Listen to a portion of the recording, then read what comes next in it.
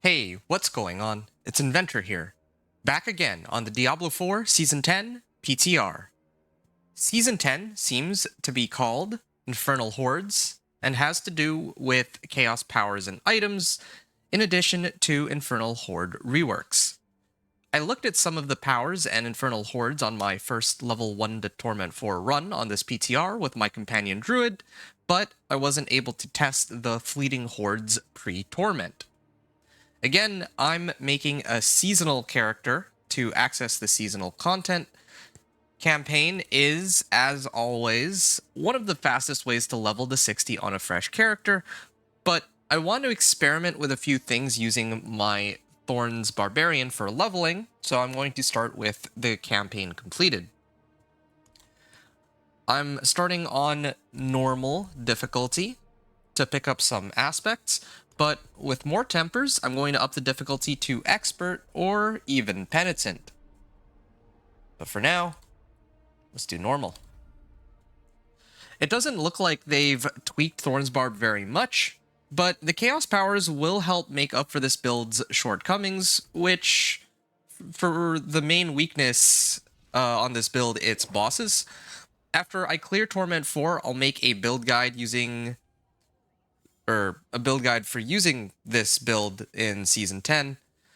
Also, as you can see, unlike on the live servers, this walkthrough emulates a fresh start since I reset my account, so I'm starting with nothing, after I finished with my companion druid. When I finished with my companion druid, I had plenty of materials. As you can see now, though, I've reset my account, so I'm back down to 0. As far as I know, the seasonal powers are not available on the PTR without the vendor of cheats, so I have to unlock them here in Ked Bardu. Having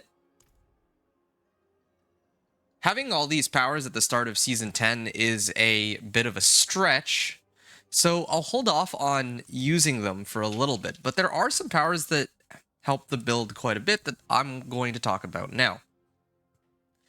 So I don't think that it would make much sense for me to talk about every single perk, but there's a number of powers that have to do with buffing basic skills, that have to do with buffing core skills, and there are some powers that have to do with unleashing these chaotic bursts too. So, in terms of the unique perk, I would probably want to run... I'd probably want to run either this one, Brawn Over Brains, to get max life for Challenging Shout, or Single-Minded Fury. But I don't know exactly how the Single-Minded Fury works. Like, I need to have only one arsenal weapon type equipped. I don't know if that means that I have to get rid of my other weapons or what. But either way, I think my character in the endgame, it would look something like this. With Deafening Chorus. So this is the other Chaos perk that I'm pretty sure I'm going to end up running, because it makes my shouts always active with the additional effect. I need to find a way to generate more fury, but this makes it so that I permanently have Challenging Shout up, so I don't have to rely on cooldowns anymore. Although it's worth noting, it does say equipped shouts, so I still need to have them on my skill bar, but the good news is that I can cast those shouts with an increased effect, so I don't know if that means that I get more thorns off of Challenging Shout. Probably not. I think it's still going to be a static like 30%. In terms of the other powers, I would probably run this one, chaotic bursts randomly erupt around you. So this is an additional source of damage. And then while I'm not healthy, I'm berserking. My skills deal fire damage. And my cast create a chaotic burst. So I'd probably run this one too. Again, the main focus for me on this build is to unleash chaotic bursts. When it comes to fighting bosses, this is just so that, like, the main weakness on this build, because I can handle packs of monsters, pretty much no problem. It's just the boss fights that take a very long time. So in this case, the main goal for me is going to be to try to have all of, or as many of my perks unleashing these chaotic bursts as possible. So that's the goal. And one other thing is the unlock requirements. So here, all of them say earn via reputation. So when the season actually goes live and the reputation board becomes available, these are probably going to be acquired from actually going through the seasonal quest line or going through the, well, farming like Infernal War, killing bosses, that kind of stuff. But in this particular case, I think it's safe to say that I would have, well,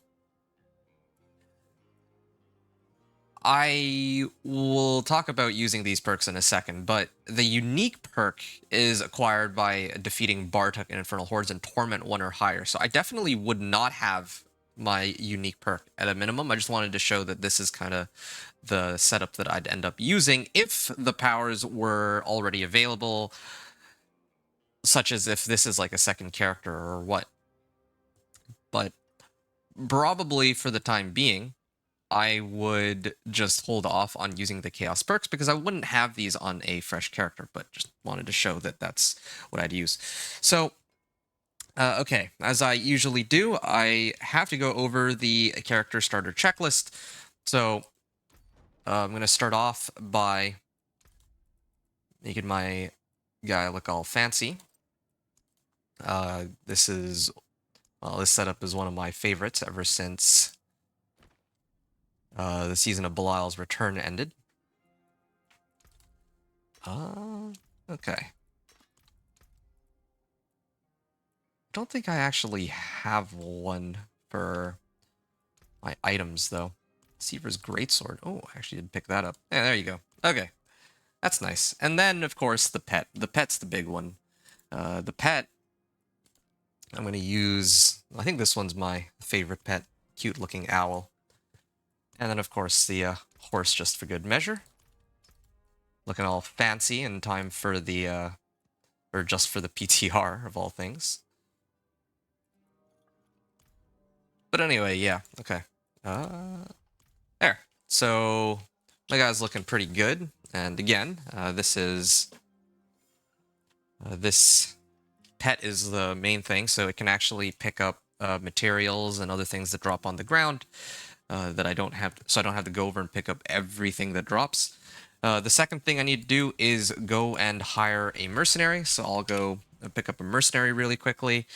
Usually, while leveling, I like to start off with Subo, so I know where everything is, and I like to use... hold on a second. Yeah, I like to hire Rahir as my reinforcement because this allows me to level him up while I'm running him through the game. Since later on I might, just to get extra resistances, I might choose to switch from Subo to Rahir. That's, well, more likely than not, that's exactly what's going to happen. So, there we go. That's for hiring a mercenary. Now, when it comes to reward caches, Smoldering Ashes, and Saving Renown, now normally I would talk about the Season Journey and things like that, and the Smoldering Ashes, but this is the PTR, so those aren't available. But I will say, do remember to save Renown if possible until you make it into... you make it to, like, as close to level 59 as you can, so that you can actually turn in the rewards and get as much XP as possible, since this does scale with your level. Now, for skills, or my skill points, I typically start off with Flay, so I can get some Thorns. I could do Frenzy too. In the past, I've done Frenzy. And then I get Upheaval also to start off, just so that I have a good damaging skill for bosses. And then... well, I mean, it is a Thorns Barb, so I should go for Challenging Shout. So, challenging shout to taunt, and strategic challenging shout to gain thorns equal to the percentage of my life, and then this increases my life too.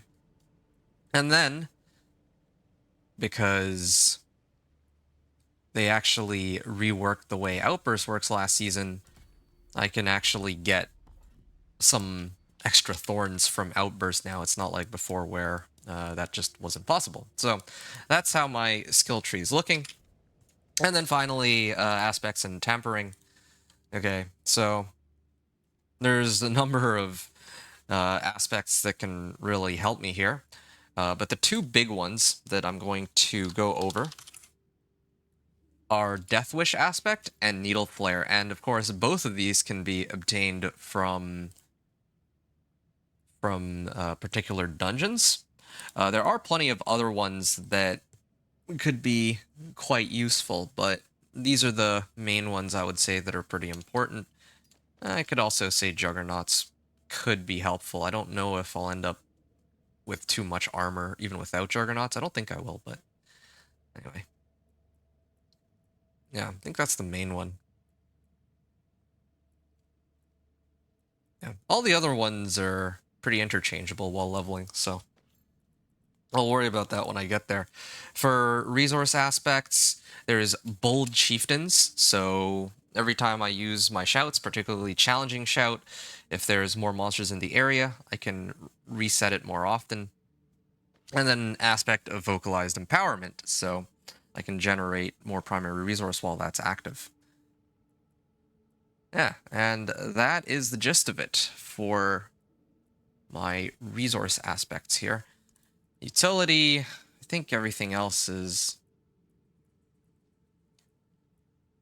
Yeah, I think for the most part, I wouldn't worry about utility.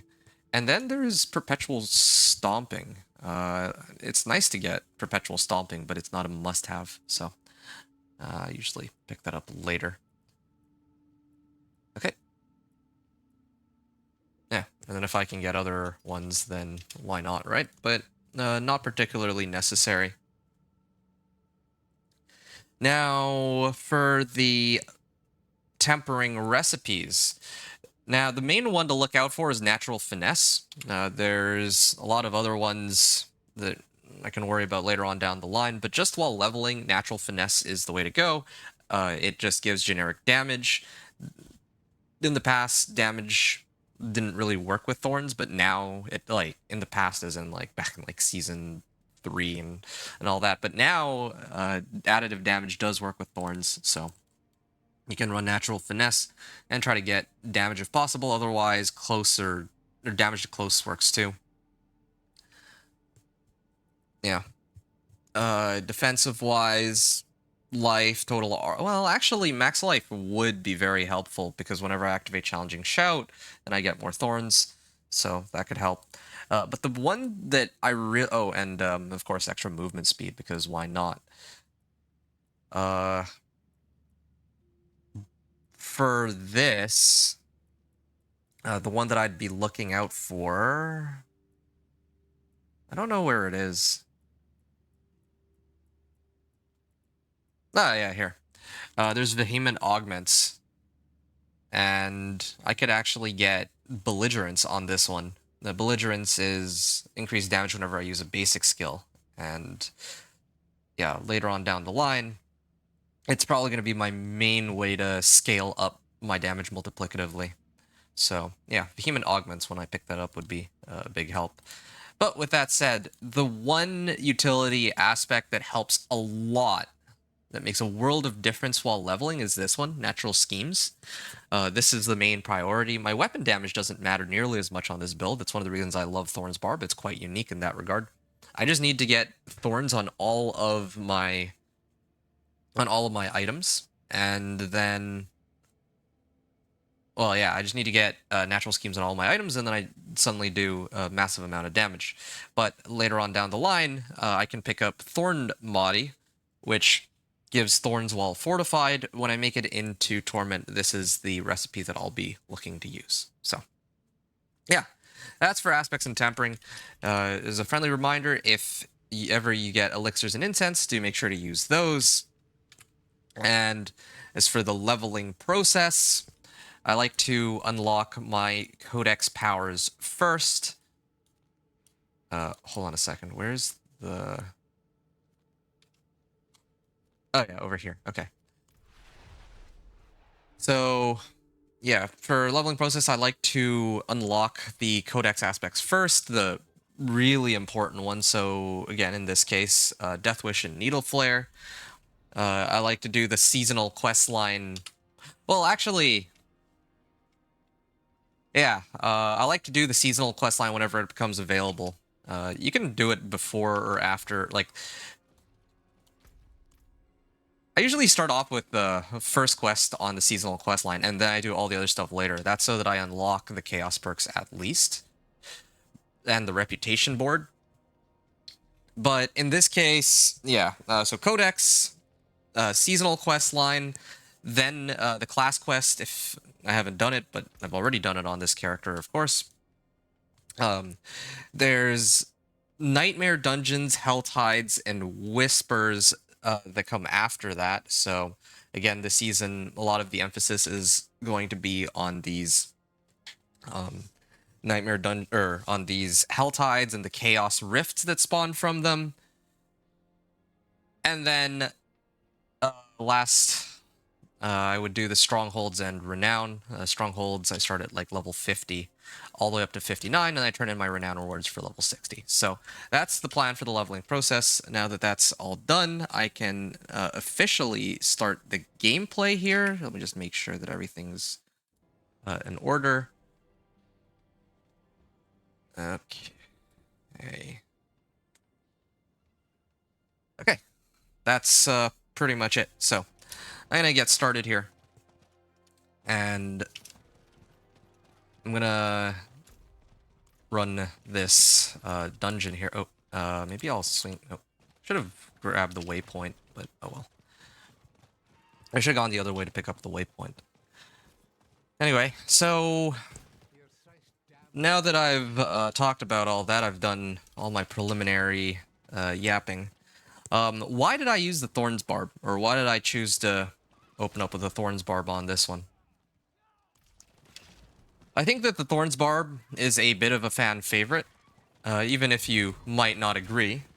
I consistently get more people asking about my Thorns Barb than most of my other builds, so that's what I'm using here. Before this, I used the Companion Druid, but later I'll probably do the Dance of Knives Rogue, and then the Ball Lightning Sorcerer will come after that. After that, I'll see if I have time to do anything else. If I do have time to do anything else, then maybe I might do another Sorcerer build, or I might try to do more gameplay for the other classes, like Necro or Spiritborn.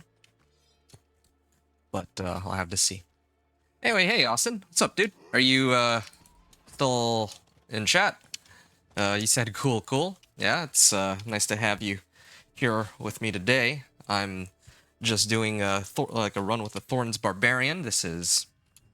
And sorry to leave you hanging. I usually do my recording at the beginning, so I have to do a lot of talking, but now I can actually just interact with people as I play.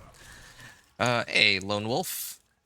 What's up? Well, I'm just doing the usual, you know, playing through the game and doing my second character this season, or in this PTR, that being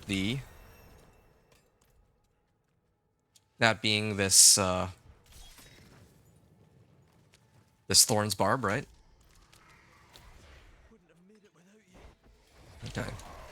And yeah, I just want to pick up my aspects first before I make a move on these in these Hell Tides. Later, I also want to do something just for fun. That is to run the Infernal Hordes with this guy.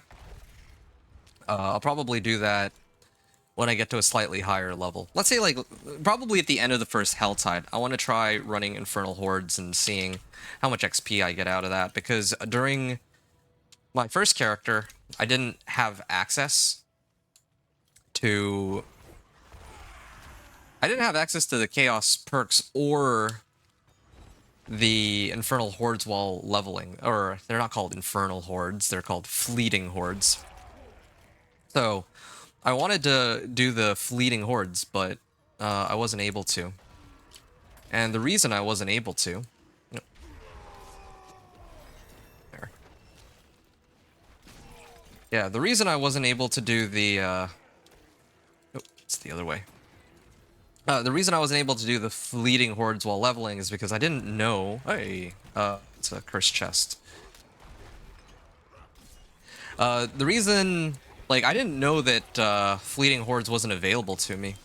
Here, I'm not going to make that mistake again. I'm just going to talk to Emrak and tell him to give me some of these Fleeting Horde compasses so I can actually try it out and see if like, I picked up an Infernal Hordes or a Fleeting Hordes compass while leveling. Is it actually at all a feasible way to level? I doubt it is, but I'll have to wait and see.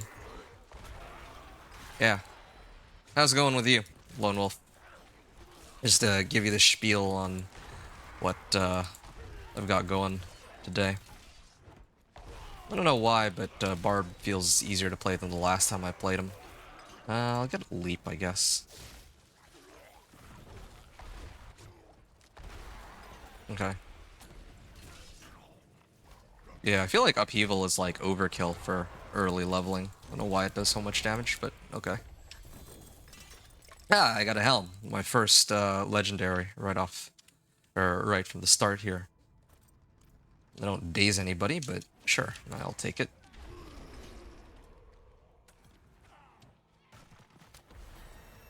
Nice. I'm gonna leap.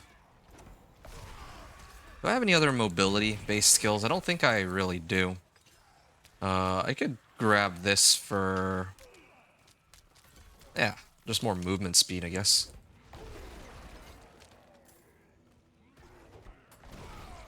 Okay.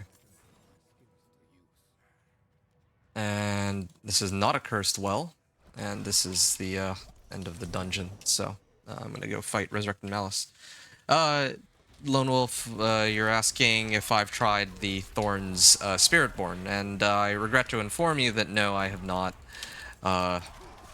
I didn't really take much of an interest in Thorns Spiritborn, because I feel like there's already plenty of people who've done Thorns Spiritborn. But maybe I'll try it in this season, like, because it sounded interesting. It sounded interesting when I first heard about it, but the main reason I didn't run it was, again, I didn't want to, I didn't really feel like I'd be contributing very much, since, you know, most people would already know about Thorn Spiritborn. Most people are doing builds and guides on it, and I think that even, like, the top pit clear of Season 9 is with the, or I don't know if it's with Thorn Spiritborn specifically, but I do know that it's with the Balazan pants. There's probably some bugged interaction there. But no, I have not. One of the reasons I still prefer Thorns Barb, though, is I think that I think that Thorns Barb is actually more interesting overall. I feel like in some ways the Spiritborn is really just using Thorns as a conduit to do more damage. Which I feel like goes against the spirit of what a Thorns Barb... Oh, it's a Blastwave Shrine. Yeah, it kind of goes against the spirit of what a Thorns Barb or a Thorns-based character should be, because, you know, when you hear Thorns, you think to yourself, well, Thorns typically has to do with when... Well, yeah, Thorns typically has to do with when you have, like, when you have a character, they need monsters that hit them, and then that's how they get most of their damage, right? And so when it comes to Thorns Spiritborn, it really just feels like you're using Thorns as a stat stick more than anything else, which, it's not as interesting as the playstyle of a proper I would say Thorns Barbarian. That's how I see it. So, yeah, just my 2 cents about it.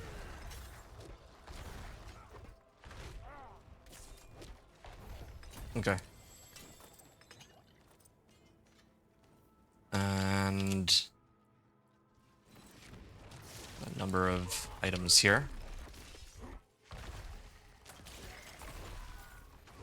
Yeah, I can't wait to get the key passive. When I get the key passive, that's when stuff really starts to speed up, because then I don't need to wait for my skills to become usable.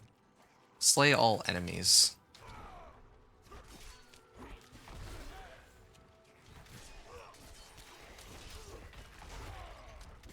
I'm guessing you've run Thorns Spiritborn, right? Lone Wolf? I'm guessing probably that's what you used last season since you were asking about it, or maybe you're just curious because I'm playing Thorns right now.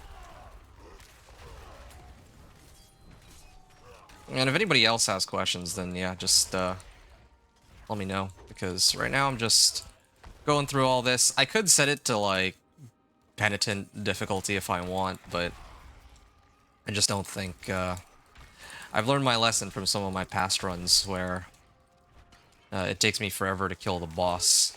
Here I just need to get my aspects. That's like the #1 priority for me.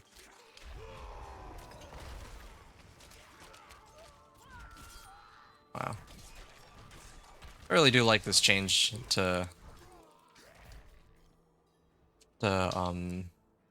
Outburst, because previously it used to give like 0 thorns to start, like when you first unlock it, like level 1. But now it's fine now. You did evade build on Spiritborn, okay. Yeah, I haven't tried evade either. I feel like Spiritborn has so many different builds that you can play on it.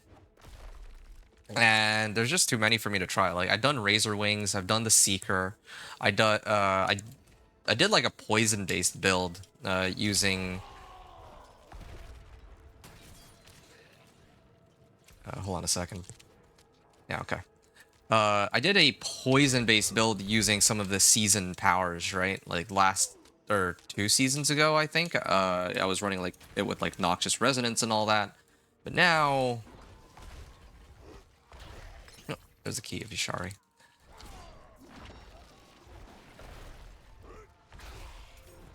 Ah.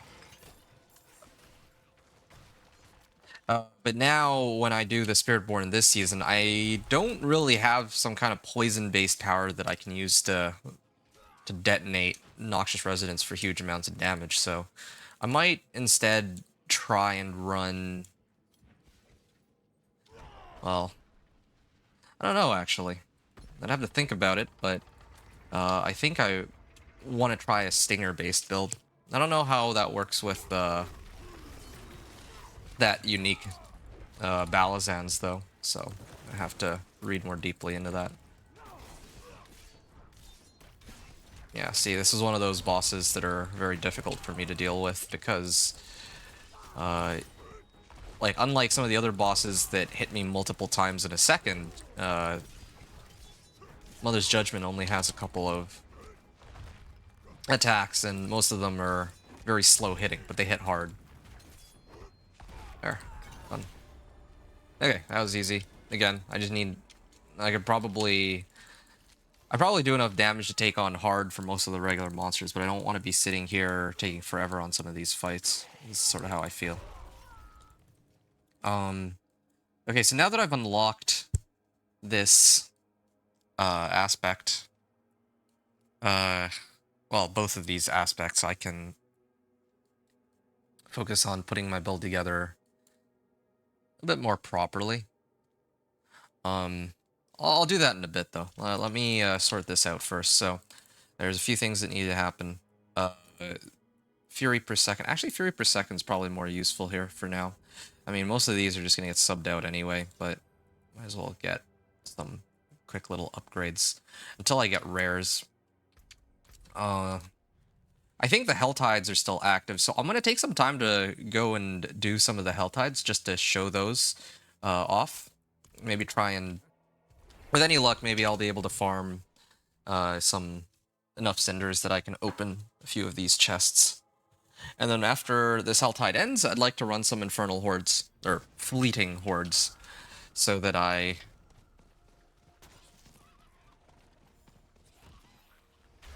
like to run some of the the Fleeting Hordes so that I can actually show that, because, yeah, I didn't actually show that with my previous character, since, again, I didn't have that available to me. I didn't know how to get the Fleeting Horde compasses. I still don't think I can really get the Fleeting Horde compasses, unless they changed it, unless they, like, rolled out a patch and made it so that they're actually available now, but I don't think that's the case. This is a completely different area. Yeah, I'm going the wrong way. Yeah, I'll kill these monsters anyway. I'm gonna need some extra cinders, but yeah. Again, I really enjoy that. I really enjoy that I have access to that I have like thorns, so I'm always doing damage to these guys, even if I have like no fury. But of course, I can always just flay. But yeah, when they hit me, I take their own. I take a good amount of thorns damage still.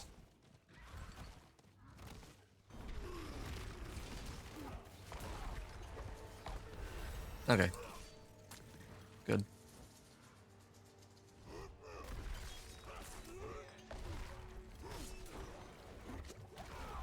And again, this is without any of the powers, right? Any of the chaos perks.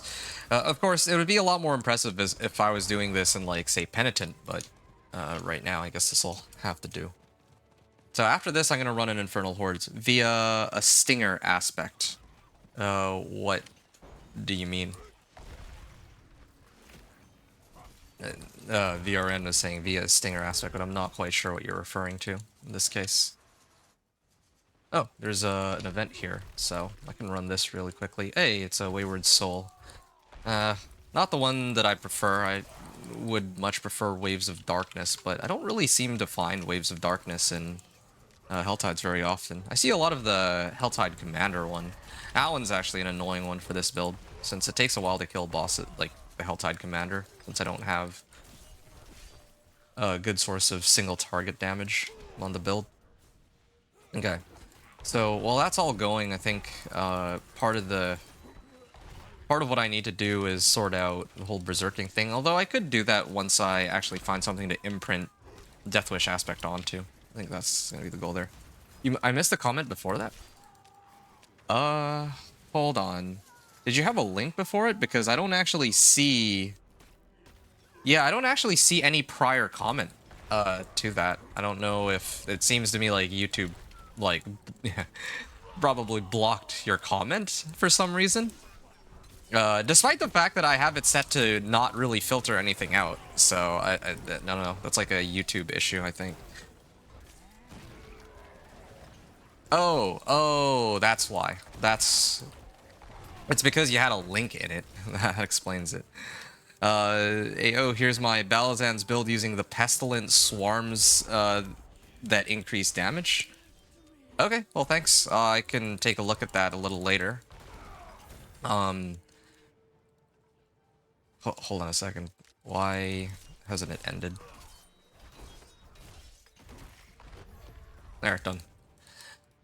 Okay, it's the HTTPS. I figured out YouTube's issue. Sorry. No, it's okay. Okay, so maxroll.gg, d4 planner, or 3. Okay, there you go. I like how you have, like, builds for, like, pretty much everything. Is there, like, any class you don't have any builds for? Because, yeah, it really does look like you have builds for everything. In my case, again, like, maybe I'll take a look at this if I do a Thorns build, but I usually prefer making my own builds as it is. Typically. Although if I were to take a wild guess, you probably optimized and min-maxed this, so yeah, maybe if other people ask about a proper Thorns build, which has been actually properly kitted out for endgame, then I can link them yours. Or something.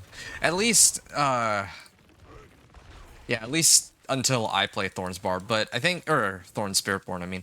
But I do think it worth noting that If I do play Spiritborn, it's a little unlikely that I would play Thorns for Spiritborn this season. I'm actually looking more towards Stinger. I was actually really excited to try Stinger because Stinger actually got a pretty big buff.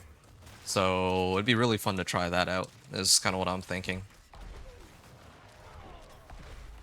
Yeah, Thorns Spiritborn. Also just remembered that, yeah, Last Epic actually rolled out their new season today. That might be part of the reason why I don't see nearly as many people talking in the trade chat. I think a lot of people are trying it out on... Well, yeah, a lot of people are probably trying that out, is my guess. It's a little unfortunate, that they timed it such that the new season... I don't know why they keep doing this, or maybe... You know, maybe it's just bad luck, I don't know, but they seem to time their PTR with when other ARPGs are rolling out their own like new seasons sometimes. And I think that that's not a very good idea. Like maybe they're like, the way I see it is maybe they're trying to maybe they're trying to like undercut the or I don't think I'm using that word correctly. Maybe they're trying to, you know, draw like less traffic towards their competition per se. But if it's a PTR, right? If it's a PTR that's going on, they should try to collect as much feedback as possible. So trying to do it just after Last Epic has announced that they're going to do their season is not a very good idea. Like, there's a lot of people, a lot of D4 content creators that play both D4 and Last Epic. And so what'll end up happening is that the people who would normally give the feedback for what needs to be changed have actually migrated over to Last Epic. And this isn't just content creators either, by the way. These are going to be like regular players too, who probably would have spent more time on the PTR to try more stuff out, but mainly off the... Oh, it is taking a lot of damage because of Thorn. Wait, oh, that's crazy. So if I stand right next to the waves, and if I can manage to survive it, then I can already... I just need to stand in front of their attacks here. Wait, if I just stand right here, then my thorns will rapidly do damage to him. Yeah, okay. Okay, this way. And, okay, this Chaos Rift was easier, quite a bit easier to seal than I had expected, but... Seal Chaos Rifts, yeah, I don't... That's weird.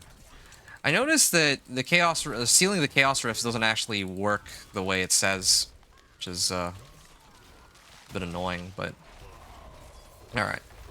That's that. I'm gonna try to run these with servers. So these are the new Chaos Rifts, right? I trigger these Chaos Rifts, and then all these monsters spawn out of the ground. And I have to kill as many of them as I can, of course. Or until, I guess, the Soul Spire is complete, or until the Chaos Rift comes out of the ground.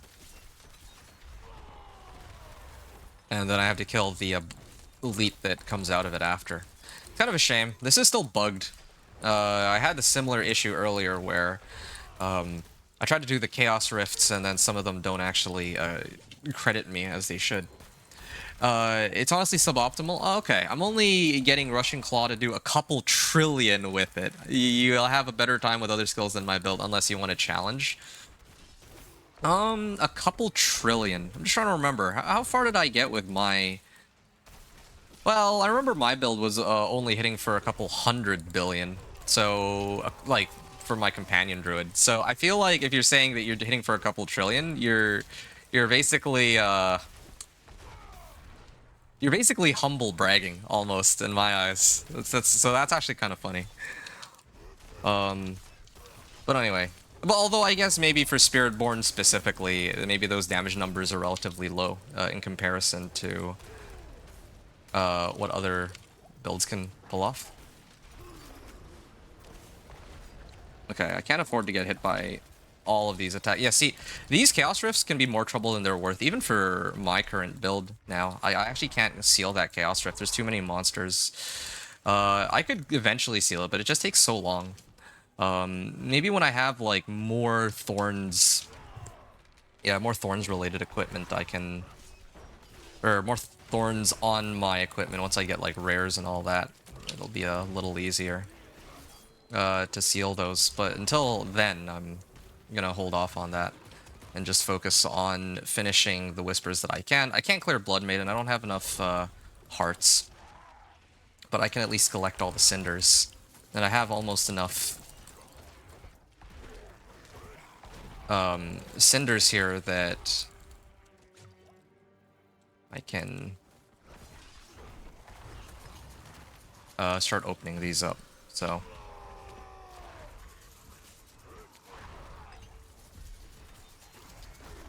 okay, Helltide ends in about 1:40, so I'm gonna exit out of the game and I'll come back. I think I can probably tank all this, right?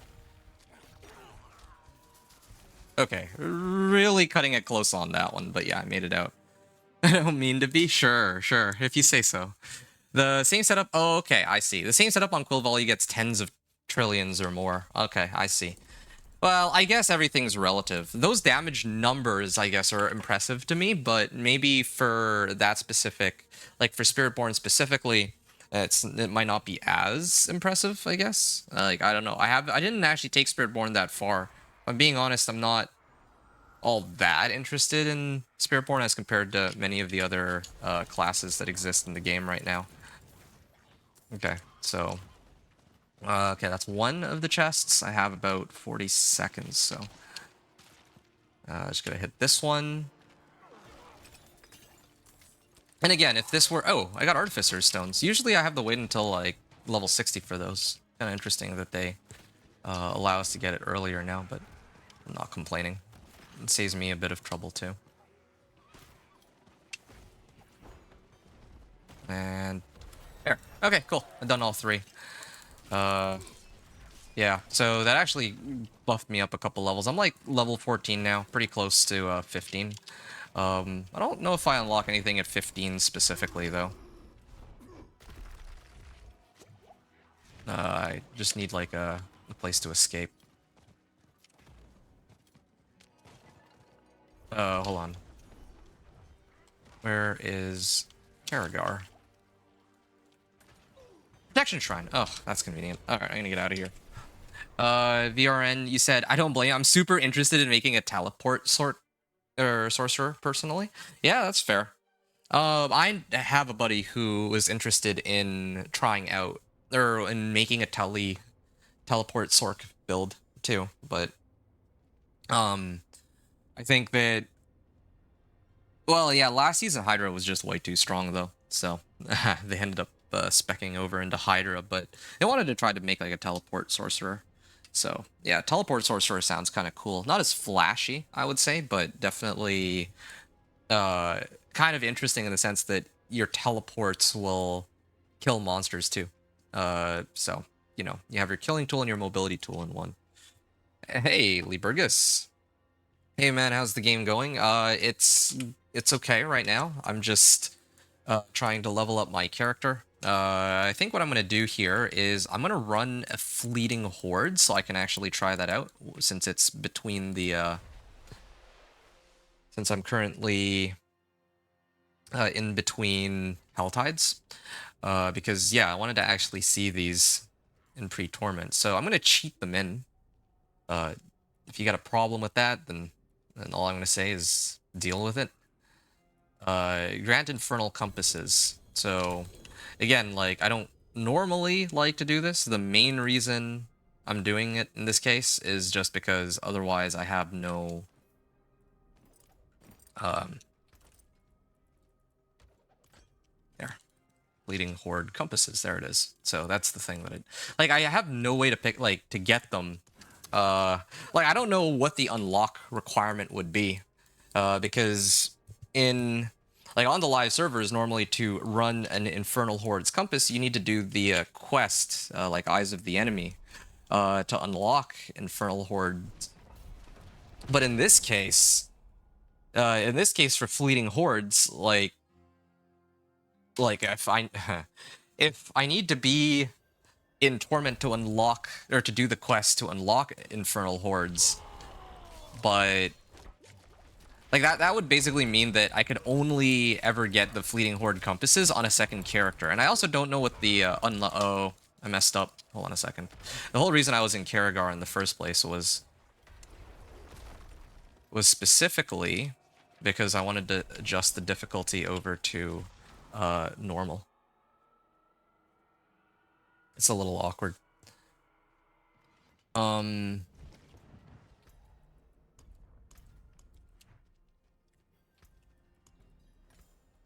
There.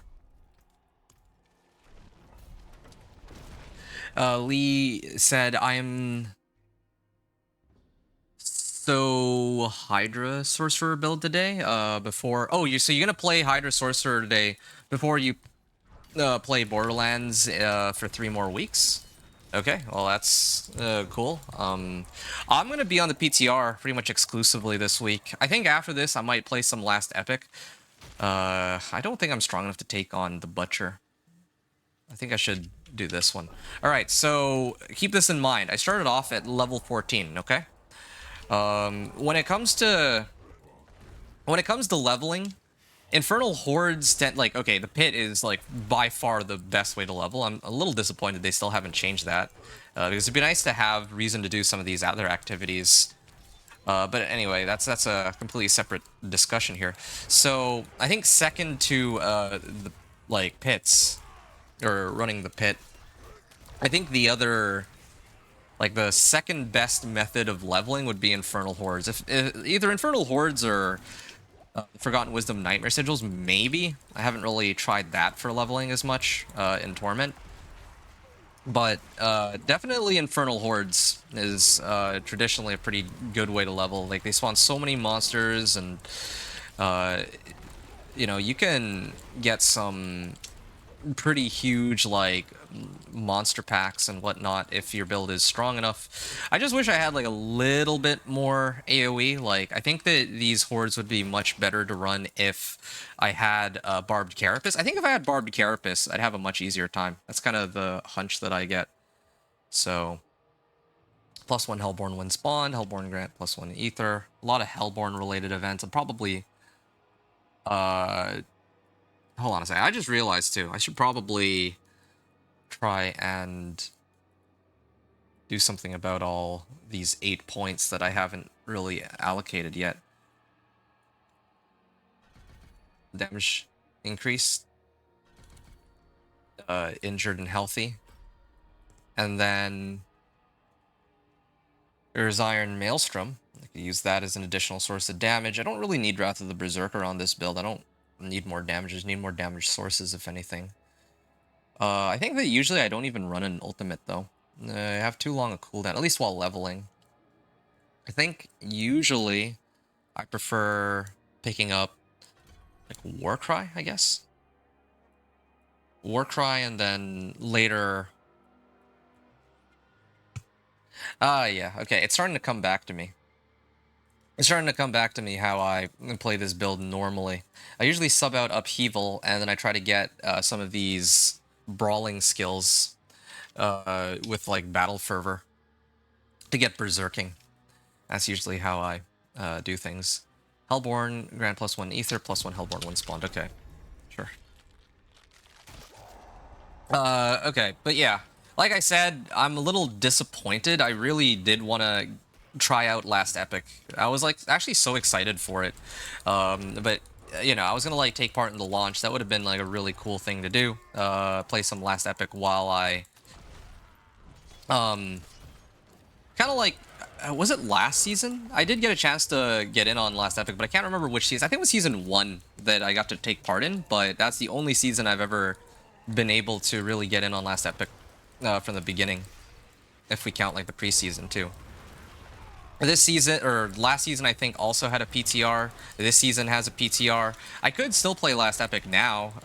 I could have done that, I guess, just play it from the very beginning. But I feel like if I'm going to get in on Last Epic, then I should just commit to it, right? And to tell you the truth, like, I haven't really had the time to do research on Last Epic either. I usually like to, if I'm gonna play a game, like, know what to expect. So I like to like look up some videos and really understand. I either like to experiment with it myself or see what others have done in the game so that I have a better understanding of like how to play it optimally, and then I can work, like I can basically reverse engineer some other way of playing it, maybe, right? Like for example, it took me like I'd say 5-6 hours to get through the campaign for Last Epic, but I think it only took Rax like 2 hours, and now I'm kind of wondering like, well, how did he manage to clear this in 2 hours? So I need to kind of look more deeply into that. VRN, sorry to leave you hanging on your message here. You said you think it may work if Essadoras and the Galvanic Ring are chaotic items. Yeah, well, this season I think it's more than it's more doable to get like a Tele Sorcerer to work, but I think last season I don't know. Like, I didn't get a chance to try to make it myself. I didn't get a chance to finish theory crafting it, but maybe teleport with crackling energy. I never got a chance to try that, but I think that might have actually been okay. Ether events can spawn ether goblins. I should do that one just to try it out. Um, yeah, I don't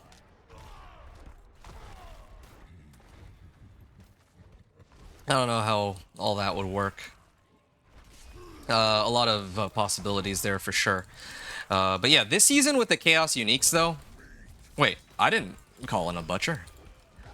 Okay, well, I think I just die here. I can't take on a butcher. That's pretty dumb. Well, whatever. I can still kill everything else. It's just butcher I can't deal with. I'm glad it's not hardcore. Yeah, so Galvanic Ring is a chaos item. Yeah, I feel like there's got to be some new builds that come out of these chaos uniques. I think, at least. I don't know. They probably, maybe in like a rebalanced form, they should actually, in my opinion at least, keep them in the game. In some limited capacity. Maybe like a reduced effect or something so that you can, play around with like these different setups, because that actually gives some more diversity, I think, on the builds and kind of shuffles things around, in my opinion at least. They don't need to spawn with like higher values, right? But still. Yeah, that's a completely different topic, though. Okay, class feature unlock. Oh, yes, because I hit level 15. Okay. I would like to use two-handed axe expertise, but looks like... Wait, why is...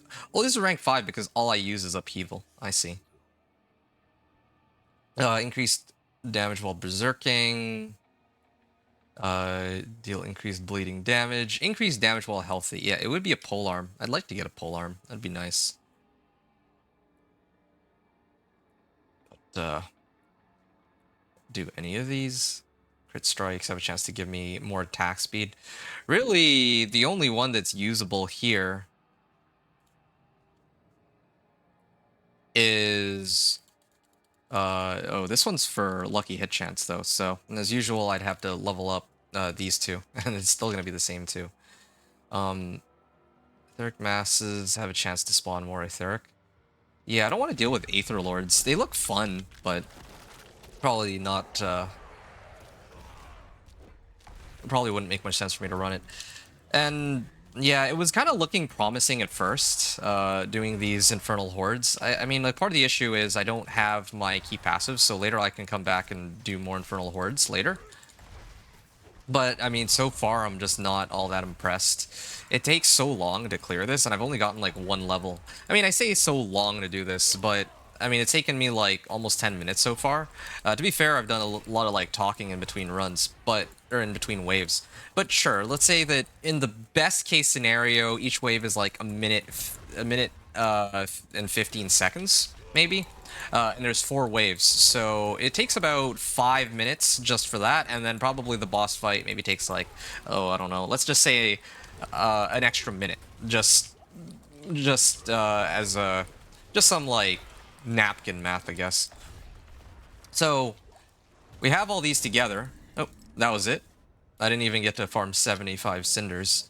And unlike in Torment, I don't get the option to open up Bartok, I guess. So here, hold on a second.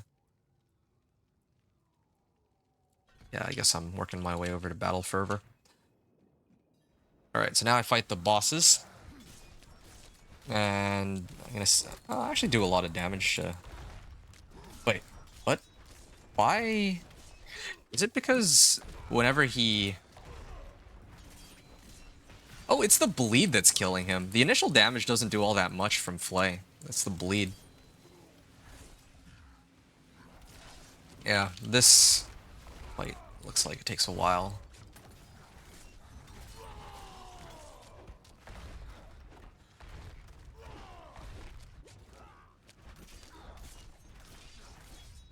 Okay. Good.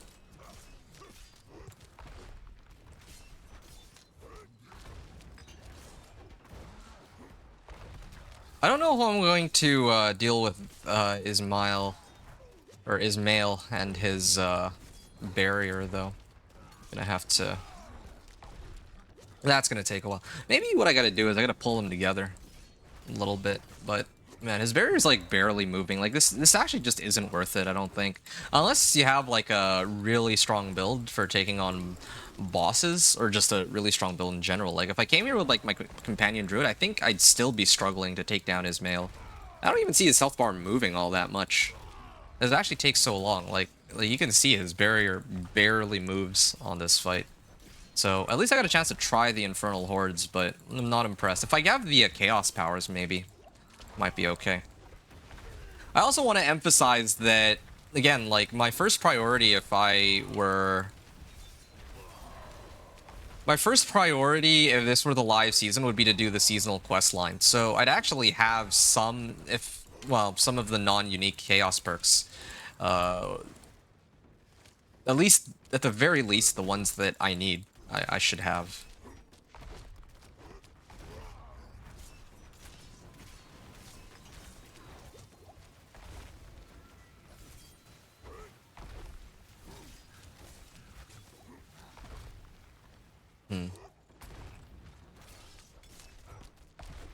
Okay, I almost have his, he's marked as Speaker of the Council. I know. Oh, wait. I just also noticed I'm running out of life. Okay, this is taking, like, an unreasonably long time. Like, these guys have way too much health, too. I think that if this were an actual... If this were the live season, I probably would just abandon this run. Like, there's no way. It takes so long to kill, and... Like, again, if I could keep my distance... If I were playing Minion Necro, maybe. Maybe I'll revisit this eventually with a Minion Necro. But so far... Yeah, no, this is just taking way too long. I'd like to at least be able to kill Brem. Like, I'll actually fight to the end, but, like, this is... sort of impossible, I think.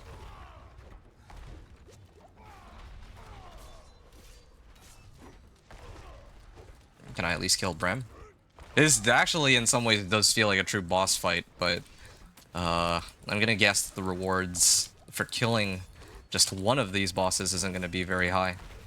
I'm kind of curious to see what happens if I kill the other, but like, look at that. I didn't even get any XP out of killing one of them.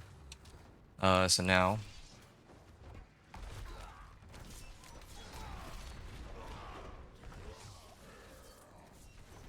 Damage resistance. Is it because the Spectre was active, maybe? Yeah, this guy's got, like, extra barrier. Oh, maybe it's not as bad as I might think. Oh, he's got damage resistance because this Spectre of his is up, I guess. I wonder if all of the council members have this. Yeah. Like, he spawns this, and every time he spawns this, it just takes so long to kill it. Yeah. Can't say that I'm amused, but at least I kind of know now what to expect. So if I stagger him, does it disappear, or is it just that it was low enough health?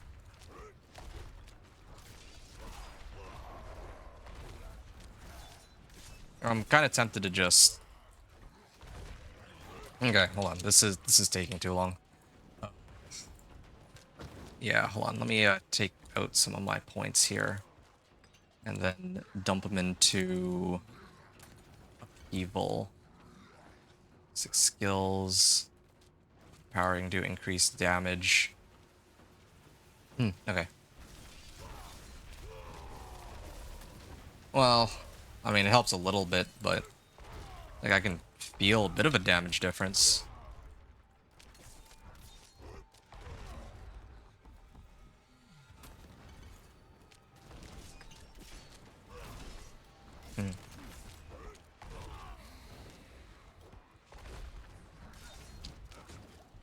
I don't think I can actually... I mean, he keeps dropping potions every now and then. It's part of why I keep teetering between being able to finish it versus not being able to finish it. But I like to see what happens if I finish it. And I only have to do this like once, really. I might have to do it a second time later if I get like... Well, even if I get Barb Carapace, like I still wouldn't do this. It'd probably have to be like if I picked up Chaos perks. Yeah. Like this is a fight that's shaping up to take like 10-15 minutes. In a sense, it really does feel like a boss fight, but only in the sense that it takes like so long. Like they're actually ridiculously tanky, even in pre-torment, which again, that doesn't really make much sense. I don't think that they should be this tanky at all. In torment, I can understand it when we do a lot more damage and all that, but not like not right now.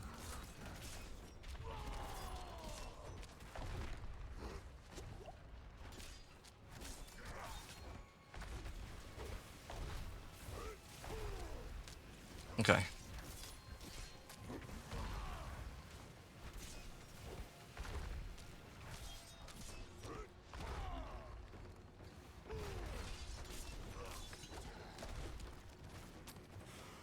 Yeah, but going back to what I was talking about with regards to the last epic, though, yeah. I just wish I had more time for actually getting to try out last epic. If they didn't announce the PTR, then I probably would have spent the weekend trying to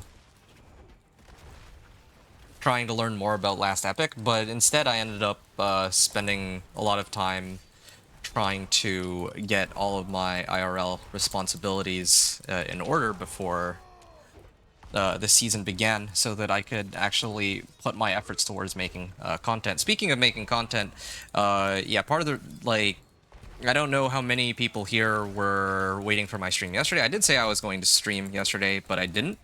And the reason for that is because I had to spend a fair bit of time making that companion druid video. I had to get the gameplay footage and... Well, not the gameplay footage, but I had to put together all my notes, and I had other things I needed to do yesterday too, but the free time that I had, I spent it making the build guide video. I had to sit there, I had to record it, and had to kind of decide like what I wanted to say to people, especially with regards to the Chaos Uniques. Oh, okay. If I stand in the fire, I think he should take more damage, right? There. Oh, where's my Wings of the Creator? Yeah, there.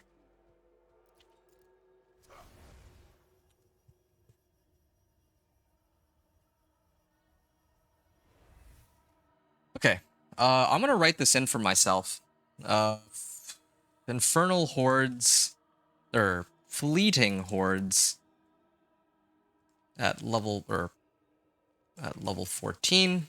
It took me from like just having reached level 14 all the way up to 15.4. Let's say 4.2. So I got like a level and a half for let's see. I'm just gonna say I started at 10:56. So this was like 20 minutes of work. I want to check something else out real quick. Like, this is actually pretty important information. This might change during the live season, though. That's the catch here, but Yeah, so far, not very impressed. And how long did this fight even take? Like, it felt like it took like 15 minutes, but it didn't actually take 15 minutes, but it was pretty close. Yeah, it was pretty close to 15 minutes. So 11:07. So let's say 6.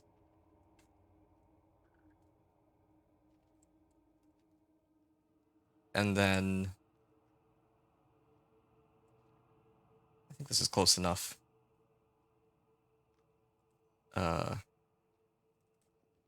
Killed council. Okay. Yeah, that's the issue here. 14. Took 10 minutes to clear the bosses for sure. The 4 waves could have been a little quicker. If I were to just run Infernal Hordes back to back and only clear the 4 waves, it's actually not bad XP. If I have something that has like good amounts of AoE, I think. When I think about it. I actually got the majority of my XP from those 4 waves, and it took like it's basically like 4 waves for a level and a half is a pretty good deal, I think. Like 5 minutes per level up. I still think that Helltides would be better, but here, let me run the calculation on that in my head. So 5 minutes, well, it's closer to like 6 minutes, but no, 5 minutes. Yeah, okay. So 5 minutes for 4 waves. 5 minutes for 4 waves for a level and a half. But then if I'm in Helltide, in 5 minutes, I probably could get a level and a half. Like, I'll go into Helltide right now and find out how quickly it takes me to get to, like, level 17. But in comparison, the thing is, like, I actually get Ether. Or not Ether. Like, I get the Aberrant Cinders that I can turn in, at, like, for the Tortured Gifts of Mysteries. So that's the trade-off here. So I think this is still probably going to be better overall, is kind of the vibe I get.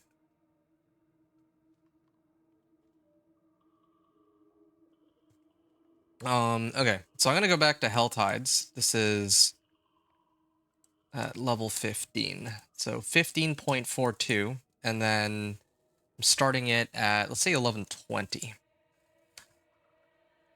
I'm gonna also pick these up. Oh yeah, hold on, there's also Spoils of Experience, so I gotta turn all this in too. Okay, I do get a little bit of extra XP, but that was pitiful. Maybe if I set it to like Penitent, it might be a little better.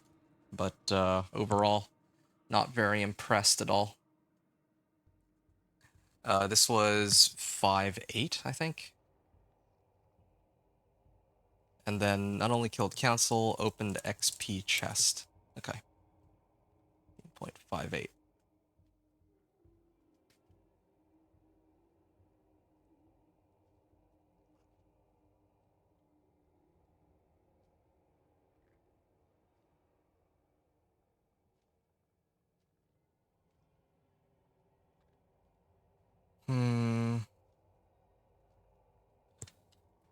Alright. I'm gonna equip this. Again, I really just need these to be rare. Everything else is largely irrelevant right now, I would say. But still, I mean, they're here, so I'm gonna switch over and use them. Yeah, one of these days I'll be able to get into Last Epic. I'd actually love to do a stream for Last Epic, but I just haven't had the time recently. Or maybe even on my own time, I'll actually do some digging about the game and try to learn more about it for solo play and whatnot. Yeah. I think one of the reasons why I'm more interested in Last Epic is that unlike here, there's like a single player mode, right? So like I can play it in such a way where all the work that I do is mine. Here, not only is my work shared between characters, but other people that play, basically people in who are playing Last Epic for the most part have to do their own like have to do their own work, right? Like here in Diablo 4, once I make it a Torment 4, I could probably just buy a whole bunch of Belial mats off other people, and that's how I'll get all my endgame items, right? That is the fastest way to get all the uniques you need for your build, period. Once, like probably you could even take it one step further and just get somebody to boost you through the pit. It probably takes like, what, half hour to an hour tops. Then you get in a Torment 4 with a level 60 character. And then, yeah, if you really, really wanted, you could have somebody continue to level you through pit just so that you can get a bit more XP that way. So you have some Paragon boards to start off with. But then at that point, you just need somebody to give you a stack of Belial mats. I'm going to assume that they probably still haven't fixed the duping exploit. Maybe they did. It would be nice if they did, because I feel like the economy is so inflated due to the Belial mats right now. I know that there are people who complain that, yeah, Belial mats are the only way to get the endgame items, so they wouldn't want those dupes to be removed. I actually, as much as it pains me to admit this, I understand the argument, but at that point, then the issue should be, like, they need to remove the dupes first, and then focus on rebalancing the game around having these items actually be attainable. The thing is, I've actually played without buying Belial mats from others. Just like, you know, like most of these runs that I do on these characters, like, yeah, I can comfortably get into Torment 4 with pretty much all of them at this point, ever since they reduced the health of the monsters last season. And the thing is, when it comes to these Belial mats, right? Or when it comes to uniques, I don't ever really struggle to get the uniques that I'm looking for to put my build together. Mythics, on the other hand, take a while to get, but they seem like I think, for the most part, they're pretty reasonable. Trying to pick those up. Like, it doesn't feel all that like impossible to get, if anything. But I do admit, well, I actually do have some mixed feelings about it. So here's, I think the issue for me, I think I'm gonna skip the rifts. It'll take me forever to deal with the rifts, and they're not really all that worth it in my eyes. Maybe with a Blast Wave Shrine I could cheese it. Yeah, so for the thing about mythics is, traditionally whenever I pick up mythics, I pick up all the useless mythics that I don't really care about. I pick up, let's say, Andariels. I pick up Melted Heart of Selig. I usually get like 3 of all the useless ones, and then maybe I get 1 Shroud of False Death, and maybe 1 Air of Perdition by the end of the season. That's how season 7 and 8 went for me, if I remember right. Last season, I actually did pick up, I did make some trades to get Belial mats, right? And then, yeah, I was able to get Air of Perdition and Shroud of False Death, so that was fine. But, yeah, back in, like, Season 7, despite doing, like, many, many runs, it was still very difficult to get Air of Perdition and Shroud of False Death. So, me personally, I think I'd probably be more on the side of, they gotta, like, reduce the difficulty on... In my opinion, at least, they gotta make it a little easier to get mythics, I think, but then remove dupes. Like, if they remove the dupes. Because, yeah, like... Sorry, to get the useful mythics, because, yeah, like, I think getting a lot of... I'm pretty sure that there's different chances to get different mythics. Like, I find it a lot easier to get Tyraels or, let's say, Melted Heart of Selig than to get, like, a Shroud of False Death. And then when it comes to runes, the thing is, that's another issue too. I do like many runs, and I still struggle to get a lot of the mythics. Wait, hold on. Okay, wow, it actually worked this time. I sealed the Chaos Rift and it tracked, unlike the last one. The thing about mythics, for me at least, is that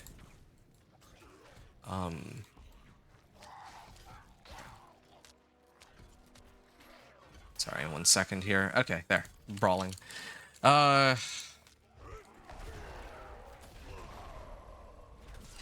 Yeah, the thing about mythics is that I guess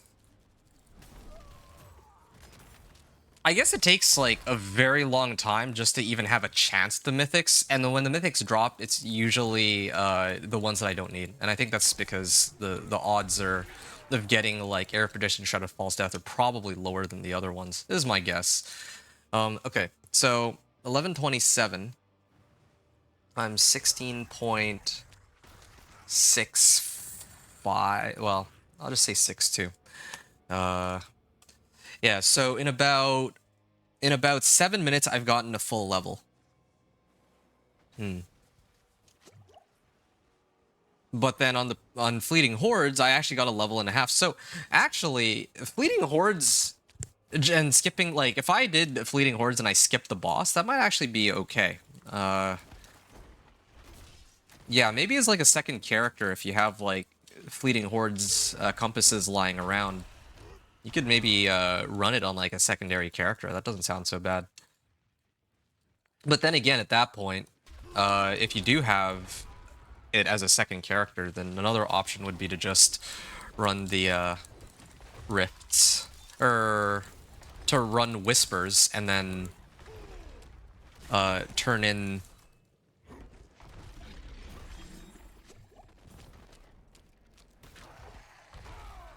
Yeah, you could just turn in whispers, pull out the caches, and then open them all up on your second character. I think it's like 28 of them. There's like people calculated it out. I don't remember the exact number anymore, but yeah, you could do that. That wouldn't be very difficult to do. So that would be the I guess optimal way of going about it. Okay, this will help speed things up on the Chaos Rift, I hope. I'm hoping, but although maybe I was a little... Oh, no, I made it in time. This is good. Yeah, there. Okay. That saves me a lot of time. Okay, that was a lot easier to deal with the rifts as compared to last time. I got lucky with this Blast Wave Shrine. Really didn't want to deal with it. Oh, okay. It's also kind of nice that I get this extra power for a little while. It does help with leveling, if nothing else. Oh no, I'm feared, so I can't get out of the way. Alright. But I am also still getting cinders. That's the other issue, too. If I could kill more monsters, it might be okay. So I'll try and run some more Infernal, or the Fleeting Hordes, but I'm not going to... Like, I'll run the Fleeting Hordes, but I'm not going to try to kill the bosses. The bosses seem like a huge waste of time. But... taking on the regular waves was okay. But you know what is a potentially good source of XP? Nightmare dungeons with Forgotten Wisdom Nightmare sigils. If I can get... like, how much sigil powder do I even have? If this were like a second character, or if I had done like a whole bunch of events, like I'm doing an event right now, so I will get some sigil powder. Or if I were to do more whispers to pick up these Forgotten Wisdom Nightmare sigils, I think I would get a lot of value out of those for sure. And I like how they still haven't really changed this, huh? I feel like it's so... like, it takes forever to do this. Like, I can never actually finish this one. They don't spawn nearly enough monsters. This is, like, probably one of the only ones that, even if I try, like, actively try, I can't get any... I don't get anything out of it.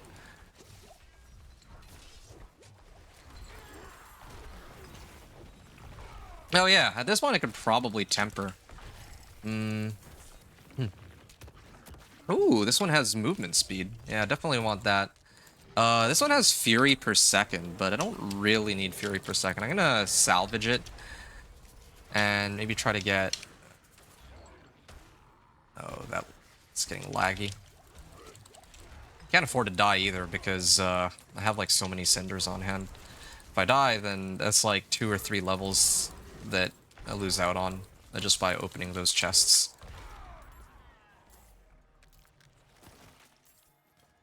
Oh, I'm already maxed out. Slay Harbingers. Okay. What's available right now? Trying to think whether or not it would be worth it to go back to town and turn in my whispers or slight harbingers. I get like one out of it. No, I'll turn these in later. I think that would be better.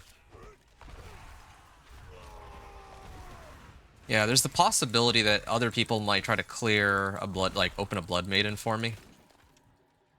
I can get it that way, but or I can actually clear.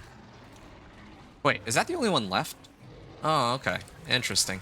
And over on the other side, I would need to harvest Venus motes. No, I think I should turn it in, actually, because I just noticed the other side has Venus motes on it, or whispers on it, including Venus motes, so I need to actually turn in my whispers so I can get credited for those ones. If I didn't have those available, then I wouldn't, but in this case, sure, yeah, why not? Yeah, I really just need to get to level 23. That is really the, that would help. Okay.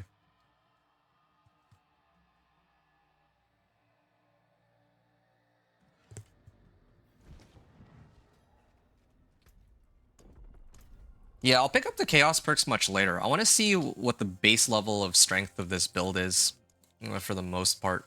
Oh, collection of two-handed weapons or collection of Chaos? Two-handers. Chaos. I'll do two-handers. I actually still need two-handers, so... Let me open this up. They didn't give me, any legendaries just yet, but that's okay. I just needed this. Like, this is actually perfect for me. And it's also an axe, too. So I can level up my two-handed axe expertise. Can I... Oh, I can actually use upheaval with an axe. Alright, well, now I can actually put this in, too. Thorns while berserking. I'm kind of tempted to make it AoE. If I make it AoE, it might be better. Yeah, I don't really feel like I'm lacking in damage. I don't usually do this, but I think I'll go Needle Flare this time.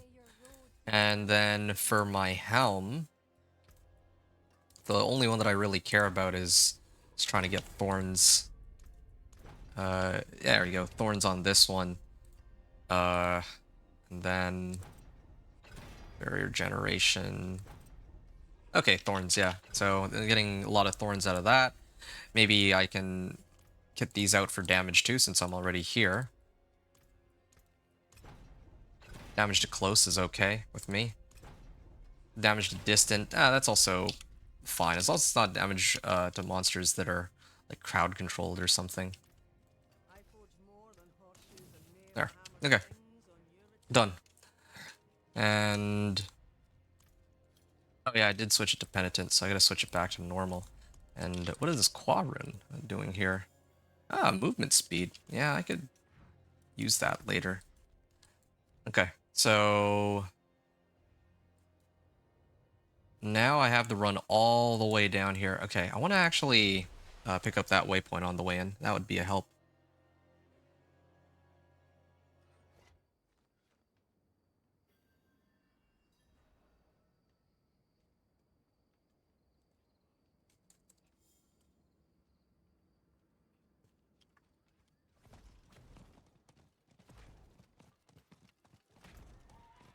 Uh...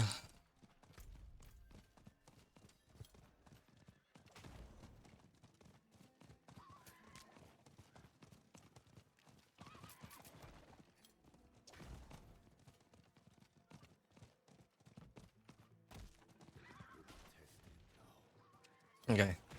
And I'll hit the waypoint.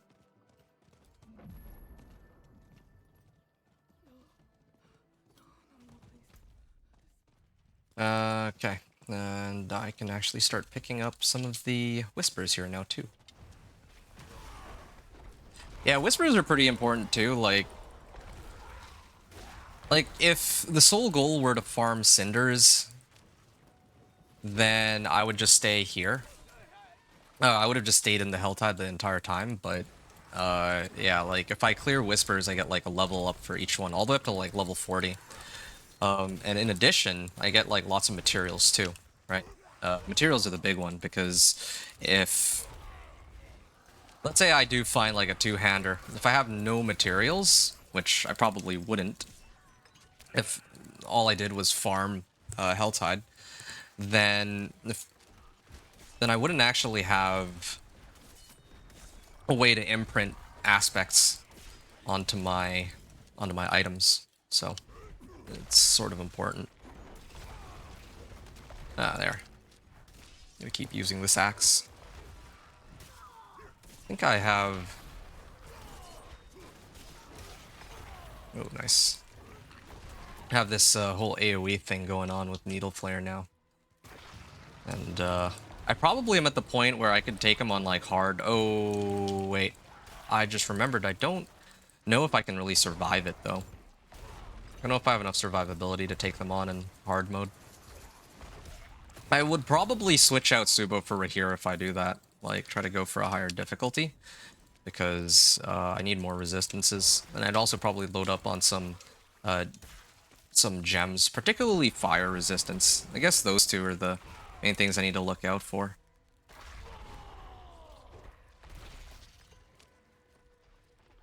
Yeah, I'd probably skip Chaos Rifts completely. I wouldn't even touch, or try to touch Chaos Rifts on any higher difficulties. Yeah, those might do the trick. I kind of wonder if I were to take on like a penitent in Forgotten Wisdom Nightmare Sigil, like how long that would take me. I think that's probably the easiest way for me to get XP though. Protection Shrine. Okay. I mean, I think they still take... no, I guess not. I was gonna say, I think they still try to hit me and they still take Thorns damage, but apparently that's not actually the case anymore. But it's fine. It just gives me a little bit of reprieve, but it's nothing really too groundbreaking. This is maxed. Oh yeah, I guess I could get Kick. Oh, it looks like my threat meter is about to pop. Greed Shrine. Don't really have any reason to hold on to my threat meter here. If it were like the end of the hour, maybe I hold it off for the next one. And that way, if one of the missions is, or one of the whispers is to kill a Hellborn, then I can get it right away. I have peace of mind. But it doesn't appear to be the case here. I think I'll also skip the Hellborn this time. I don't have, like, not really strong enough to deal with Hellborns right now. At least I don't think I am. Ooh, that Greed Shrine gave me... I like how imbalanced the various methods of getting gold are. Gilded Baron is far and away... like, you just need one Gilded Baron and suddenly you have, like, all the gold in the world. And you could probably farm one just by running around Nahantu. But then meanwhile, trying to like get whispers, you're getting like a million at a time, or like a couple million at a time when you're turning in whispers. There's like some nightmare dungeons with like the gold affix. Those also aren't that great. Infernal hordes, I think, aren't that great in comparison to... like, nothing is in comparison to...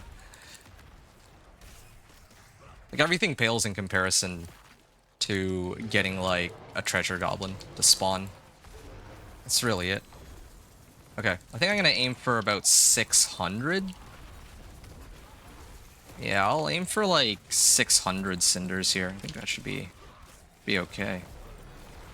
Hell gives way to their champion. Yeah, I don't wanna... I'm gonna kill this, and I'm gonna get out of here. Actually, I could kill it.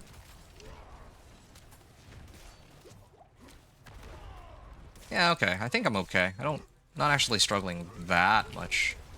Not the worst thing. I expected it to be a lot tankier and to hit a lot harder. But I think not doing nearly as much damage as I was expecting. And not as tanky either. Yeah, at least I got legendary pants. I wonder if they made it so that every time a Hellborn is killed now, they're guaranteed to drop a legendary. That's how it should be, I think. The amount of effort that we have to go through in order to kill one of these, and then for it to drop nothing is kind of a slap in the face. I really can't wait for my key passive. That's coming up soon. For the next Helltide, I'll have it for sure. But again, I think what I'm going to do is I'm going to open up another Infernal Horde Compass once I'm done here and see if it's any better once I have my key passive. Because once I have my key passive, then suddenly I have a lot more AoE at my disposal. It also would have been nice if I could get like a two-handed mace of some kind, but so that I could put on like Death Wish aspect, but I guess it's fine. Like, I have enough thorns as it is. I think it's really just not having my key passive that's the main problem here. Delos the Mordant. The other issue, too, that I'm a little curious... Wait, where am I getting barrier from? What? And why is this boss so tanky in comparison?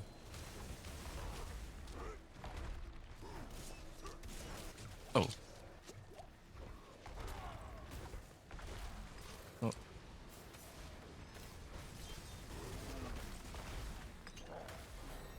Oh, okay. Now I can just focus on dealing with the boss specifically. I wonder if I get... Wait. Oh, it's the power that I got from the other guy that's allowing me to kill him. He gave me like no XP and he gave me no loot. Alright, that's not cool.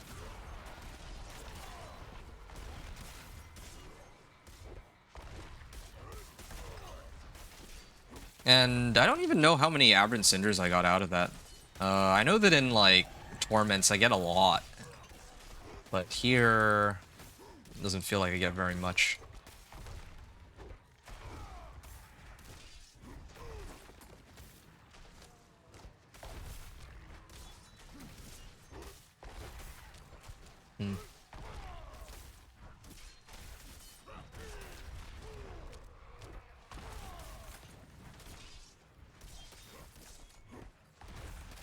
Okay.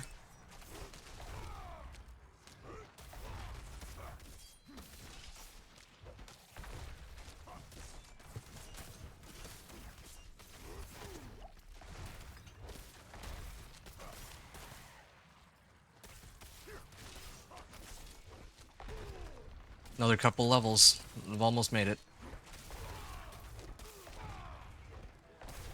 I'm almost at the point where I don't need upheaval anymore either, so that helps.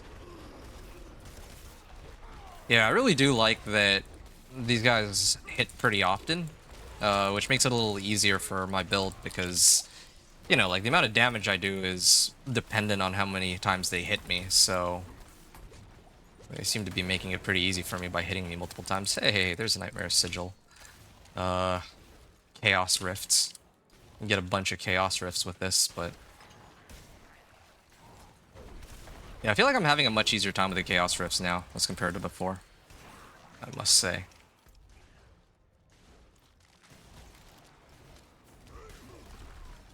Bonus XP. Yeah, these are pretty disappointing. Like, I wouldn't go out of my way to do these, but they are on the way for me right now, so it's okay. Oh, is it because of oh, whoa. I should have paid more attention. I lost so many cinders out of that. I'm actually pretty sad about this. I don't know where all that damage came from all of a sudden. I just wanted to look at this aspect. Damaging an elite enemy gives me a barrier of like for 113 in my life. So that's why I was like barriered for like the longest time. Okay, some of these rifts do a lot more damage than others, I think. Like this orb, I've seen this orb a few times and that thing just kills me super fast, but some of the other effects aren't nearly as painful to deal with.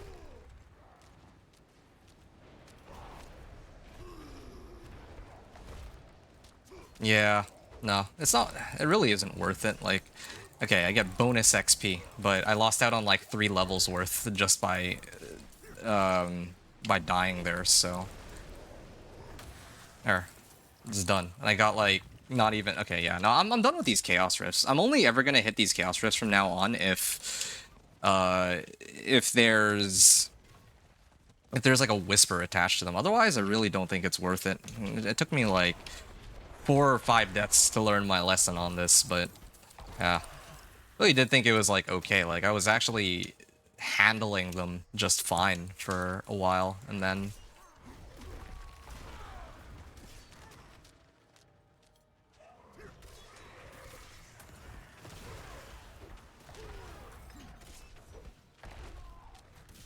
Yeah, maybe not anymore.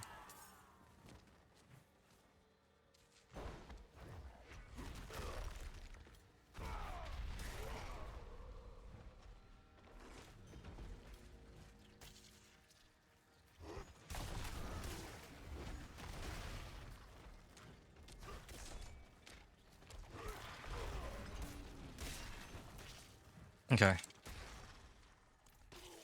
Find the corpse. There it is. Well, I guess I'll aim for 400 now, because I lost, again, like, I lost, like, 300 cinders out of that. It's like 3 chests. I lost out on a level up, but whatever. I guess just means, like, another 5 to 10 minutes of farming. More cinders.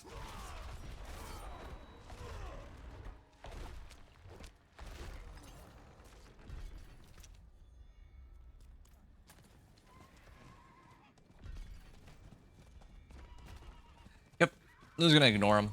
It kind of sucks too that I have to ignore these rifts because they're like the season mechanic. I should want to do them.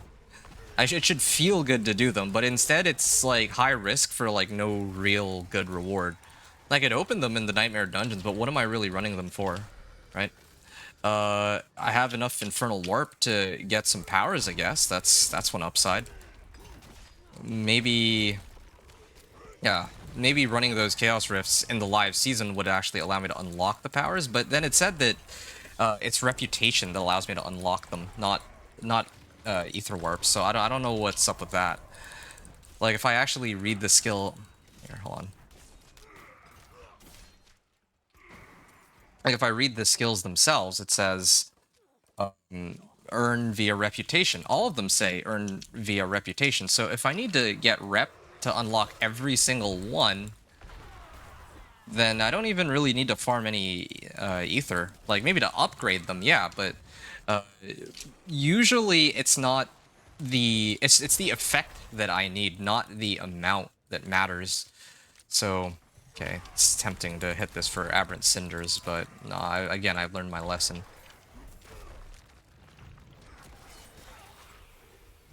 I should have actually kept track of how many cinders I get out of that, though. That's the one thing that I'm a little concerned about, I suppose. Slay werewolves. Should have gone and cleared that, but... So, when it comes to the Chaos perks, right? So, like... Let's say this one. A Chaotic Burst randomly erupt around me in combat. Just having that by itself is a huge help. I don't need it to do, like... I don't need to buff it all the way to, like, rank 10 for it to be useful. I just need to have it as an additional source of damage. And that applies to all the other perks here, too. Okay, I got 4 minutes. I'm really, pushing it here. No, I think I'm better off just going to Karagar and coming back. That would be quicker.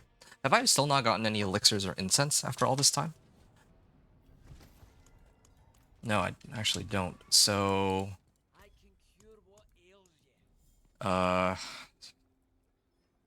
attack speed and lucky hit, sure. Maybe vulnerable damage might have been better, but oh well. So now I set it to Penitent, right? And I'm gonna hop over here, this waypoint, which is conveniently located next to the Helltide. Barrow, bruh.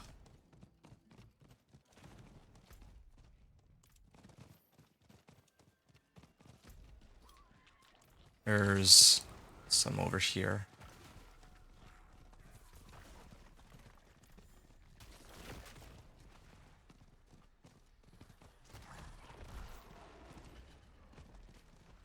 Wow, they just completely disregarded that I was passing by. Can't say I'm complaining, but sure. It's a pleasant surprise. I've already hit the shrine. We're here rank 2, okay. Yeah, that could help. I'll probably have to switch over to him in between.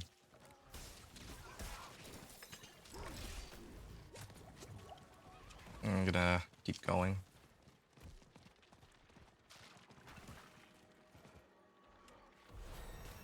Okay, see, that was level up. I did miss out on some XP, but at least if I get my key passive, I think that's the important part.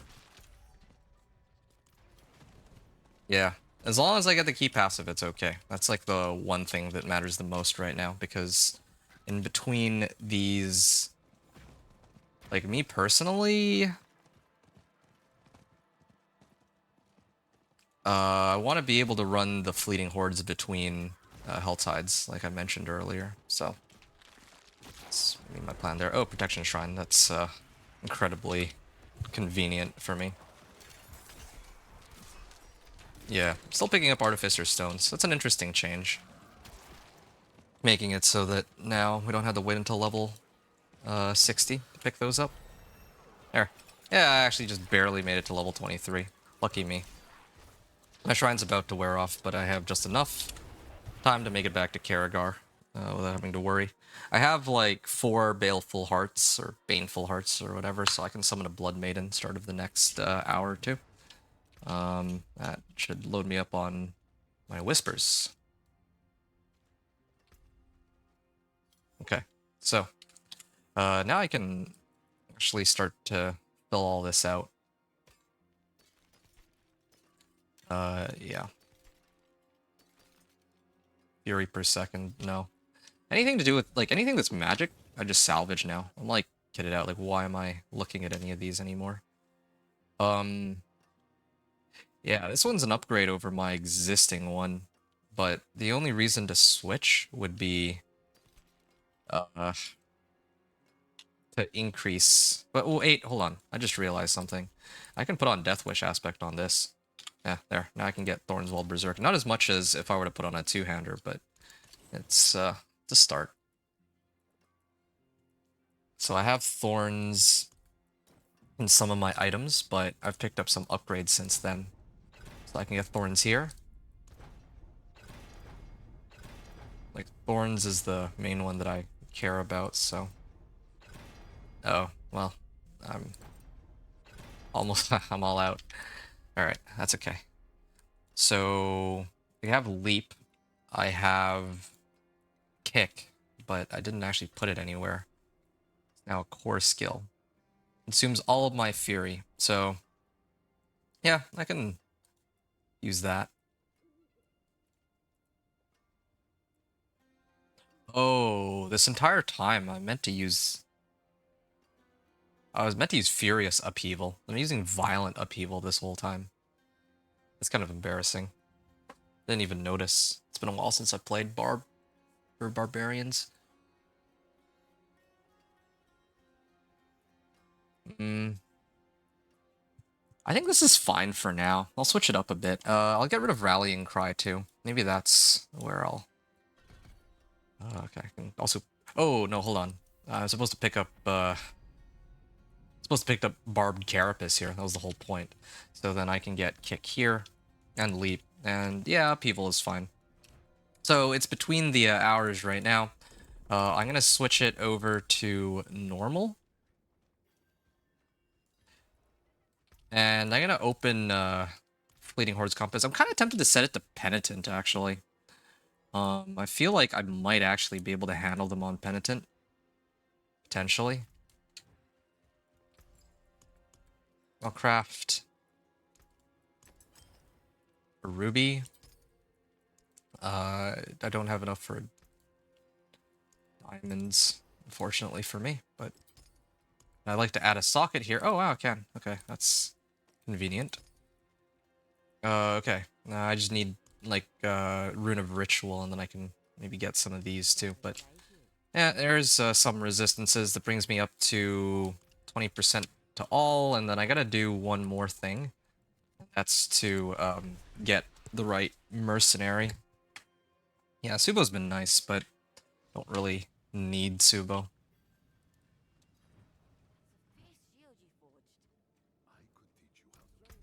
Enlist, and then hire, and there, done. I think I'd have to open this. Wait, hold on. Yeah, I'm gonna try to do Fleeting Hordes here in normal, and then I might actually run one on Penitent just to see if I still get, like, good XP out of these.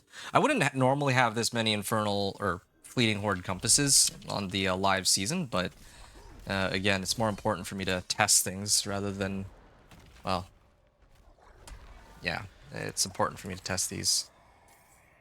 At level 23. 23 point, let's say 0.5. 0.05, I'm starting at 11:58, and then see how long this takes. Aether Fiends. Etheric Masses drop additional Aether for each active Etheric Masses offer. Okay. Sure.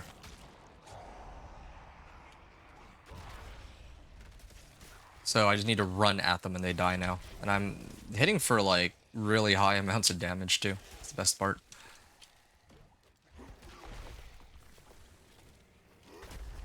Yeah, so I just need to make sure I use a cooldown. And yeah, getting a lot of... Well, am I getting that much XP? Don't even know.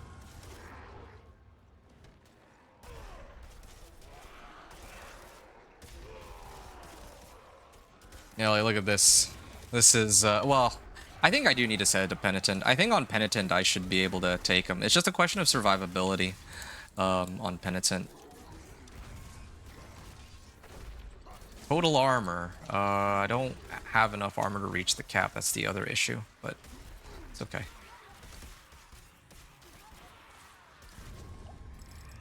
Okay. One other thing I wanted to point out, hold on.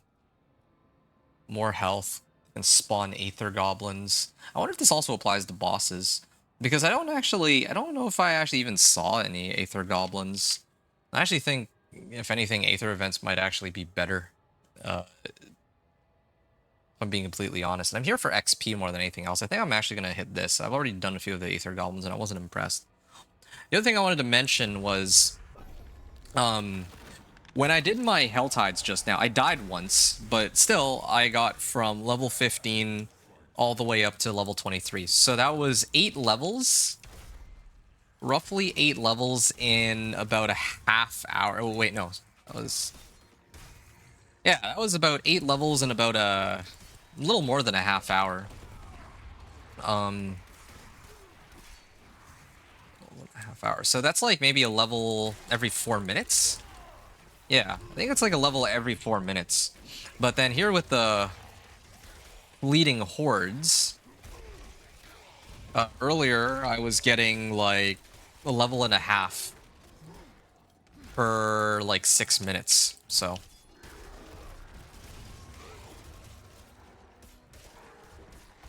yeah, I still think that overall Infernal Hordes or Hell Tides are going to be better. But maybe it'd be a little different if I can run Penitent. If I could run these on Penitent. We'll have to see. This have a chance to drop a Hellborn. Aether events spawn faster. Yeah. I want more Aether events. That's what I'm here for, after all.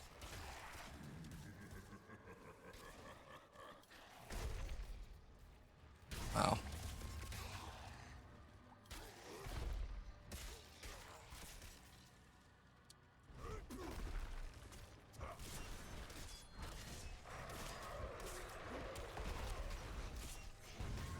Okay.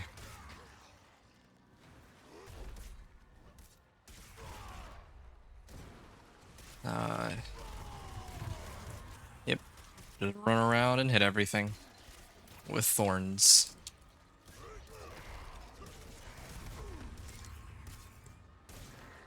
Yeah, it's nice to have this as an alternative source of damage. Unlike with Thorns Spiritborn, where Thorns is used as a stat stick, here, like, there's two components to the build. There's, you know, if I use a cooldown, I activate my Thorns damage as I run at them. But even without that, monster, like, I'm surrounded by a group of, let's say, like, 50 monsters. They're all hitting me, then they're all going to take a good amount of damage too, right? So, this one. Because I have a lot of Aether events coming up all at once.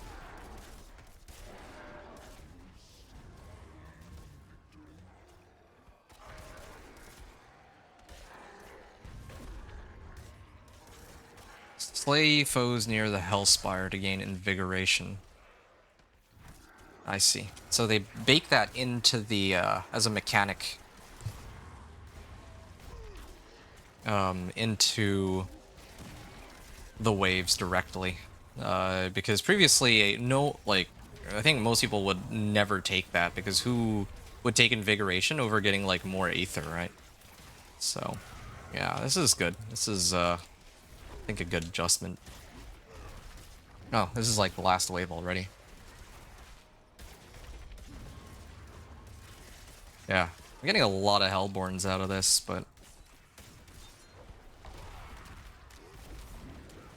all my cooldowns are off. Okay. So that was the end of that. That was 5 minutes. 24.09, I'll say. This was 04. So I got a full level out of that. For 6 minutes of effort, I got like a full level, now that I'm like level 24. This is on normal, of course. All on normal. And then maybe the bosses should be easier to handle now, I hope.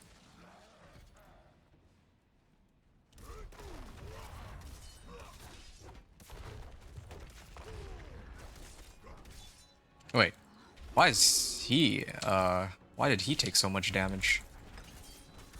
Yeah, I mean, maybe it really is the fact that I'm a lot stronger now for handling bosses. And what I might even do... there. I'm gonna ramp up my damage. Like, this is how it should have been from the start. I had, like, the wrong thing this whole time. Would have saved me a lot of time, maybe. It's decent. Usually I do Frenzy with Upheaval. That's how I...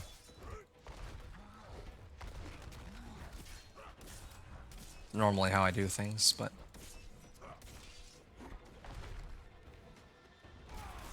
I should actually be activating my cooldowns, too. There, that's one down.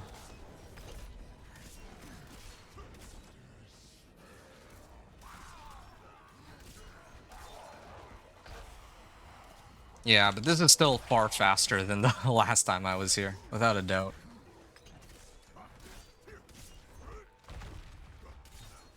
Yeah, this is just the base strength of the build at this point, right? Challenging shout. Kind of stunned right now. Oh, where'd he go? There. See, that was way quicker. So... 24.2. I'm gonna say 12:06. So that was like a 2-minute fight. Axe. Yeah, okay, I'll wear an axe. Why not? I like how I got a necro item here for some reason. Okay, and then spoils of experience. I only need 100 burning aether to get that equipment cache, huh? So that took me from 24.2 to 24.35.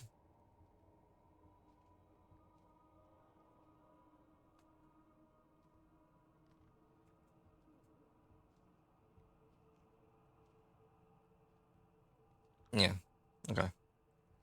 So this was all on normal. Now I'm going to try and go into Penitent and run this again and see if I get a lot more XP. And also, consequently how long it's going to take too. Lee, you're saying you think that Barb is going to be a strong class in season 10? I think that that's what a lot of people have been saying. Yeah, that Barb is gonna is looking to be like really strong for season 10. So I wouldn't be too surprised. I mean, it has a lot going for it for sure. So I don't think it should be all that surprising if it does actually turn out to be pretty strong. Barrier generation, wow. Thorns, nice. Okay, well, at least got thorns on something. Yeah, alright. I'm gonna set it to Penitent now. I'm gonna try this again.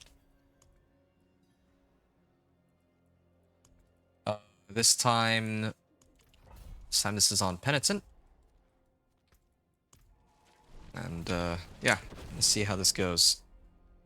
And I still have Upheaval set to build up, like, stacks to do more damage, which is fine with me. Okay, let me just write some stuff down here. On normal. Fleeting hordes at level 24. 24.35.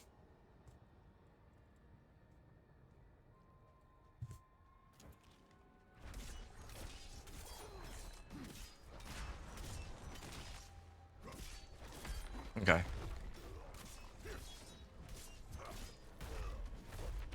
This guy takes so long to bring down, but, well, hopefully the other ones will be quicker. Hellfire rains on me. We've started spawn 2 etheric masses. Masses have a chance to... Okay, let's do Hellfire.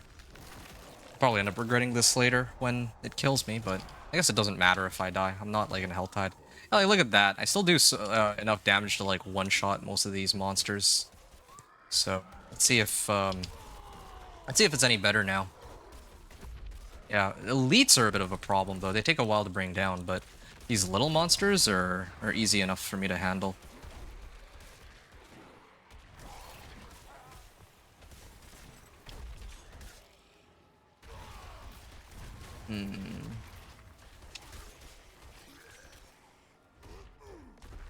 Okay.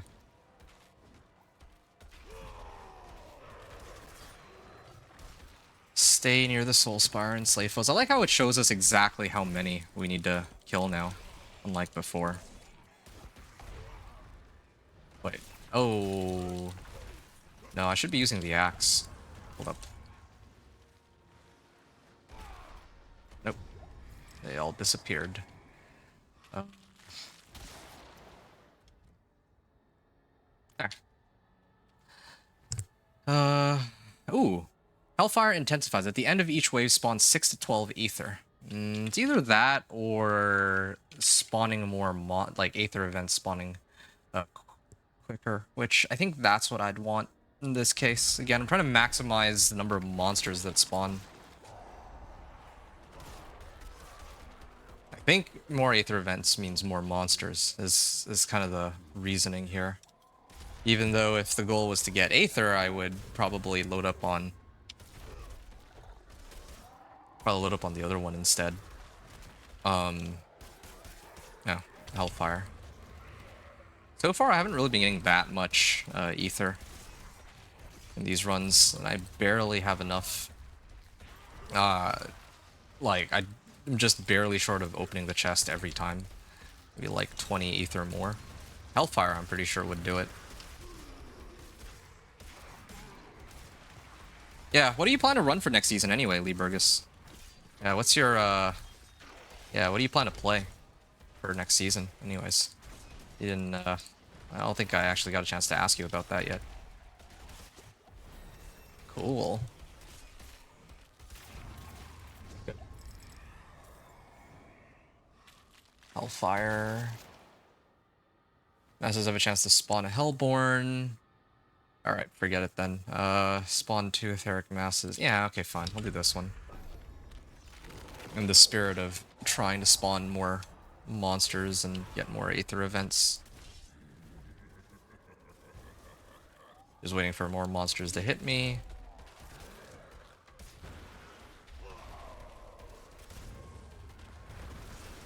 But then again, is there a point for me to do these or clear these etheric masses if the goal is just to kill monsters? Maybe not.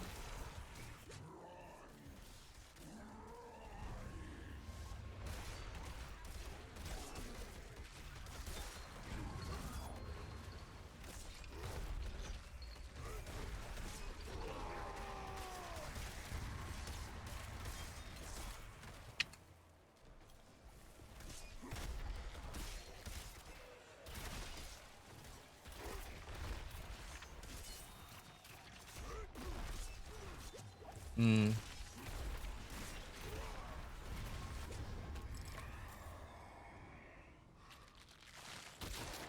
Hellfire spawns Hellborn.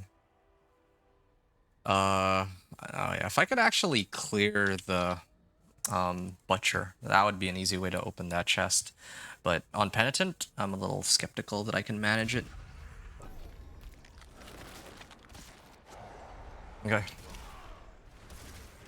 Yeah, this was actually really easy. Now that I have everything that I need for the build. This was, actually, I admit, I feel like leveling with this might even be easier than with the Companion Druid, because even if the Companion Druid has, like, good single target damage, this thing can't be beat in terms of AoE, unless I have, like, Dance of Knives Rogue. Dance of Knives Rogue is, like, the fastest leveler that I know. Even perhaps more so than, like, Minion Necro and Hydra and all that, and Incinerate and all that. I think part of the issue with Minion Necro is they're a little bit on the slower side, movement speed-wise, but Dance of Knives Rogue has no build-up required. You just run around, you dance, and then everything just dies.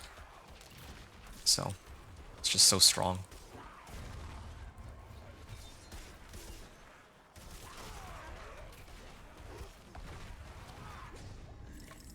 Okay, that was the end of it. A Hellborn just appeared out of nowhere there.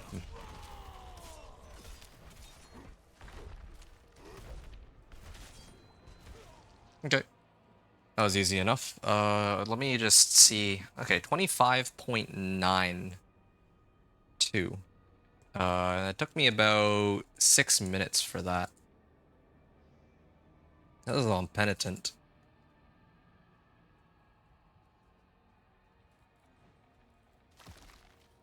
25.92.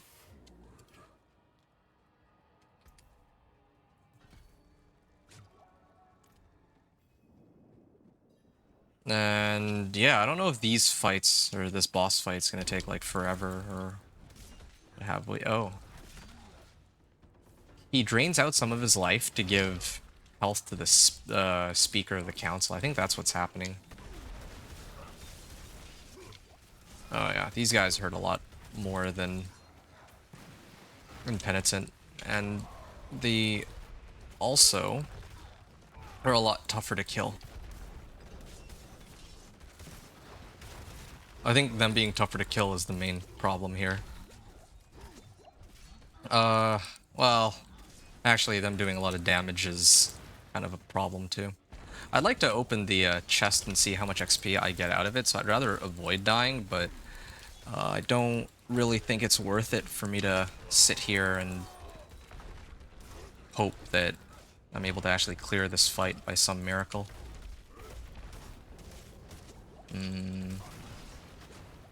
That's a lot of hits they're doing on me.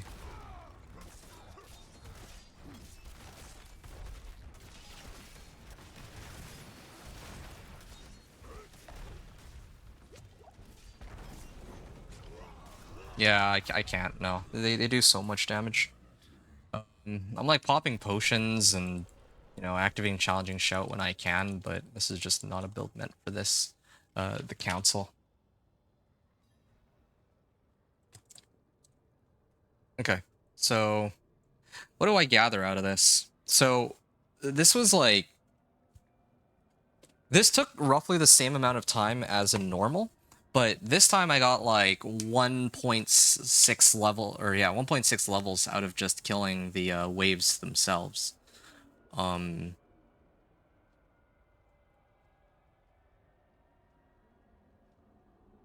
Now I'm gonna try to run Helltide. That's what I'm gonna do. Might attempt it on Penitent. Although I should probably try to slay the Blood Maiden first, if possible. I'm gonna set it to normal. And then I'm gonna try to take on Blood Maiden. And then play on Penitent.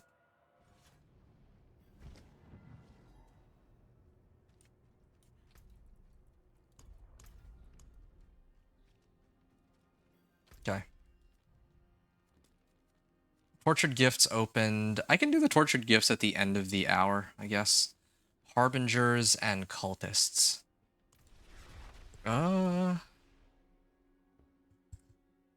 Slaying Cultists. No, I think I'm just gonna do the Blood Maiden. I'll get those naturally by playing Penitent anyway.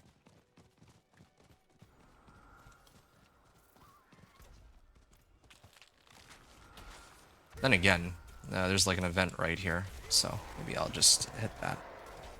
Be done with it. Bonus XP. Have I learned my lesson regarding these rifts? I mean, I have Barbed Carapace now, though. That's the difference. I can actually probably just activate Barbed Carapace and auto-clear it, just doing that alone. I might try for it. And I mean, it's just the start of the hour, right? Like, or I have, like, no cinders since I just got here. Sure, I got nothing to lose from trying this, so I'm just gonna do this really quickly.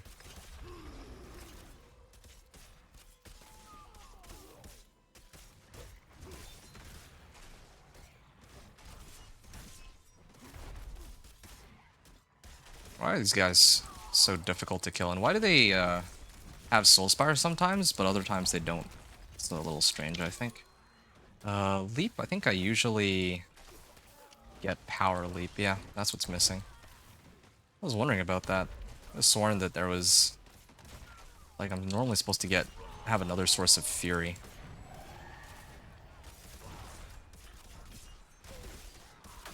Okay, Chaos Rift. Yeah, I also have a lot more survivability now as compared to previously because I actually kitted myself out on resistances and all that. Might be able to use this to take on the boss if I'm lucky.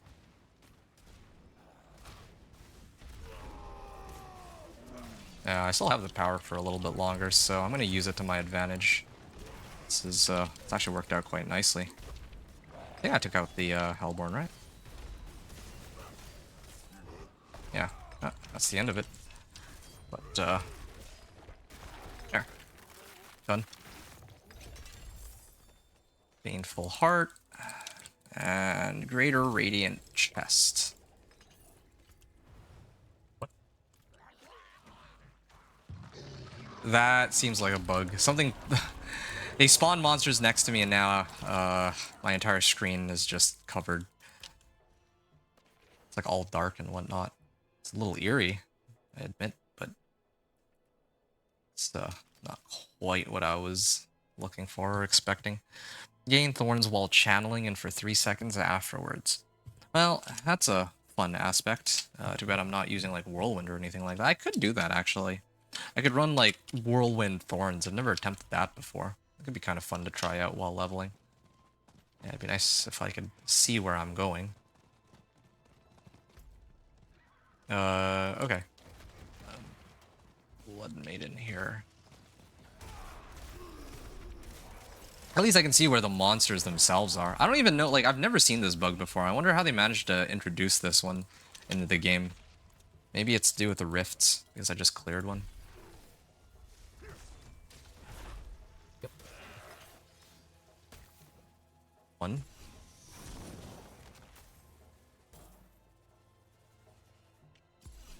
That makes 2.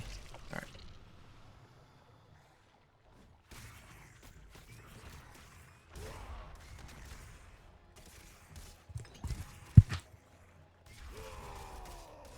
Okay.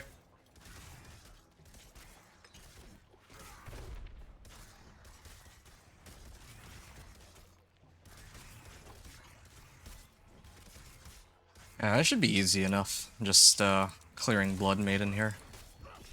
Then I set it to Penitent and be all good. Play Harbingers. Yeah, probably not going to be slaying Harbingers anyway. Later, I'll deal with the Tortured Gifts.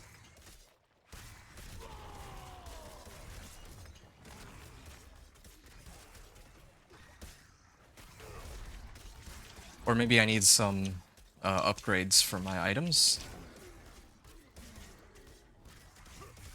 Like if I turn in my Whispers. Nah, I think the later the better, I would say. Oh. Maybe this guy will kill him quickly on my behalf. That would help. I like how he's like level 50, so either he used the Paragon boost to get himself to level 50 for some reason, or he actually leveled himself all the way up to 50 of his own accord. Yeah, this barrier is really nice to have, truly. But perhaps more importantly, having a decent chunk of fire resist helps too. Ooh, maybe not as much as I'd hoped. Hey, there's a Helltide Harbinger. I like to kill this before Blood Maiden goes down. Okay, I've killed 1 out of 5 Harbingers. Nice. Okay, I'm maxed out. I'm gonna go back to town. Well done. Thanks. Alright. Oh, I just remembered. I need to activate this waypoint so that I can get here more easily. Oh, okay. That's a lot better. I figured I just needed to go to town to fix it, but yeah, I wasn't entirely sure. Karagar. And then from Karagar, I set it to Penitent, and I can do the Helltide on Penitent, in theory.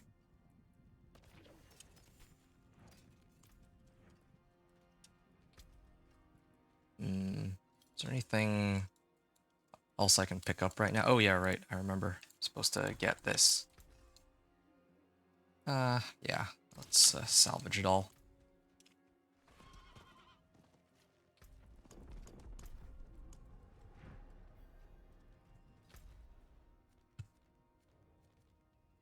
There's no whispers here either, so I guess there's I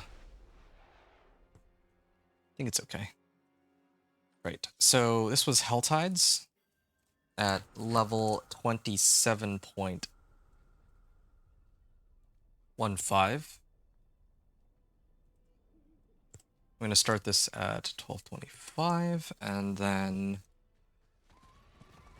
going, I guess, and try to see how much XP I can pick up off this. Hold on a second before I go any further. Oh yeah, okay. This is just the start of the minute.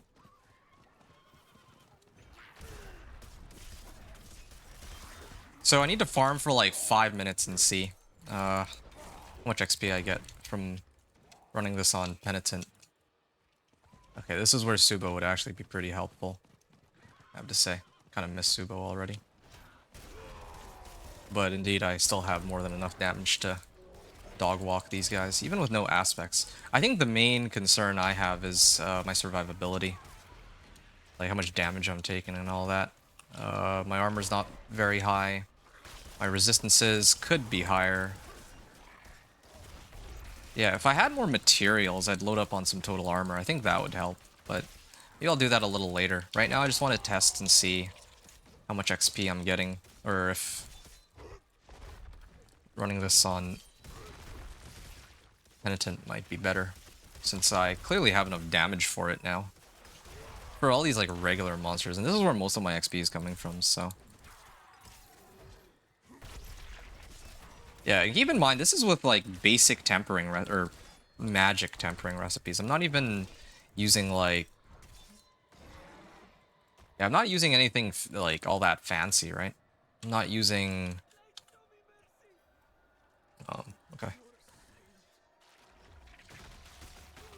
Yeah, I'm not even using, like, legendary tempering recipes. I'm not imprinting, like, inner calm aspect or anything of that sort. This is...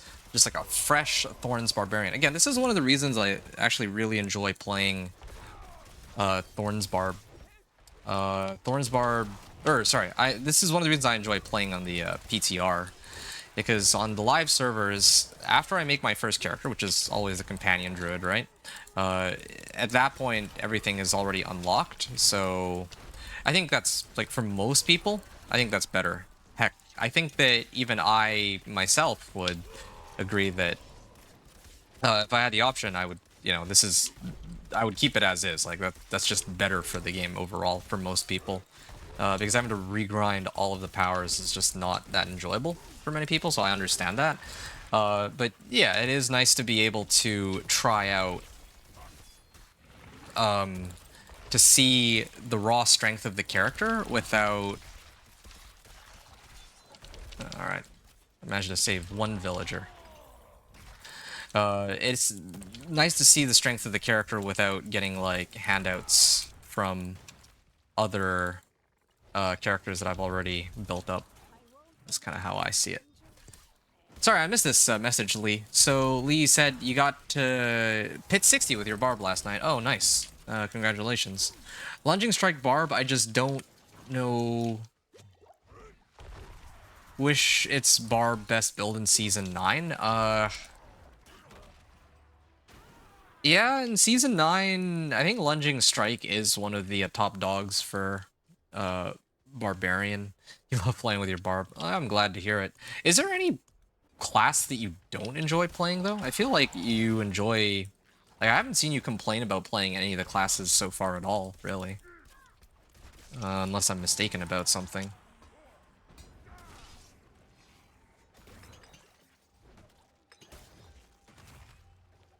Okay. Do I get... Oh, that was disappointing, but, well. Okay, so I need to play for another 2 minutes in Penitent, and then I get to see what my final XP outcome is, in this case. But so far I'm not impressed. I mean, I have picked up a lot of cinders, but it's not quite as amazing as I would have wanted it to be.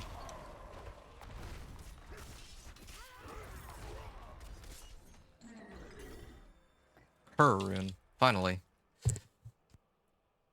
Cast 5 skills and then be exhausted for 3 seconds, so yeah, there. Get a lot of movement speed out of this. Although the issue with this build is I think I'm gated on waiting for my damage to activate on them more than movement speed, if anything. And sometimes I hop on my horse too, so...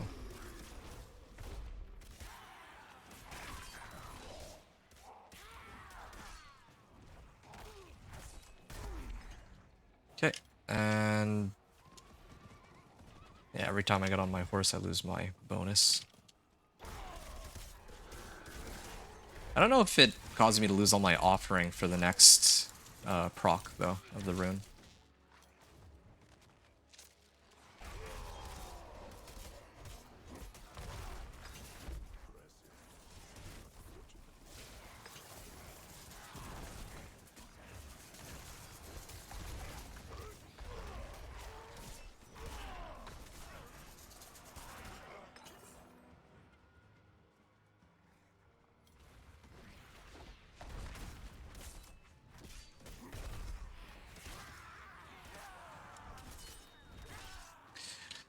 Right, there, 12:31. So it's been 6 minutes, and I'm at 27.95. Yep, that's not quite as... well, that's not quite as much XP as I would have wanted to get here. Yeah, so 6 minutes. When I was in the Fleeting Hordes, I got a level and a half. More than a level and a half. But here I didn't even manage to break 1 full level. So Fleeting Hordes looks like a really good... well, but of course the difference here is that I was able to pick up a whole bunch of cinders, which I could turn in. So maybe it is comparable, but at least while leveling early where it's just not feasible to run Fleeting Hordes on Penitent, I would say that Fleeting Hordes is worse. Yeah. Monsters here just take too long to kill, I think is part of the problem. I'm gonna set it to normal now. And the other thing I need to do is, how much sigil powder do I have? I have 170 sigil powder, okay. So, I'm gonna craft 2 Nightmare Sigils, hoping, hey, there, Forgotten Wisdom, XP Nightmare Sigil. I'm gonna run that one in a second. Always love picking these up. This is like an easy, like 4 or 5 levels. The Chaos Rifts. Yeah, I don't really care for the Chaos Rifts. I don't feel like those give very much. But at the very least, on normal here, I'm gonna try to run Health Hide just one more time for another 6 minutes. Then probably, yeah, then start trying to figure out if I want to turn in my cinders and all that. Yeah. So 1233. Health Hides at level 27 is 27.95, and it's 1233 right now. And what's the I'll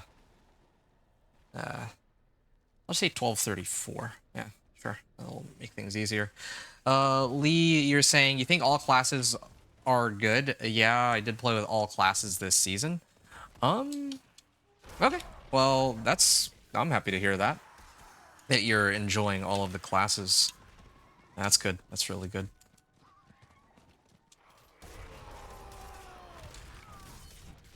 Yeah.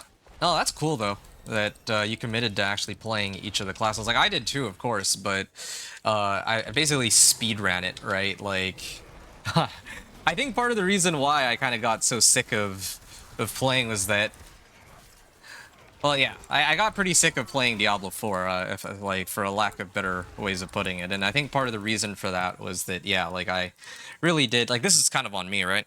I played a lot of D4, and I made sure to use all of the classes in the game, right? Like,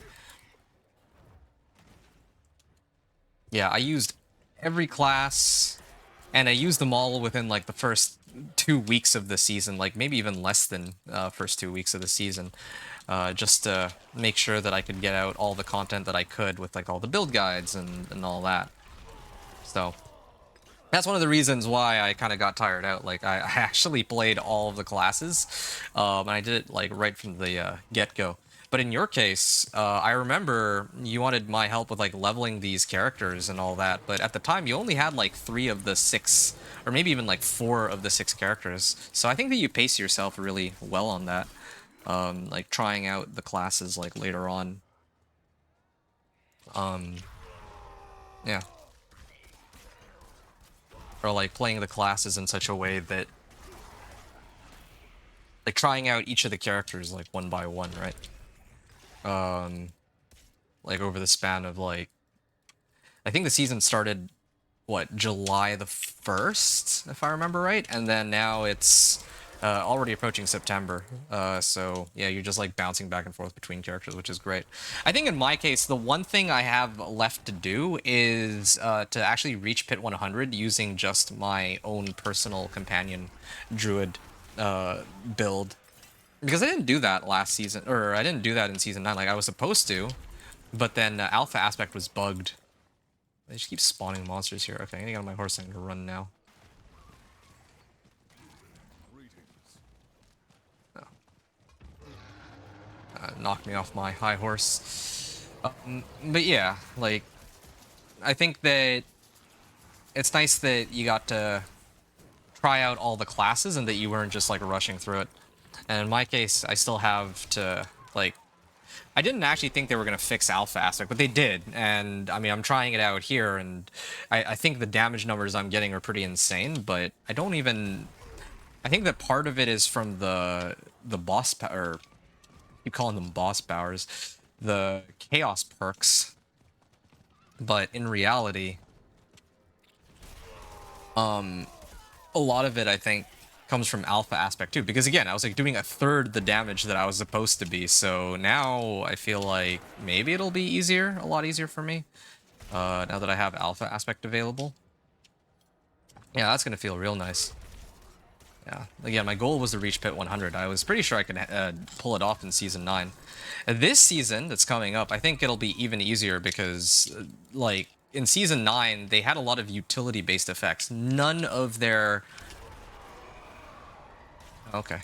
Yeah, none of the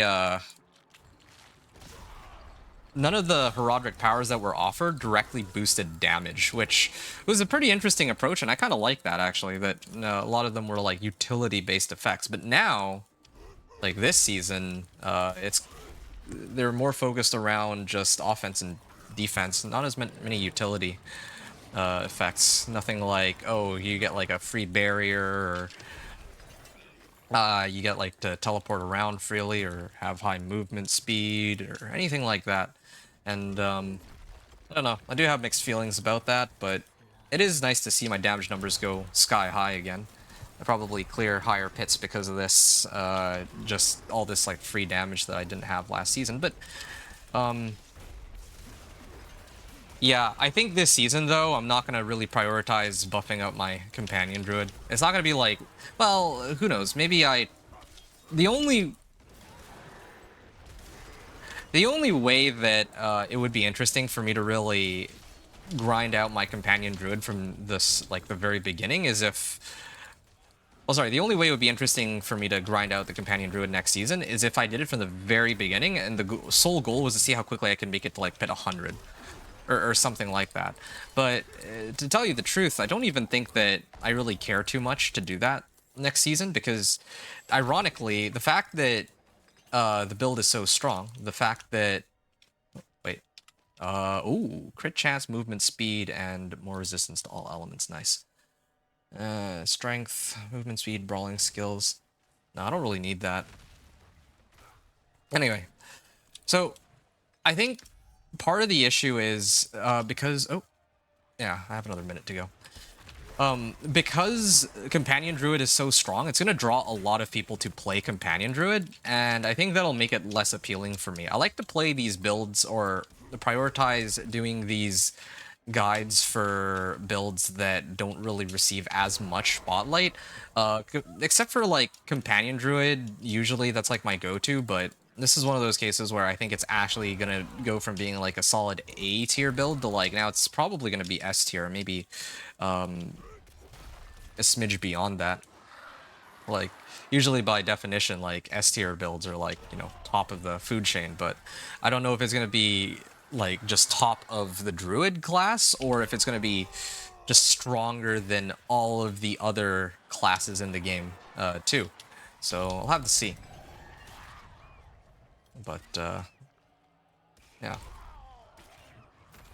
Either way, I think a lot of my focus next season is going to be on just playing whatever builds, or, like, playing more builds rather than focusing on Companion Druid. Like, this season I spent a great deal of time working on my Companion Druid, but next season I don't know if I'm going to want to do the same thing. I put a lot of effort into this Companion Druid just so I could reach pit 100, but then I kind of got hard stuck at, like, pit 85 or 90 until I switched over to, like, Grizzly Rage. Because Alpha Aspect was bugged, right? But yeah, now that it's not even necessary anymore. So I'm gonna have to revisit that, and once I reach pit 100 with my build, then, you know, next season I don't need to do that a second time. Like, I already did the grind once. Like, I don't need to do it twice. So I'll see what happens from there.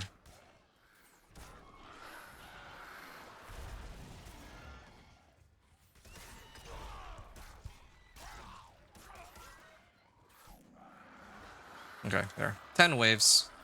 Again, if I had Dance of Knives Rogue, this would be easy. Or Affliction Curses Necro. There. Okay. I mean, this is close enough. 1241, that's like a minute over where I meant to be, but it's fine. 28.68, let's say. 1241. So this was like 7 minutes, and I got like 70% 60%. Yeah, I think I still actually get more XP per monster kill on like, well, I mean per minute on Penitent when it comes to killing monsters, but I actually did kill a lot more monsters, so I got more cinders here, I think. So, I guess how it goes. Well, that's that. Uh, trying to see. Oh, belligerence maybe? I don't think I picked up belligerence. I'm gonna get belligerence for more damage, but I don't have too many damage sources beyond that. Okay, so I think that's everything I wanted to test. I tested leveling on Hell Tides on Penitent versus on normal. It's like comparable, but I'm getting more cinders on normal, so I'd rather do that. Helltide is still active. I'm just trying to debate whether or not I want to... Oh, there is one other thing I forgot to do. I need to try this on hard mode. Yeah.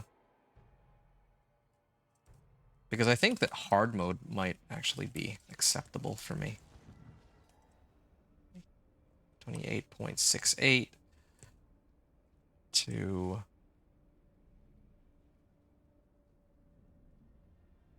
Okay.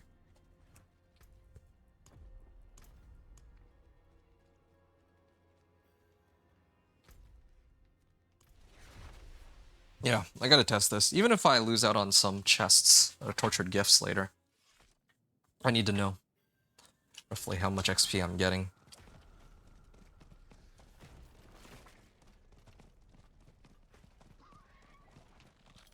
Yeah, close enough. Alright, let's start.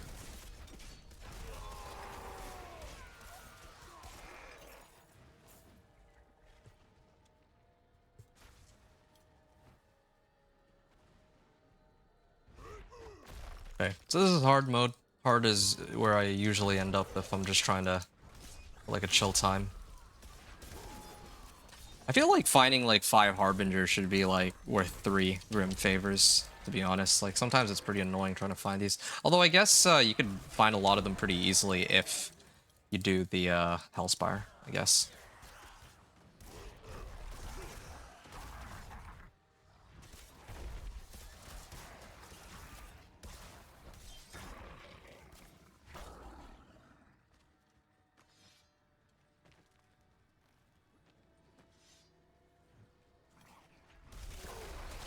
Hmm.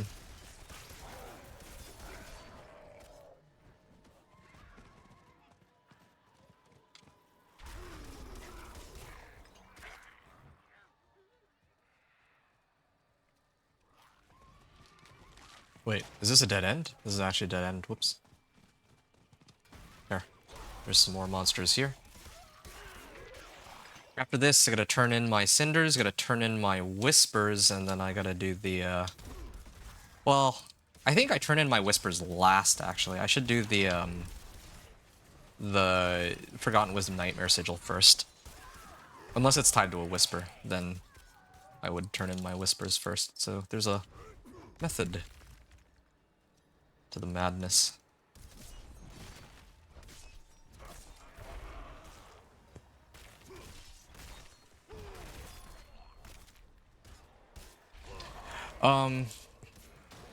Yeah, not sure what else to say here. Approaching 1 o'clock. I'm just trying to see, like, predict how close I am to reaching level 50. Probably another like 3 hours, I guess, at least. Gloves and a polearm, nice. I finally got a polearm. I'm looking for this for like the longest time. I'm gonna have to switch out to it later, but I don't have time for that right now. Oh, this was inner calm aspect too. Oh, that's convenient. And what about my expertise? Level 5 on expertise.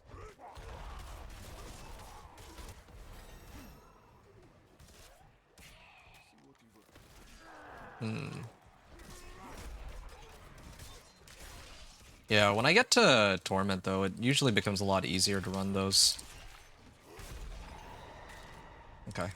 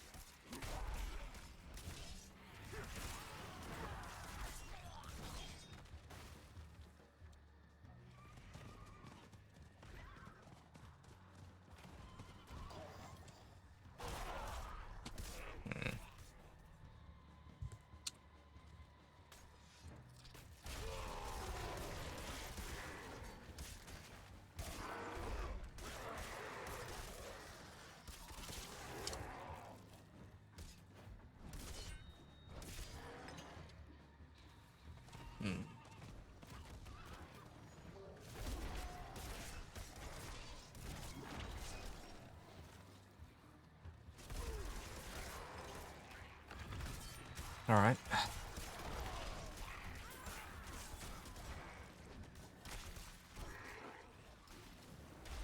And probably another minute or so.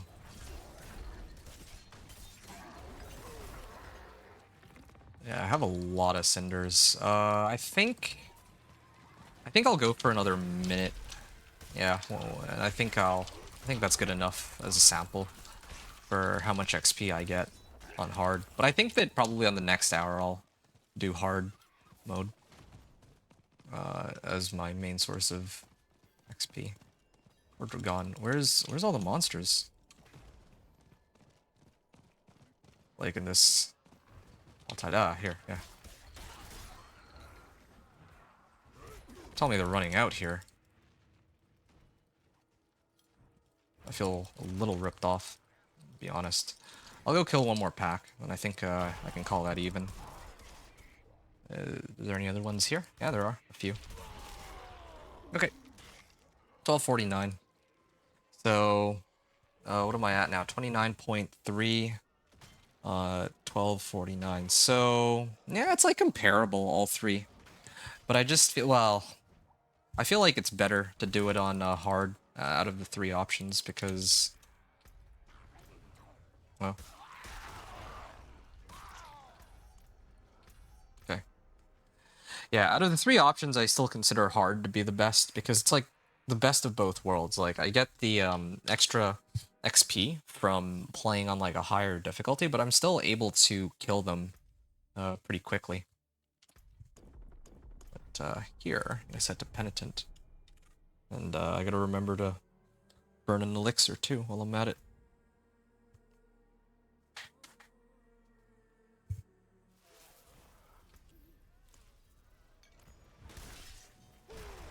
And lucky for me, strong enough to actually take these guys on.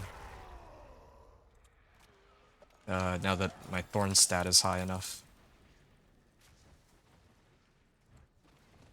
And there's... Hey, a treasure goblin. Odious Ector, could I clear this? Just looking at how much time I have left on the Helltide, too. Because I definitely get a lot of materials from this guy, which should make it, like, worthwhile to clear him, but... Okay, I got herbs, too. That'll be helpful for later. Don't know if I want to do all that limit testing stuff that I usually do, but that would be a help.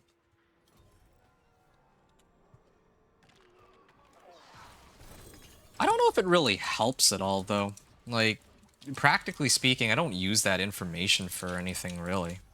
Like, if I stop to really think about it for just a second, I always like to do the whole limit testing thing and see, like, what level of power I need to make it to each tier of pits, but when have I ever actually used that knowledge and then put in like a video?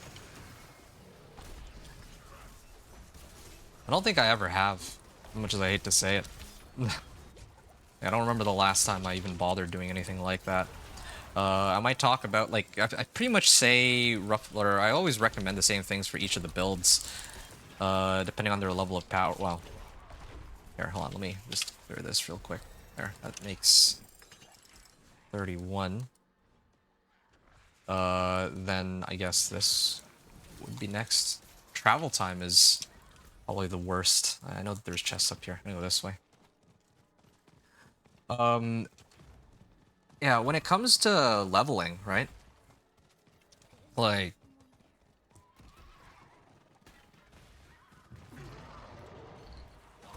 or when it comes to getting uniques, or when it comes to progressing through torments, I'm always telling people on the videos, usually Torment 1...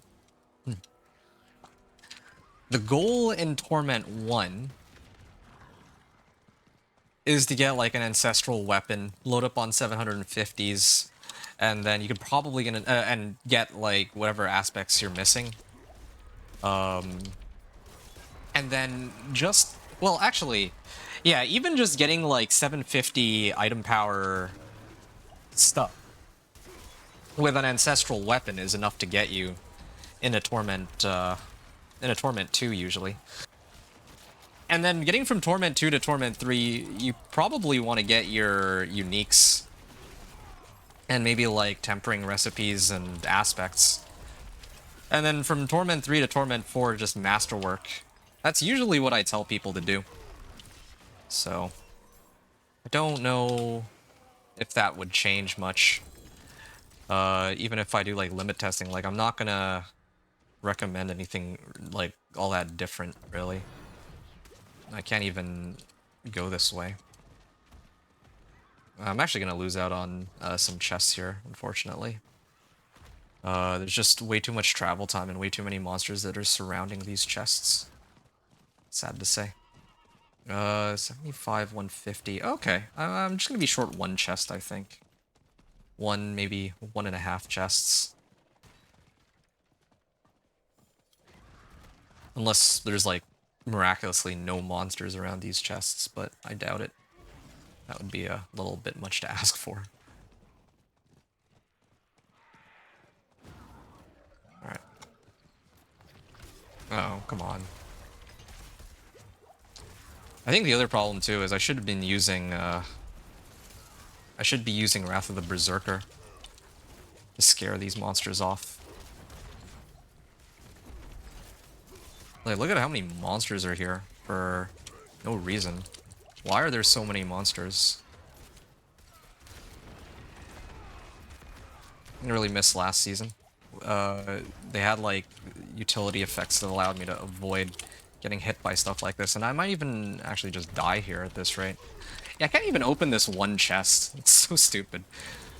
If I were, well, yeah, I lost out on like 3 chests. Ugh, that's frustrating. That is actually very frustrating. I'm not letting it show in my voice, but I'm a lot angrier than I sound right now. Yeah. Just takes so long.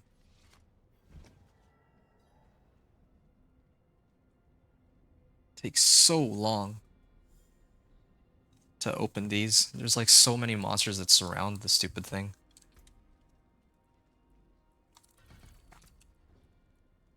Okay.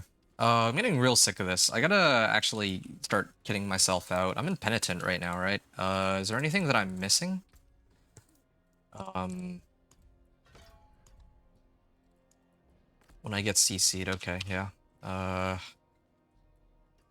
Let me actually start buffing up my gear. I think I cleared an Odious Ector, so I should have plenty of materials to work with. And this thing is like 349 item power, so that's actually just enough that I don't need to worry about having to use the other material. Max life or total armor. I mean, either of these would be fine with me. Okay. Gunning for Thorns here. There we go, Thorns, good. That's fine. And just for good measure, how much does this cost?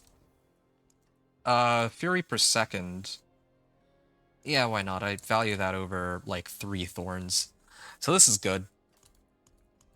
What's this? Cast an ultimate skill? I don't even use ultimate skills, so I don't think I care. While channeling in for 3 seconds afterwards.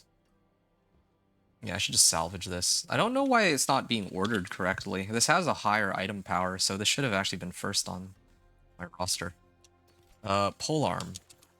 I'll come back to that a little later. This one has armor. So I'm actually going to put this on. Getting real sick of having to worry about dying. This is kind of a, like, this might seem like a waste of time, but considering that I'm about to do the, okay, nice Thorns. Considering that I'm about to do this, Forgotten Wisdom Nightmare Sigil, and I'm going to be doing it on Penitent, I actually do need to gear myself up correctly, I think, in this case. Days, Mighty Throw, I don't care about that. I'm also going to maybe restart my game. This would be a good time to do that, I think. Because I don't want to, like, start the run and then I crash. That would not be good. Like how they're giving me everything except for oh, there we go. That one's okay. Come on, movement speed. Evade cooldown reduction. Well, it's acceptable, I guess. Okay, so Do I not have a chest armor? I will salvage all magics, though. That much I think I can afford to do.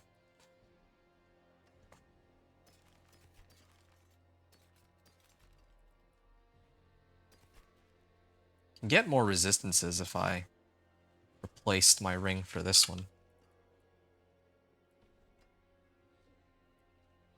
Like a little bit more. I don't think it's worth it, though. Well, maybe this one, sure.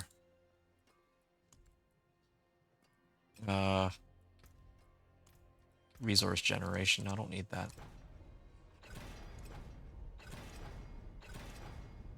Nah, good enough damage to distant. And as for these, I don't think I care to upgrade anything there, really. 49 armor. Well, my current one is better, I think. Like, it's a legendary, so, like, I don't have to go through as much effort to get it up online. This is, I guess, the only other available choice. Natural schemes. Did my game crash? Wow, I think it crashed. Ah, great timing. Nice. That's okay. I mean, I'm almost done here anyway.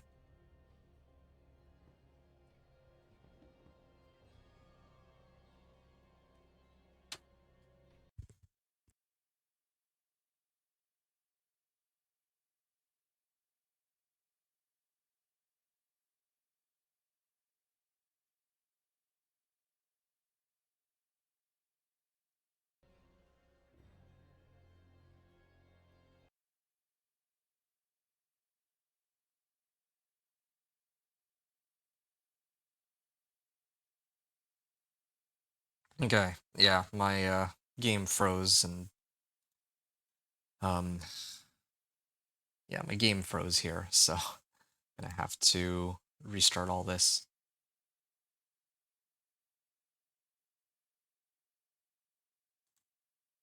Wow.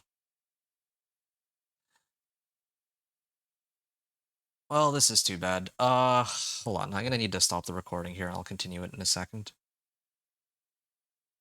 Okay, well, I'm back with the with my barbarian after they crashed me. I don't know why. It's always whenever there's a PTR. Like yesterday wasn't too bad because it was only the game that froze.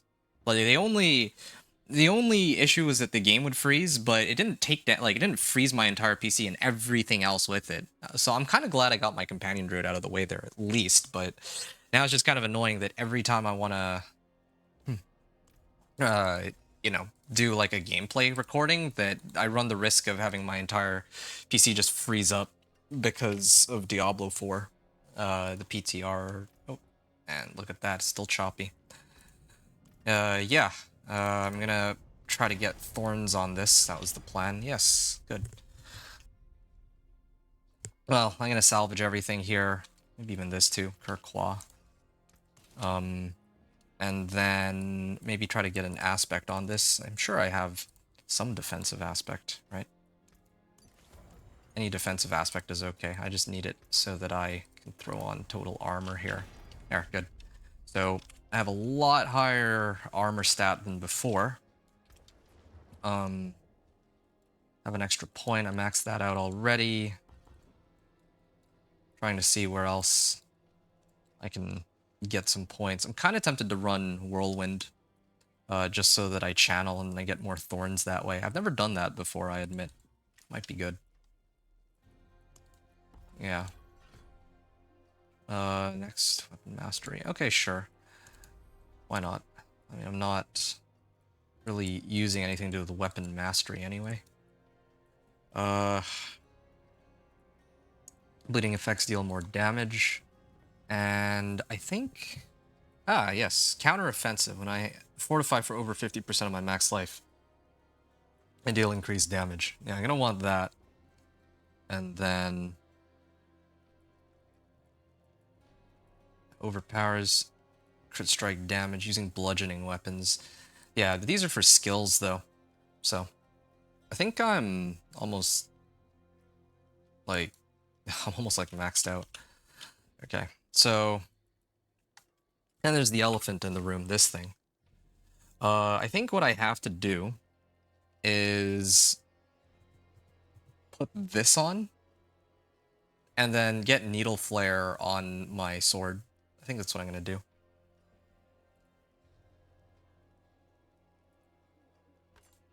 Yeah.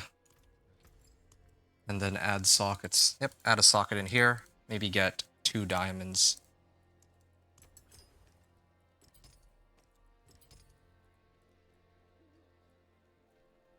Qua.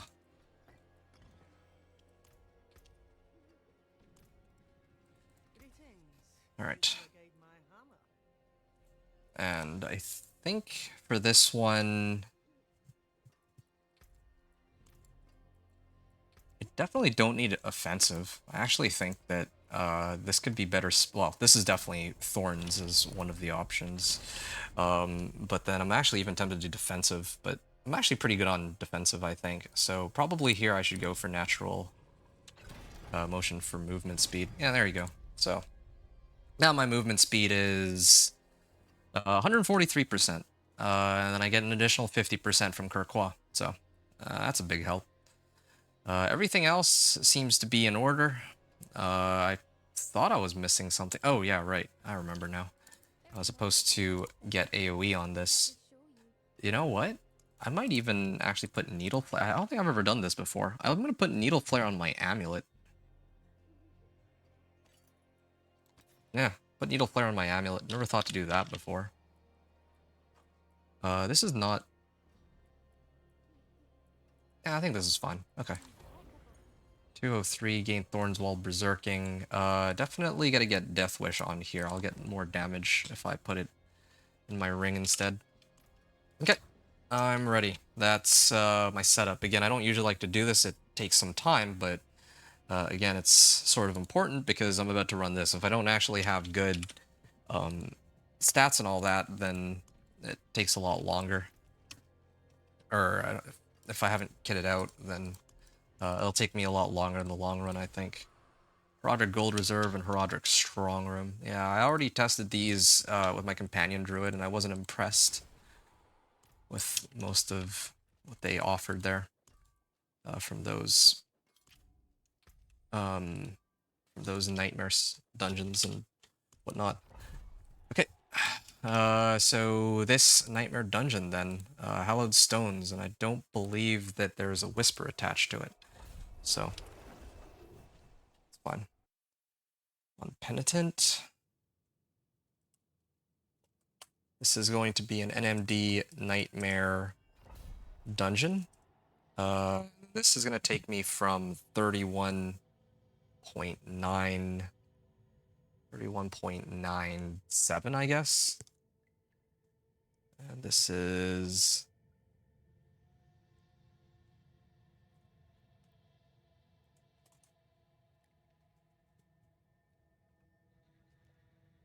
Actually, hold on. I'm just gonna wait until a minute, like, until it reaches 109 on, like, what time it is. And I'm gonna be right back real quick.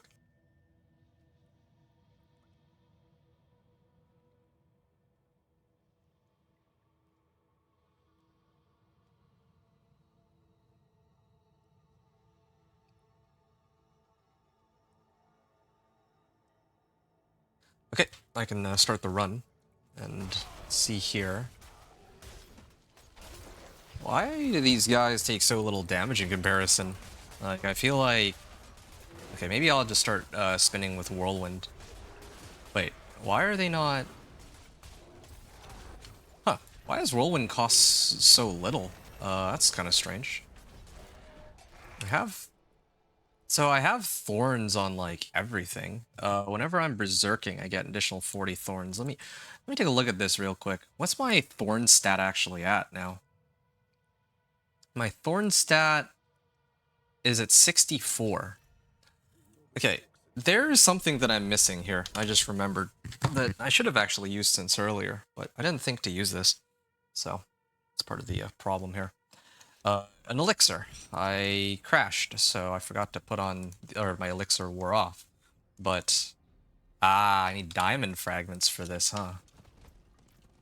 Okay, well, it would be worth it for me to swap this out. I'm just gonna pick up this, and then I'm gonna smash this.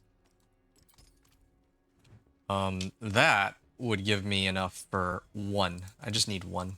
And then later I'll get plenty more when I turn in my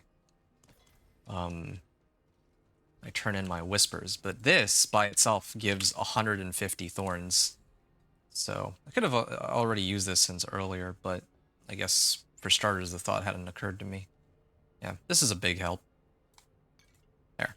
That's a lot of thorns.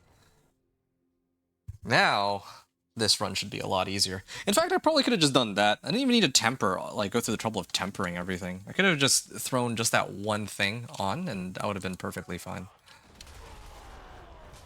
Yep. Here.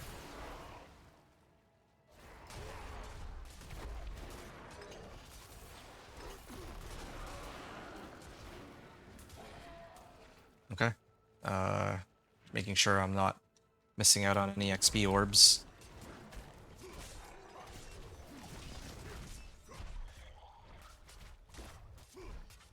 Why does it take so long to kill these?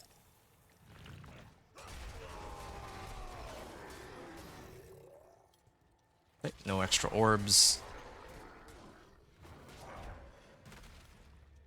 I feel like I'm getting a lot fewer orbs than previously. Oh, that reminds me. I should be running Axe Expertise. Increase damage to vulnerable. Great Maul, nice. Finally. Was looking for one of these. I can temper, I can imprint, like, Death Wish aspect on it later, if I need to.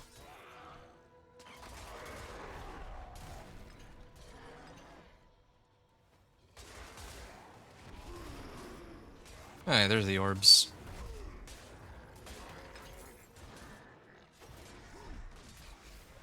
I don't know why I'm getting so few orbs here compared to when I played, like, yesterday. And I also noticed that I'm crashing a lot more, too. I kind of wonder if they rolled out... if they reverted changes to the game. Like, yeah, if they, discovered a bug or something, and then they decided to use, like, an older version that had these, crashes and other issues. Oh, legendary ring. That could be a help. What's the modifier on it? Summons deal increased damage? Nah, doesn't quite help me.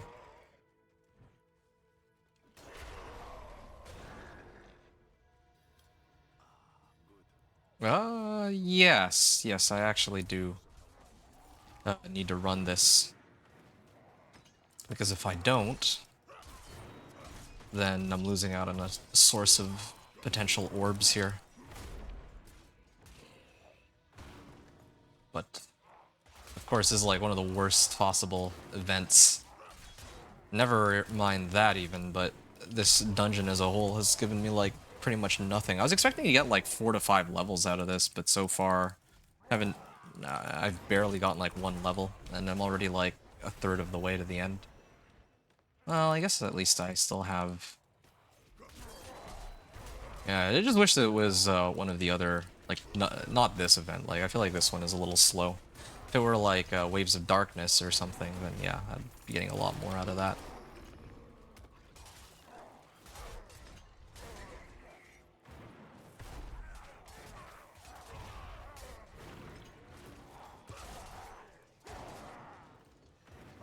Hmm, 2,600. Not bad.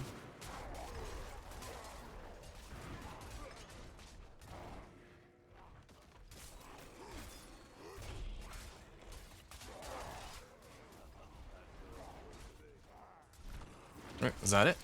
Guess that's it then.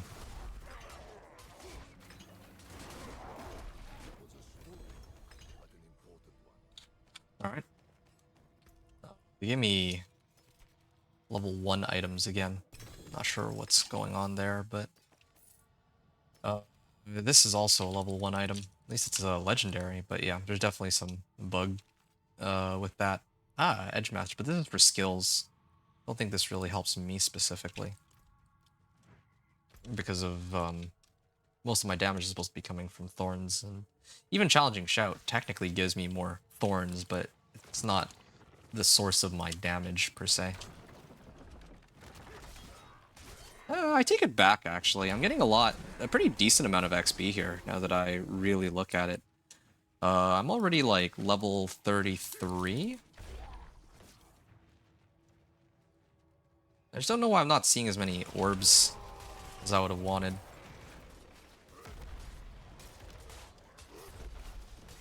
Yeah, but the orbs I am getting are feeding me a good amount of XP. It's true.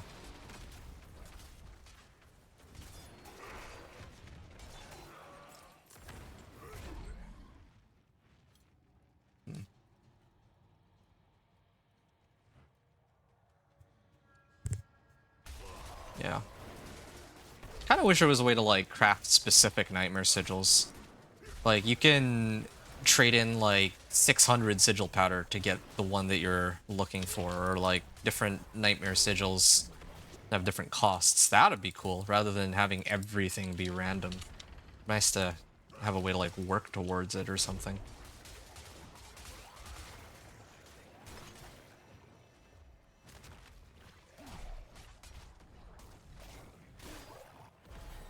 Nice. Okay.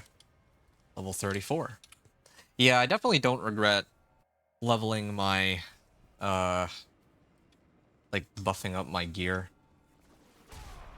in preparation for this nightmare dungeon. I think that was the right call. Because otherwise it would have taken a lot longer. Although I guess Iron Barb Elixir is sort of carrying me right now.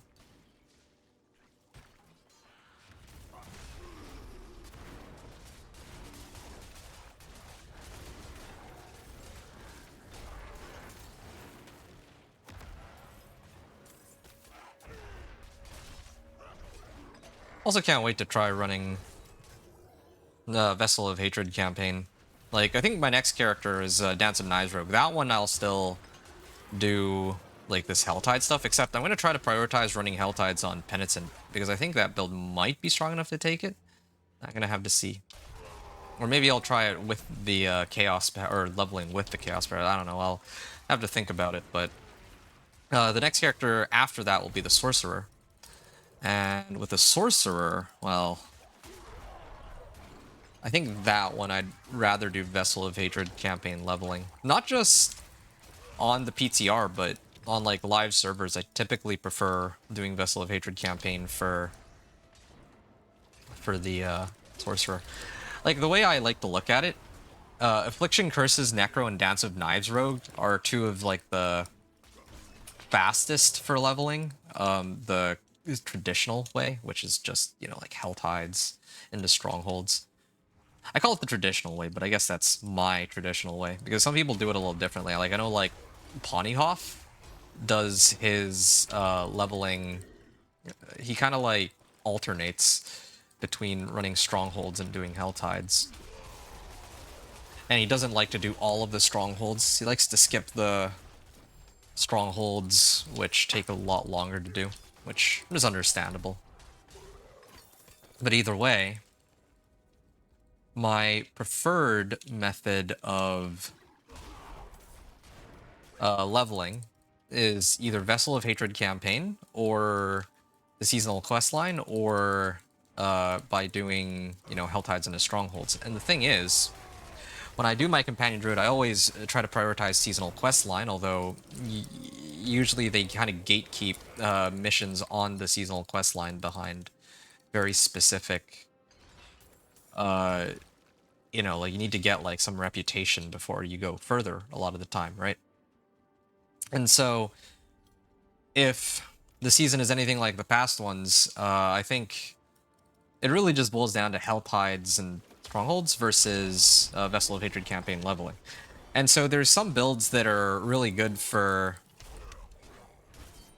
Like, there's also like trying to like run whispers and nightmare dungeons. It's nice to have alternative activities to do, but I just feel like all of them kind of pale in comparison to running the game on normal and then going into penitent to turn in the cinders, at least for the first like 20 to 30 levels.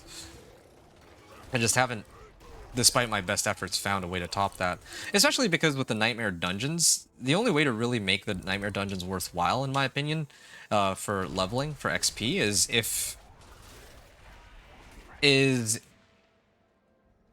if you use the Forgotten Wisdom Nightmare sigils, but I mean those aren't even always available. If they were, I actually would really enjoy just spamming Nightmare Dungeon Forgotten Wisdom Nightmare sigils. That would be my go-to if I had the option, right?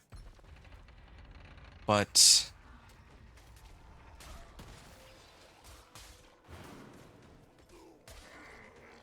oh, hey Connor. Sorry, I didn't see your message there. I had to restart my stream, so my page didn't refresh.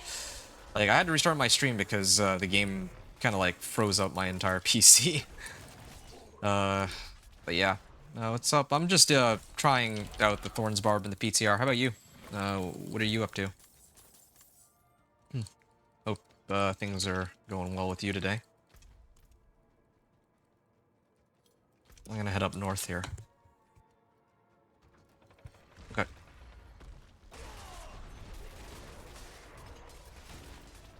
Yeah, see, I actually really enjoy this nightmare dungeon leveling. But yeah, like I said, it's just gate kept behind like sigil powder, and there's no guarantee that you'll get one. That's like the one. That's a pretty big drawback, I think. Otherwise, yeah, it feels good getting these XP orbs, like collecting XP orbs here and there. I'm really hoping that with the Chaos Rifts, that they really amp up the amount of XP you get from clearing each Chaos Rift, especially the ones that give bonus XP. It should be like 10 orbs, not just like 2 or 3. They like bump it way up. Like that would make leveling kind of fun, I think. It should feel good to open these up. Oh, gotta pick this up. I'm already like max fortify too, right? No, I'm not actually max fortify. But, find ways to get more fortify.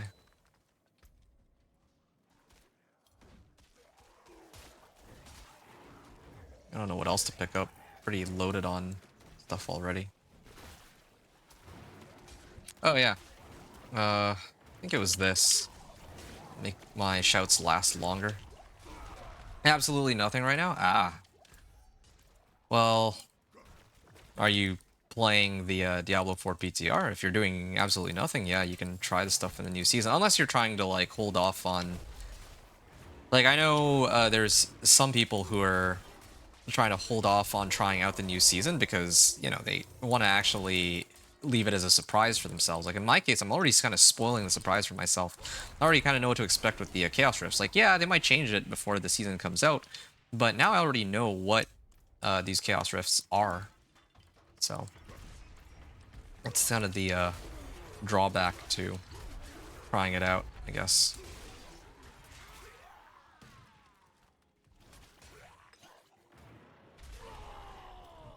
Okay. Nice and easy.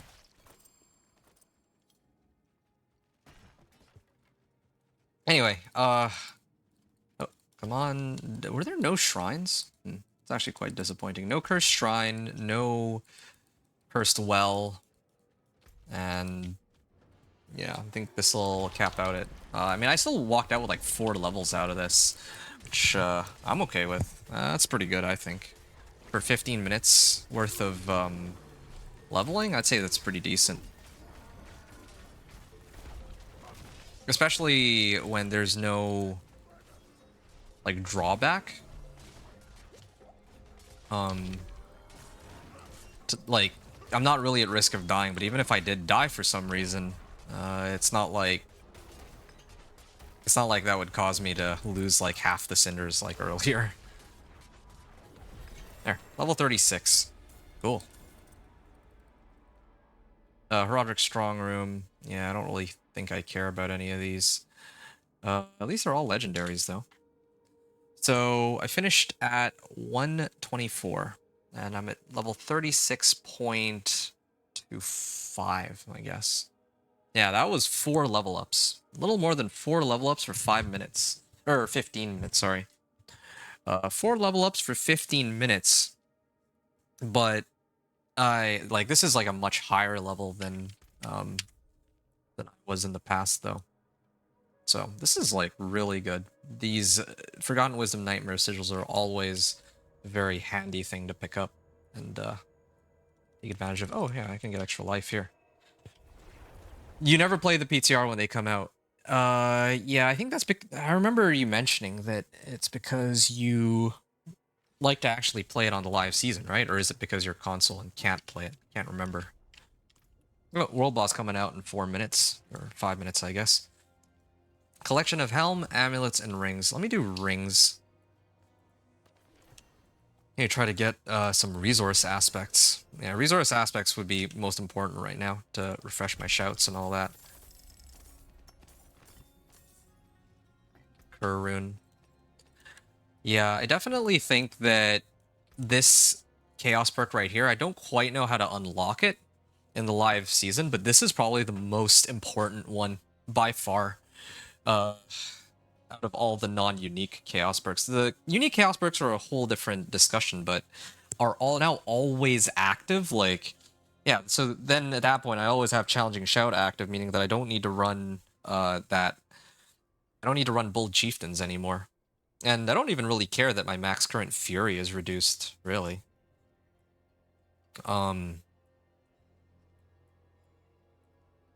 Yeah, I mean, I guess... I don't know what I'd do with, like, Whirlwind or anything else that requires Fury. But this would be huge, because then I'd always just have Challenging Shout active. Anyway, also, there's like a few things that need to happen here. First is I'll get rid of all magics. Second, I'm just gonna skim through these, but oh yeah, this is a much better weapon. I'm glad I took a look. Okay, I think I can afford to get rid of all of these, and I don't even know why I have something like this. A level 34 common item. Oof. Strength and armor. I'm pretty good on the armor front now, so I don't need to worry about that anymore.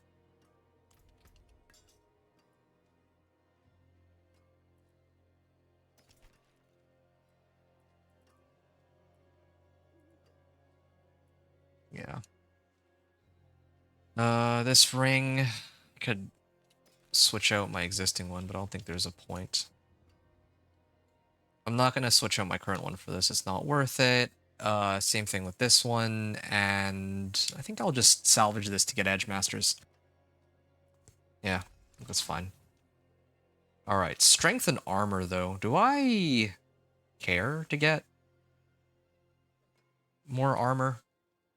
Not really. I don't think so. I'm already doing a pretty good job staying alive. I care about the movement speed more on my current boots. So... yes. I remember what I was trying to check. I'm trying to see if I have enough gem fragments to make another Iron Barb elixir, and I think I do. In fact, I have enough for 2. So let me just... I'll just make 2 outright. I think this is probably the right time to do it.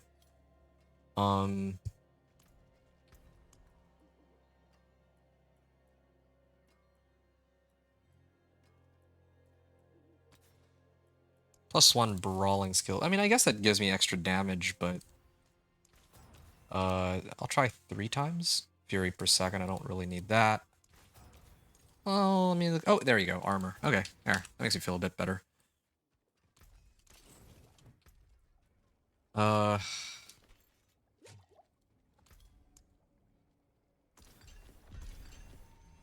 I don't want to burn too many herbs. Iron Barbs, Elixir. Yeah, I'm gonna make 2 of these, and I'll definitely use those while leveling. That should be a big help. Okay. So, World Boss is spawning in 28 seconds, so I think I'm gonna go do that real quick. I'm gonna set to normal, just to make things a bit easier for myself. And then I'll go. I didn't realize this one is so far away, though. I actually don't have any waypoints anywhere near that, unfortunately. Is there one in... Usually they have a world boss that spawns in the Hantu, but apparently not, so I'm gonna just have to run? Can I even make it? Is there even a point?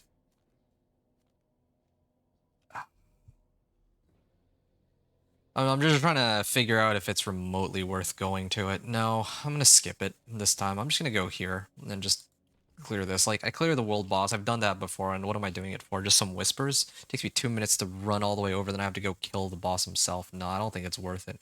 If it were in any other location, then maybe, but I genuinely think I'd be better off just using those 2 minutes going to, like, a PvP zone if I really cared that much. Yeah, so you don't like to play it because you know you'll get bored. Yeah, that's fair. I can understand that, yeah. Fair enough. 1 second, sorry.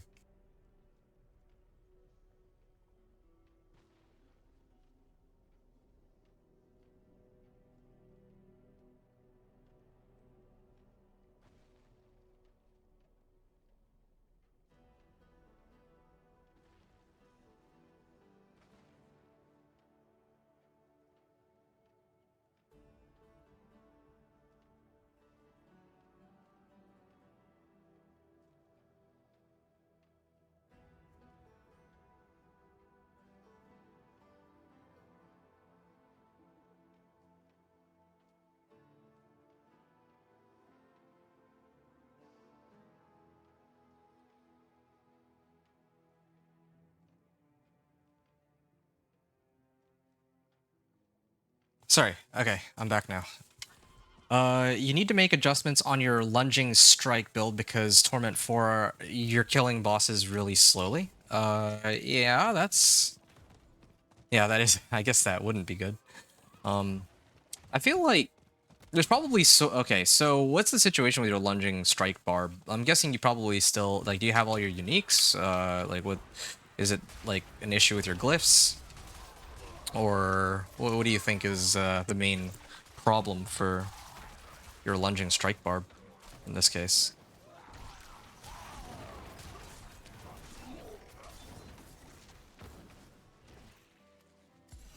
Okay.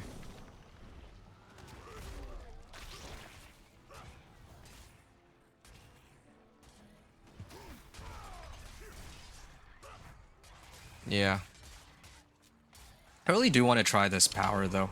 Pretty soon, like probably around level 40, I will start to use some of these powers because if this were like the live season, I'm pretty sure that by level 40 it would be reasonable to assume that I'd have all of the relevant powers, unless if it was anything like last season, like they're like bugged at the start and they just don't drop. That would be the only drawback. But I mean, at that point, that I wouldn't even. I think it's more important to actually see the powers in action at least at some point during the PTR, rather than account for that absurd, very absurd possibility. Not absurd in the sense that it could happen, or that it like is unlikely to happen or anything like that, but more just the fact that, you know, like, why would I account for that possibility when you know, the whole season's supposed to be centered around the powers, so no, I shouldn't prep for that off chance, because they should patch it anyway, right? If that happens. If it's like ridiculously difficult to get, or what have we here. Cinders collected. I'm gonna try to finish the Cinders collection on normal, and then I'll switch over to like hard, or maybe expert even, or maybe I'll even just run it on penitent. I actually think I could probably just farm on penitent and open chests as I go along. I think that would be the way to go. That would negate the like, part of the struggle that I'm having right now is if I die, then I lose like most of my cinders. But I think I'm tanky enough that I won't die, and I think I'm strong enough that I could clear it just fine. So that's kind of my line of thinking here. You need to make some adjustments because I got the right glyphs, man. I have 4 glyphs that are all level 70. I don't think I got the right runes. Oh, okay. Yeah, I mean, I'm not familiar with lunging strike, so I don't know what the issue there is. Lunging strike.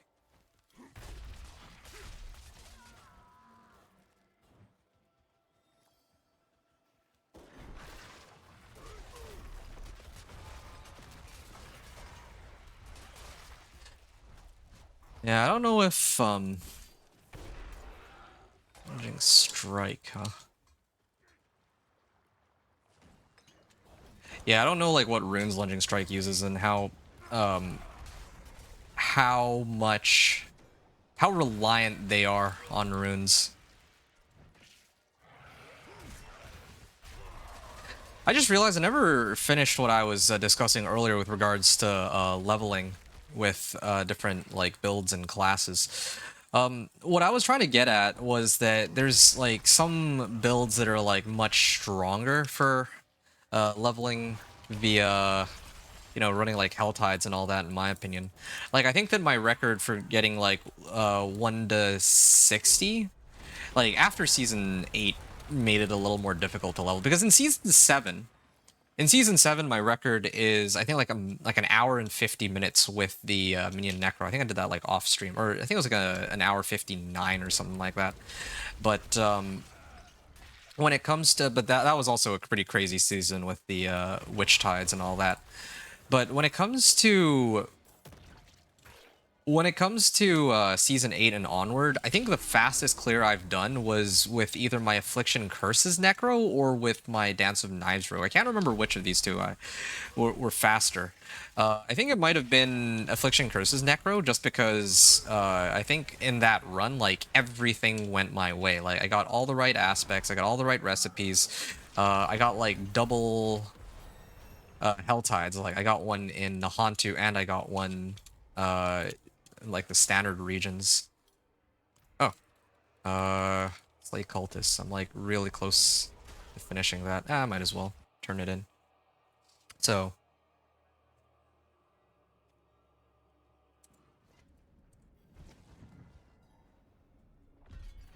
hold up. Let me turn in my whispers here.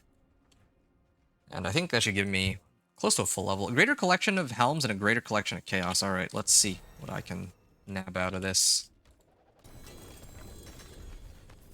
A little bit of everything, I see. Getting progressively more gold, too. Money rune. Is that... Cast 2 mobility skills. I use a lot of mobility skills because of leap, so I could run this with... I guess anything works, really. Meteorites, sure. Why not? I also have rubies. I could stuff them somewhere, too, but oh well. I don't want to read through all these items, so... Salvage all magic, salvage all rares, and... I guess I'd run this one instead. Gain Fortify whenever I deal direct damage while berserking. Oh yeah, Steadfast Berserker. Now that's actually a really important one. I'd actually completely forgotten that this was an available option. I will salvage it just so I don't have to worry about it again. Yeah, I don't think I'll be using this either. Okay, Steadfast Berserker. This one should be favorited, and I would put that...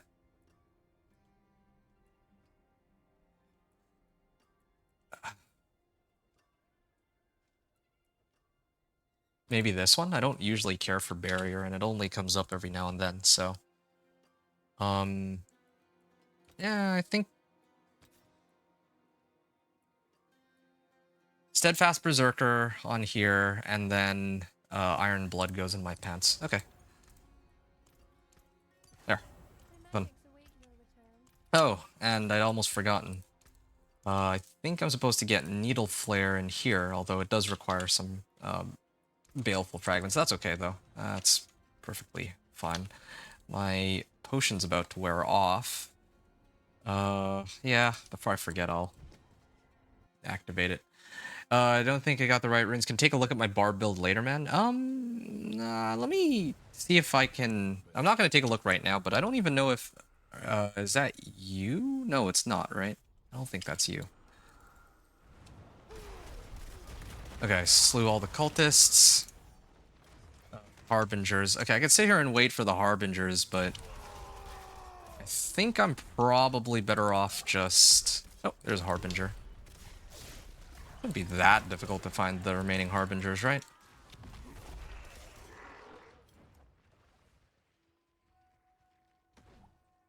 Okay, I'll clear this. I like doing... Wait, It says that there's an event here, but I think it's bugged. Yeah, I'm like pretty close to... Oh, there's another Harbinger. Okay. Yeah, finishing this. I mean, how difficult could it be to find just one Harbinger? And I keep getting sidetracked here. Yeah, maybe I could take a look at your Barb build later, but I'm not going to be back on the live servers for some time, so I could oh, there's a treasure goblin here. I'm not going to be on the live servers again for some time, so, like, I don't think I'll be able to take a look. Like, if being on the PTR, like, I can't actually take a peek at your equipment for whatever reason, then I'm not going to be able to take a look at it myself until later. That's why I can only, like, offer some, like, general feedback right now. Thorns. I mean, this is kind of nice, but I don't need to switch over to it.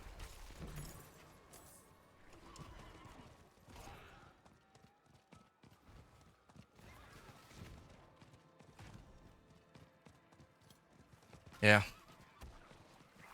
I'd be happy to take a look at it, like, I would have enjoyed taking a look at it, though. You know me. I like to take a peek at your builds and offer some feedback, but yeah, I'm gonna be on the PTR for a while.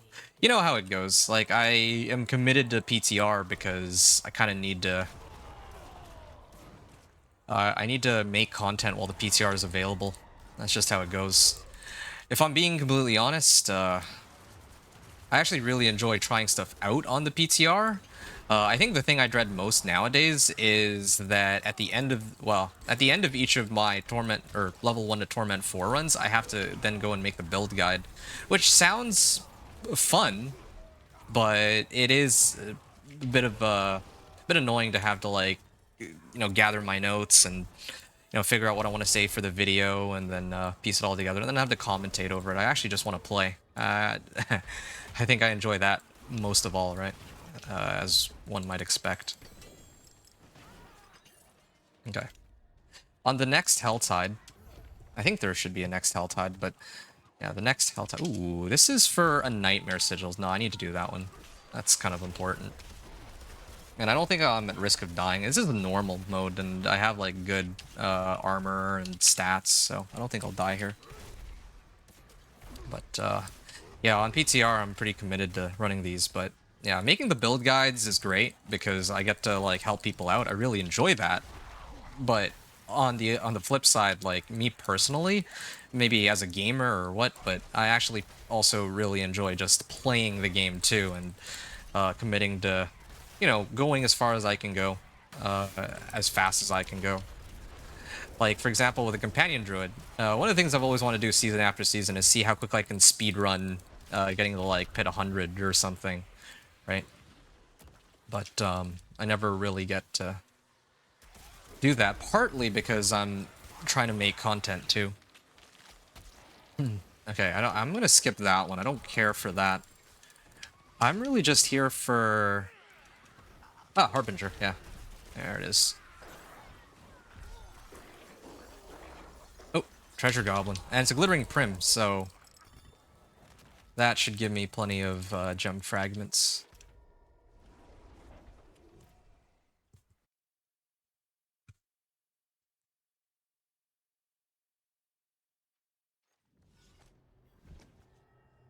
Okay. Setting it to Penitent.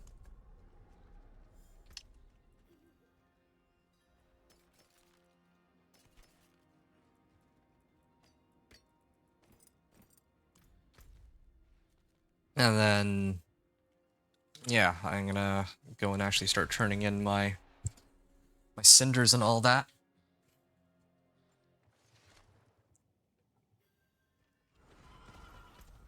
And, yeah, I should probably open the chests outright. I don't want to run the risk of dying like last time. Or not just dying, but just not being able to open all the chests in time. Yeah, now that I'm strong enough, I think I can afford to do this. Now that I've upgraded all my gear. Yeah, see, I'm still... if I'm not careful, they can still very easily kill me. So... gotta be quick about all these chests. I can't just dally on them.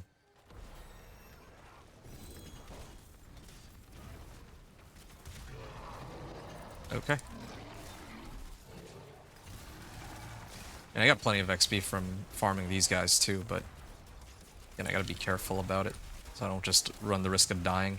Oh yeah, I'm level 40 now. So at the end of this Helltide, I'll probably just run the Chaos perks, and I get to see how quickly I can farm with them at the beginning of the next hour for Helltide. I think that'll probably get me to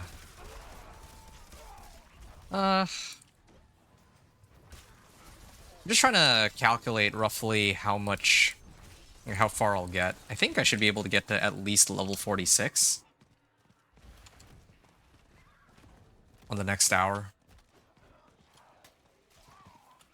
And then, well, yeah, Strongholds will be coming up soon after that. Helltide Harbingers, nice. Yeah.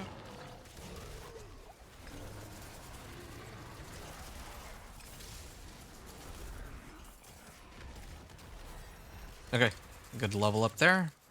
More Harbingers. I don't know if I care too much.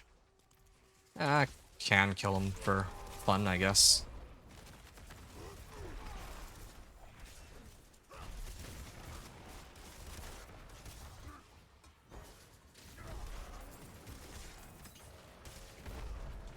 Yeah, I'm gonna run the PvP zones between the hours. I usually like to hold off on the PvP zones, like the whispers on them, and I try to save them for when... I typically prefer to use them once I'm about to go from level 60 into like Torment 1, right? But in this particular case... probably... Oh, no, no, no, no. I just keep getting knocked down. Alright, I'm gonna get out of here. Apparently I still haven't learned my lesson, but it's fine. That's just me being greedy for some aberrant cinders, but there's easier ways to pick those up. Oh. Should gift the mysteries.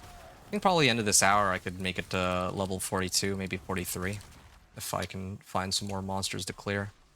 These rare Chaos Rifts are nice, but I don't think I'm strong enough to take them. Sad to say.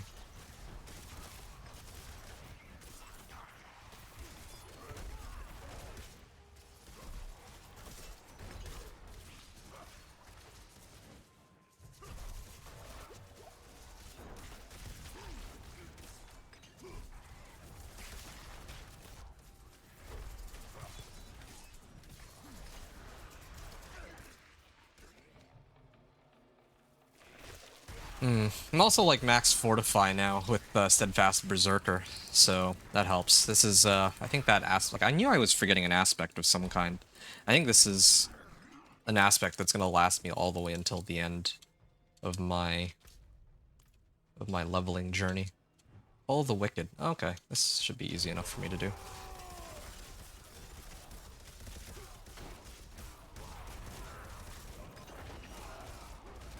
Yeah. So what I was saying earlier is I typically like to hold off on running the PvP zones until I'm about to go into like Torment 1, because I like to use them as my way of picking up some Artificer Stones once I reach level 60. But since they're actually... it seems they've made a change regarding Artificer's Stones, I'm gonna assume that's not a bug. So yeah, I can actually start using PvP zones as like an easy way to level. I mean, worst case scenario, if on the live season they revert this change, then I can always just... I mean, that's totally okay. I can just... I can always just go back to the usual method of, like, saving that for last. Oh wow, take a while to die. Use my shouts 500 times. Yeah, not sure if I got that much value out of this. I mean, I got like 40 cinders. I guess can't really complain. I don't know. This is one of the reasons why I still enjoy I actually prefer leveling like this too. It's faster for me to level doing the campaign, generally speaking. I think I've mentioned this a few times already. But at least when I level through the game normally, like there's some strategy involved. It's not just mindlessly going from point A to point B. That's basically what the entire Vessel of Hatred campaign is. The trade-off, like the good news is that you will be able to reach level 60 in like 3 hours or something like that, right? Even on like classes that aren't, or builds that aren't as strong, but the drawback is that it's mind-numbingly boring, I do admit.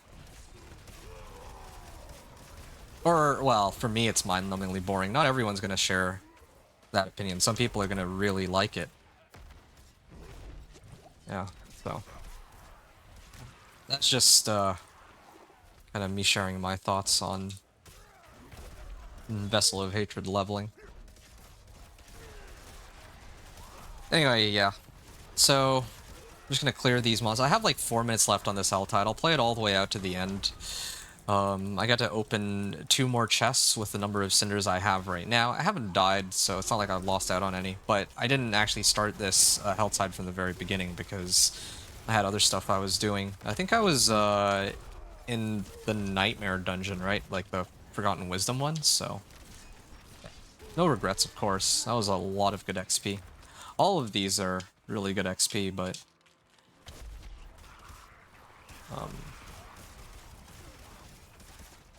just can't argue with how much XP we get out of this. And this is all solo leveling, too. Like, if I were to run with, like, others, then, yeah, like, doing, like, rotations of, like, Blood Maiden or something might be a really good way to farm up, grind out XP. Or maybe have people rotate, like, Forgotten Wisdom Nightmare Sigils. At least it's not shared, like those orbs, I mean. Unlike the start of last season. They kind of fixed that, if I remember right. Because, yeah, previously it was first come, first serve on those orbs, which was kind of stupid.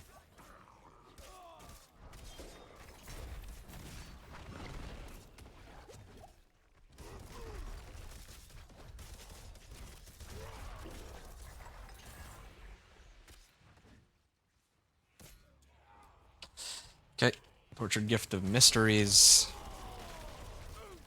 And that makes 1. I think I can open up 2 more. And like I predicted, I end up at level 43. Oh. I am short on chests that I can open, though, or Tortured Gifts. Okay. I'll try to budget myself a bit more time this time around, so I don't run into that issue last time where I just ran out of time. I would want to run this event, but... gifts... Yeah, I have to go this way. There's actually some chests there. If I stay here, then I'm not going to be able to. If they would just leave me alone, I'd be very happy about that.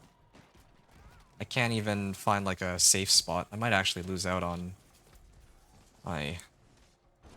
I can't even click on this.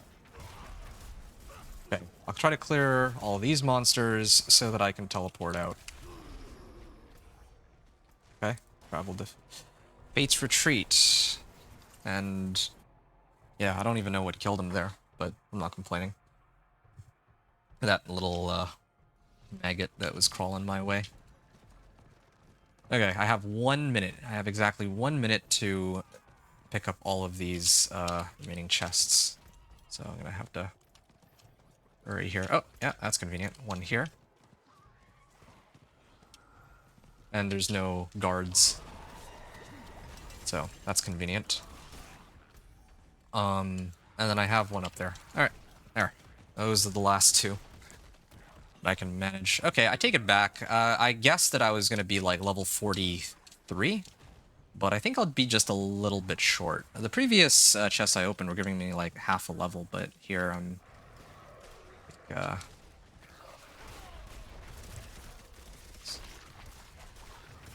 I'm actually 1 cinder short.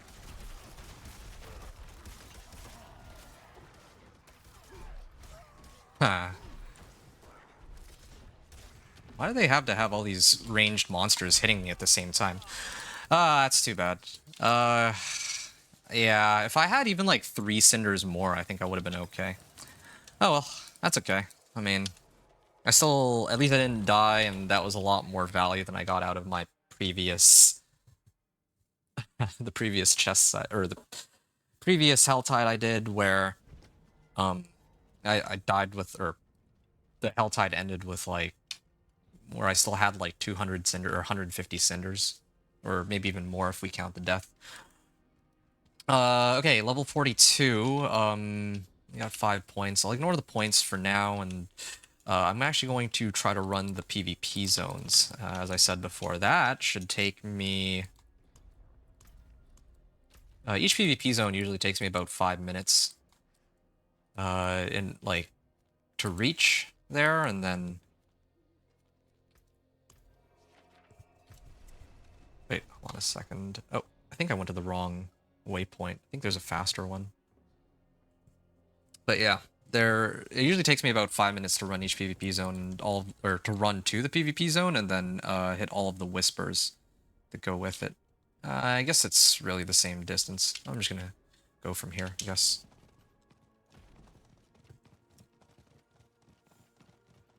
Anyway, while I'm running, yeah, I can talk about the Vessel of Hatred and leveling via Helltides. So I think the Dance of Knives Rogue and Affliction Curses Necro, or maybe even like most Necro, or most leveling builds for Necros, right? Like Minion Necro, Affliction Curses, etc., etc., etc. So those 2 builds are like built for Helltides. Heck, you could probably even run them on Penitent, and you'd be okay. I don't know if Dance of Knives Rogue has enough damage for Penitent, but I know Affliction Curses does. They have like more than enough damage, like 10 times as much damage as you need for Penitent, for some odd reason. And then when it comes to like Barb, particularly Thorns Barb, I think I'd rather do... I think just Barb in general, I'd rather do... Like, you could do either one, Vessel of Hatred or Helltide. It's like, it does okay on both. And then there's Vessel, then there's like Spiritborn. I think Spiritborn is better for Vessel of Hatred campaign leveling. And that just leaves Sorcerer and Druid. I think Druid would be better for Vessel of Hatred campaign leveling, because all you need to do, like, you just need to get from point A to point B on the map. And most of the time, if you're doing that, if you're just trying to get from point A to point B on the overworld, then probably the fastest way to do that... Yeah, if you're trying to get from point A to point B on the overworld, you're probably just going to be running around on your horse anyway, so mobility doesn't matter as much, the fact that Druid is so slow. So it really just boils down to how quickly you can kill bosses, and a lot of Druid builds, or most Druid builds, I feel like, are pretty solid for boss killing, especially Companion Druid, right? So yeah, they're probably much more built for doing Vessel of Hatred campaign leveling, in my opinion. And then Sorcerer... I feel like their damage is pretty weak early on, although I guess Hydra and Incinerate make them actually a bit more bearable. They could probably go either way, I think. So, Barbarian and Sorcerer can go either way.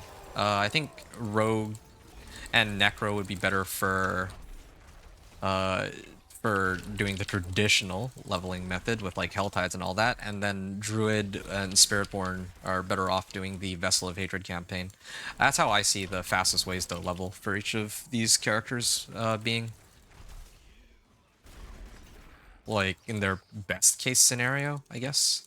If we don't factor in, like, okay, yeah, maybe somebody can just boost you into Torment via the pit. Like, that doesn't really count. That's not... Yeah, I mean, I'm not trying to count that here. Hey, there we go, I'm level 43. I would have been level 43 if I opened that last chest, I think. But, whatever. Better late than never. And then I'll get to turn in my reward, or my whispers after this, and that should bring me to like 43 and like 70%. This is a perfect opportunity for me to just cycle through my gear while I wait. So I get more damage out of this, but I don't think I care because, well, yeah, I just don't really care. Strength and movement speed. This is a better amulet than mine, but it's not worth it trying to re-imprint. Same with this. Same with this. Oh, this is a better axe than my previous one, though. This is Numbing Wrath. Ooh, get more fortify that way. I'll probably just salvage these. Except for maybe this one. I'll keep one, but I don't think it's worth it for me to shuffle around my gear right now. It's kind of a waste of time, in my opinion. I'm still able to stay alive, so I think I should be okay. 3 here. Okay. And then I'm going to go to Karagar, turn in my Whispers, and then head into the PvP zone. Or, not PvP zone, sorry, Helltide. And I don't know how long it's going to take me, but to reach level 49. But around level 49, I think I start to... Oh, greater cache of gem fragments. Oh, very nice. That was like almost a full level up out of that. Ton rune. Okay. That was also a lot of sigil powder, too. I'm going to open up a couple more of these and see if I get anything valuable. Always got to keep crafting these nightmare sigils. Just got to keep crafting them. This one's actually got a whisper attached to it, but I don't know if it's worth it for me to run it. Just for that reason alone. Blastwave Shrines, Roderick's Strong Room. I don't really feel like I get much value out of Roderick's Strong Rooms anymore. And I can craft another Nightmare Sigil. Chaos Rifts opened. And, yeah, I'm gonna skip this one. I don't think it's worth it. Not even for a Whisper. Like, I can always just go in directly in if I want. Like, if I really cared to, if I really cared so much to get that Whisper, then I can just walk into the dungeon and just, like, try to go through it as quickly as I can. I'm glad I picked up this waypoint. I'm, like, really close to where the, Helltide is and where the Whispers spawned. Oh, this is Penitent? Oh, shoot. Blood Maiden, Demon Cinders. Okay, I made a mistake. I gotta switch it back down to normal. I usually like to start by doing the Blood Maiden before I do any of the other ones.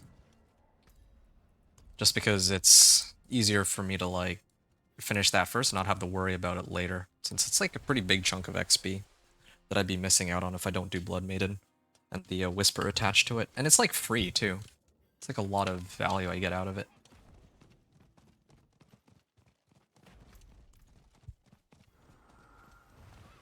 I'll kill all these on the way in. Maybe just farm up a few cinders here and there.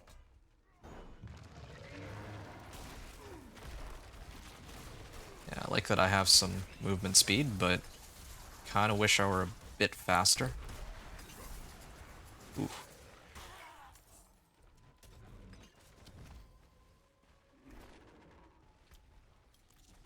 Okay, my elixir is going to be wearing off pretty soon, too.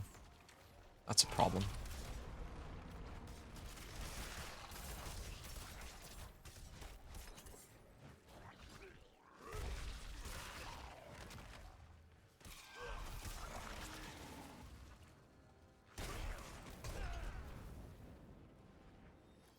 Okay. 1 and 2.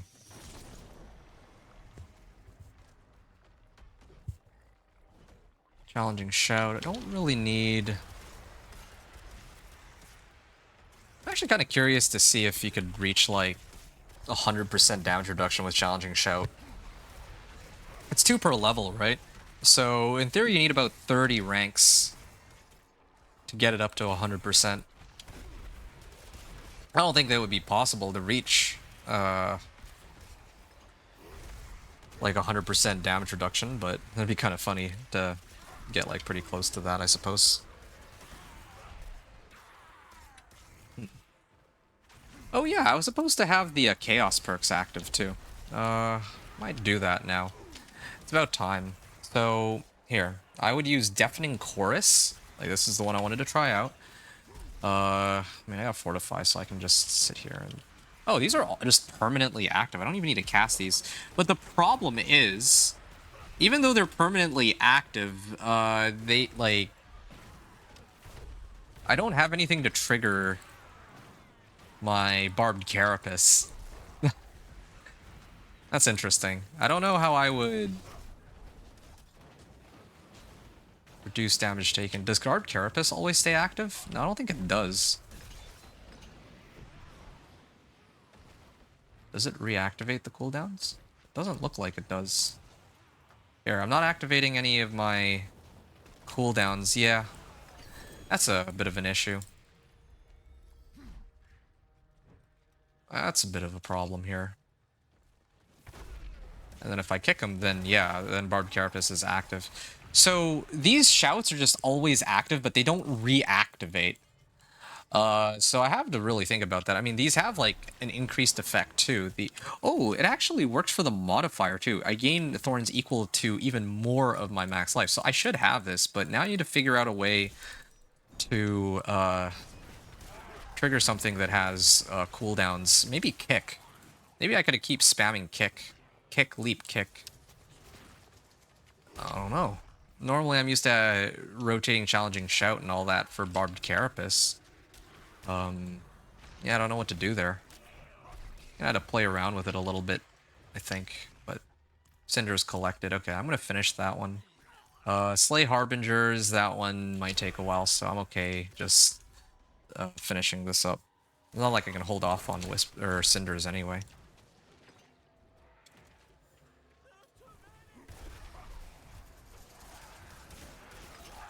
Yeah, it doesn't seem to recast the shouts. That makes me wonder if there's anything else that affects. I mean, I guess that also means I don't need shout skill effect durations being increased, because if these are always active, then there's no point. But I want to try it. I actually want to commit to using this, even if it means Barbed Carapace isn't active as often. Yeah. What about my other ones? Oh, right. I was going to run Erupting Chaos. And... core skills deal increased damage. I don't care about that. While I'm not healthy, I'm berserking, but I'm always healthy. Unless I did, like, Raging Chaos with, not this one. Where's the one where... healing received... Huh? I could have sworn there was one where I lose, like, a chunk of my life. I guess it would have to be this one. 100% max life. Yeah, maybe this one. Yeah, okay. 100% max life with this. But I'm always still healthy, so that doesn't really help me. But later on, I would definitely use this. I use Brawn over Brains. Oh, I can actually scale it up to 200% max life. Oh man, that is a lot of thorns. I just always have like a crazy, ridiculous amount of thorns up. But yeah, I'll worry about the unique perk later. I think this is fine, but again, it's while I'm not healthy, but I'm always healthy, so I don't know how... Oh, here, Marred Guard. You can no longer be healed above 50% life. That's the one I wanted to try and use. Raging Chaos...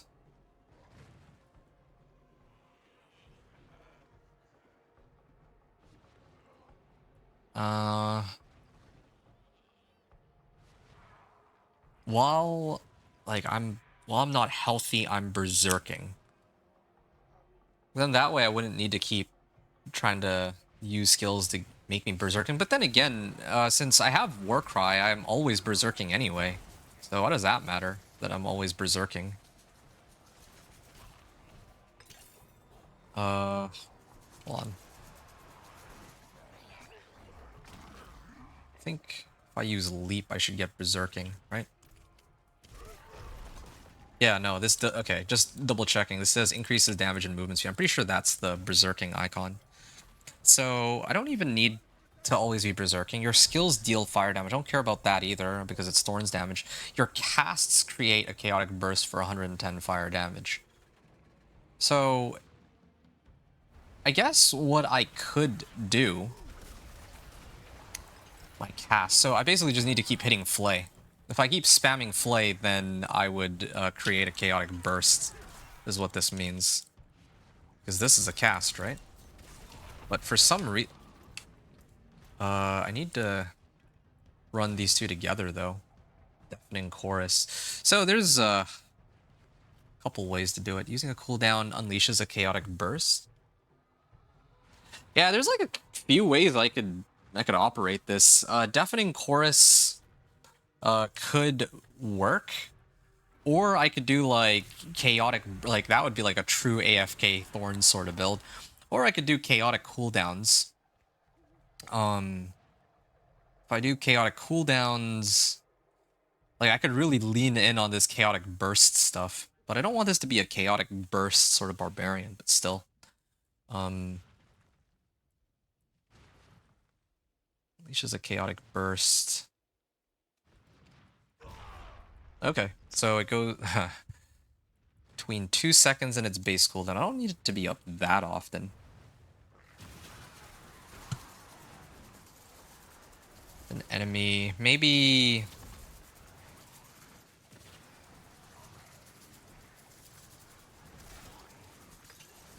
Marred Guard. Increase barrier and fortified generation. So I'm always berserking. My casts create a chaotic burst. Oh, I mean that's I hate to say it, it was kind of underwhelming. I like this when these chaotic bursts show up more. Like there's like a bunch of them that detonate at once, but with Flay.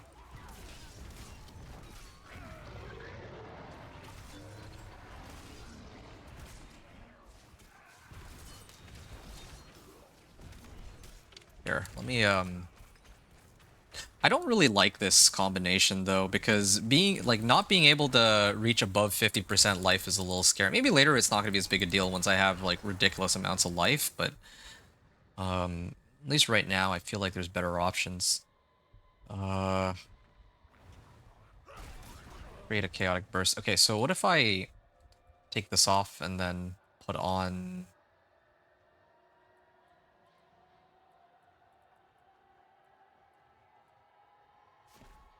something like this? Yeah, alright.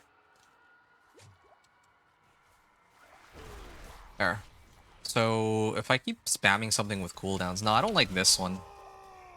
I don't want to rely on cooldowns to spawn chaotic burst because I'm not always going to be spamming my cooldown related skills. If I were playing something cooldown based like a companion druid, then maybe. But here I don't really like it. What about with Flay? Yeah, it feels kind of weak. Like I cast Flay and then I think it hit for 77 just now. The burst only hit for 76 damage too. So not only does it feel weak, this Raging Chaos. Yeah, this actually felt so weak compared to my other sources of damage. So not only does it feel weak, but it also deals fire damage. I think that part's okay. It just doesn't spawn as many chaotic bursts like that quickly. No, I think that my favorite so far my favorite combination is having, yeah, like I don't want to have half my life. I think I run Deafening Chorus, Erupting Chaos, and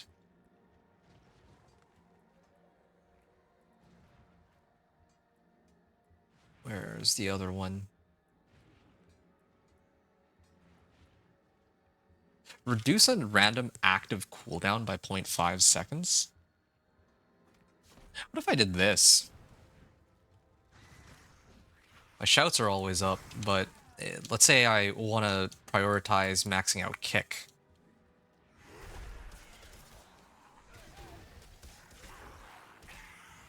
Oh yeah, I actually hit something. Oh, that's nice. I actually kind of like that. So now I just need to wait for the chaotic burst to hit stuff. Then I can actually just keep kicking them. I kind of like this, actually. Yeah. Okay. Now I just need to reduce the cooldown on kick. It keeps draining out my fury, but I don't know if I really care all that much. Okay, so deafening chorus, erupting chaos, and accelerating chaos. Damaging an enemy. Chance to trigger a chaotic burst. What was the other one? Raging chaos. No, I don't want that. Do I have any other ones that might be worthwhile? Or maybe this one, chaotic cooldowns. Casting a skill with a cooldown will randomly set it. What if I do that? Would it work with charges on kick?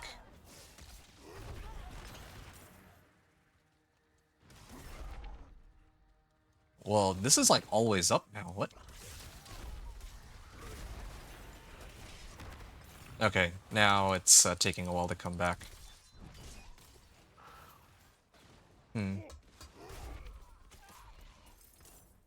Yeah, I kind of do like this setup to some degree, but it's got to be a little bit more... It's got to be a way to make it a little bit better. So, between 2 seconds...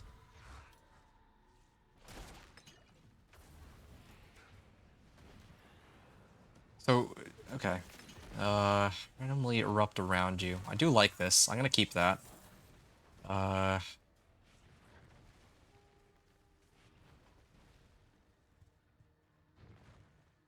Yeah, I don't really think I care for Raging Chaos.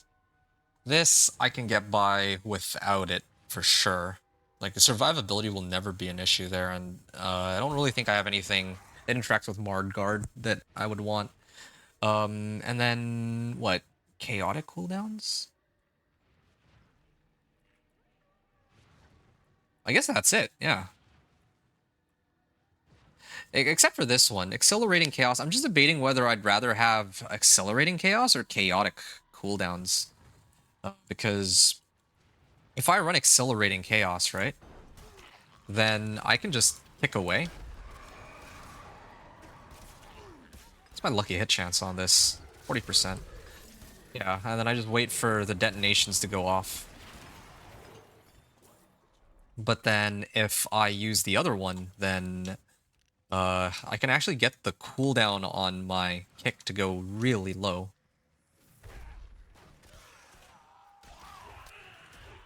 Yeah, now there's some monsters here. Every time it detonates, it reduces the cooldown by a little bit, but I think... Yeah, I think this one is the way to go. Unleashes a chaotic burst. I mean, this also itself is cooldown based, so that also releases a cooldown of some kind. I'm actually liking this, yeah. It keeps resetting it in such a way where... I just have to keep spamming kick, that's it. That's all I gotta do. Keep spamming kick over and over. Alright, I think I'm done my testing with the Chaos perks, and... funny enough, I was mainly just focusing on doing the testing, but through all my efforts, I've managed to farm about 300 and... almost 350 cinders, so that's pretty good. A lot of fortify. Now, I can't actually wait to get my unique perk. That'll be fun. Man, I think my unique perk, though, is gonna be kind of insane with Challenging Shout, because my Thorns will scale with my health, right? So I actually have a feeling that Thorns Barb is gonna be kind of nuts for next season, since this build actually does scale with my health. Thorns, for me, scales with my health. So I can actually get some pretty ridiculous damage numbers using, probably using some of these unique powers. Let me just read that again. Was there any drawback to that at all? My maximum resistances are reduced by 25%. Well, I think that's okay, because I have my shouts permanently active. Yeah, the more life, the better. I still don't know, like, it says one arsenal weapon type. Oh, does it mean, like, I have to only run two-hander, and then I can't run two swords and a polearm? That doesn't seem worth it at all. For, like, what? Well, I guess it does give me more of a chance to get, like, overpower and all that, but... Yeah, I don't know if that actually works with... Decent bleed duration, max life... I don't think that works with Thorns at all. Here, let me test that real quick. If I have only one arsenal weapon type equipped. Okay, let's say just the mace. Bonus XP. Okay, I might actually try that one. So, Thorns increase... am I using this correctly? Single-minded Fury. Oh, one arsenal weapon type equipped. 100% damage. Oh, okay, yeah, it is actually working. But what happens if I do... Yeah, okay, this is good. This is kind of what I was curious about. Okay, so I actually... So, what? I only need to have one weapon equipped? Am I... Like, I'm not entirely understanding here. I guess that's what it would mean, that I must have only one weapon at a time. Well, that doesn't seem worth it, but sure. Let me try and see if I can get, like, some chance for overcrit. My whirlwind doesn't seem to be doing any kind of overpower. It would have been nice if this overpower chance actually works on my other skills, but it doesn't seem to. Maybe on my flay it would work, but I don't think I really care about that, right? I don't think I've seen a single overpower. It's a little weird.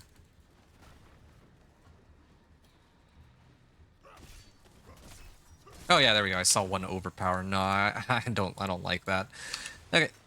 It was fun testing it out at least, but no, it's just not... Definitely not what I want in this case. Okay. Good. Okay, at least I got the chaos perks down. I kind of figured all that out while I'm farming cinders too, so that actually works hand in hand with each other. Hellspire. It's normal. Oh, hold on. I just realized I kind of left behind like a legendary bonus XP one. I think I could probably take it on because I'm like pretty strong now. And I also have these chaotic bursts too. Let me actually take a look. Like I wasn't paying attention the entire time to how much damage these chaotic bursts do. I was really just looking at like a way, or I was looking for a way to try and keep my barbed carapace going.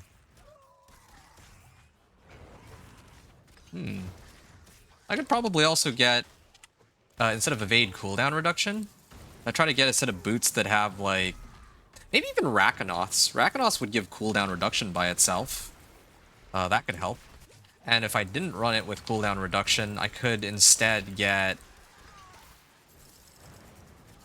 instead of cooldown reduction, the other option is that I get something that has, like, kick cooldown reduction, but I don't know if that belongs on boots though, because it's not really a mobility skill. Leap, it makes sense for that to be on boots, but I wonder what other ways I can reduce the cooldown on my kick, because that's going to be what triggers my barbed carapace, and you know it's a cooldown, right? So yeah, that triggers barbed carapace, but it also spends my fury, so that's keeping me maxed out on. Well, yeah, it's keeping me maxed out on. How many... Like, my Thorns damage increase, too. It's my main resource spender. I could also keep Whirlwind if I really wanted to, but... I think later on I'm probably better off getting other skills. And I love how much health Barb has, and how much Fortify they get. Okay. Garrune. Yeah, wow, I can't believe I actually farmed almost, like, 500 cinders.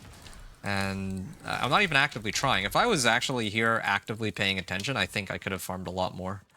I've just spent a lot of time trying to read through these skills and test them from pack to pack. And, yeah, like, got a lot out of that, right? I think I lost it, didn't I? I lost the Chaos... the Chaos Rift that had bonus XP. I would have liked to see how much XP I got out of that one. But, I think that's gone. Alright. I'm gonna switch it to Penitent after this, event here. Yeah. And I also just realized I don't have my Elixir active either. Just try to hash this out here. Yeah, okay. I'm gonna activate this now. It's about time. Should have already had this, up and going, but... I was preoccupied, of course. Survive the ambush. I mean, I don't even need to really do anything. I could just sit here and AFK. If I really wanted to.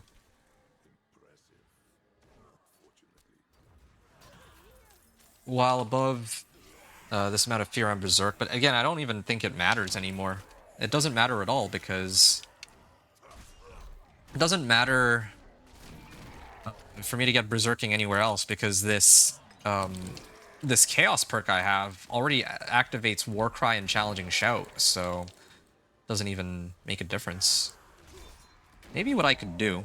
I take off Whirlwind, and then I replace it with... something else.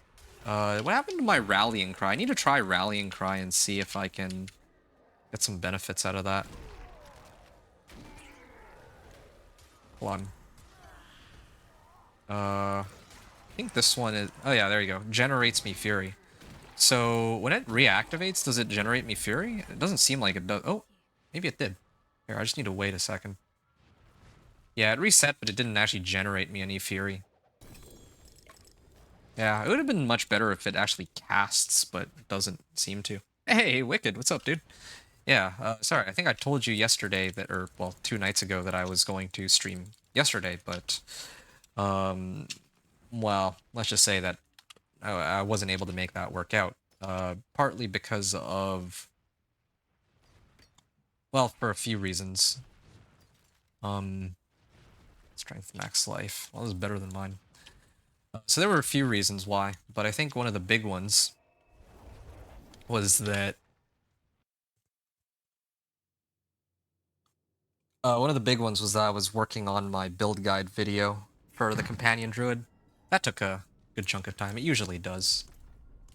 Yeah. What's up, dude? You did. I felt betrayed. Yeah, sorry about that. Yeah, that happens. I'll get it. Yeah, I appreciate that. I appreciate your understanding on it. But having said that, you feel betrayed. I saw you streamed. How was your? Well, first of all, how are you? Like, what's up with you, or what are you up to? And secondly, I think I saw you had a stream up. I was actually curious, so I checked up on your channel specifically because you said that you were also a streamer, and I remember saying that I'd swing by your streams one of these days.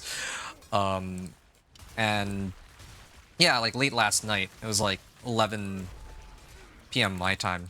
I was like looking, and I saw that, yeah, you had actually streamed yesterday. So how was it? I'm guessing you were on the D4 PTR, or were you just playing on the live servers? Channeling Shrine. Okay. You just about got all the settings figured out? Settings for what? Okay, here I go again, just mindlessly running around. Aimlessly walking around. Don't need to do this. Oh yeah. Aldkin should be giving me Field of Languish. Hold on. Field of Languish here. For when I get CC'd. And this for more damage. And I think I also get some benefits here too. Open up defensive aspects. But I'm not going to make the same mistake I made last time. Last time when I played my companion druid, I opened up the bartering option way too early, so I ended up getting only items that were like level 37. So the earliest I should ever open it is like level 60, I guess. Maybe even if I make it in a torment, but I usually do like to gear myself out with half decent equipment first. Yeah. Bonus XP. Oh, okay. No, but this is Penitent now. No, I'm not gonna risk it. On normal, it would have been okay for me to risk it, because yeah, I'm like strong enough to take it in normal. But here, I run the risk of actually dying. Okay, they're getting on my nerves a little bit. You did a short stream before work to test settings I changed. I see. Just for a cleaner stream, less delay and lag. Okay, I gotcha. I meant to ask too, so what other games do you play out, like, aside from Diablo 4? I was just curious if there are any other ones that I would know. Like in my case, recently... Like, originally when I started this channel, I was supposed to play more than just Diablo 4, but the way things turned out, right now I'm just committed to Diablo 4.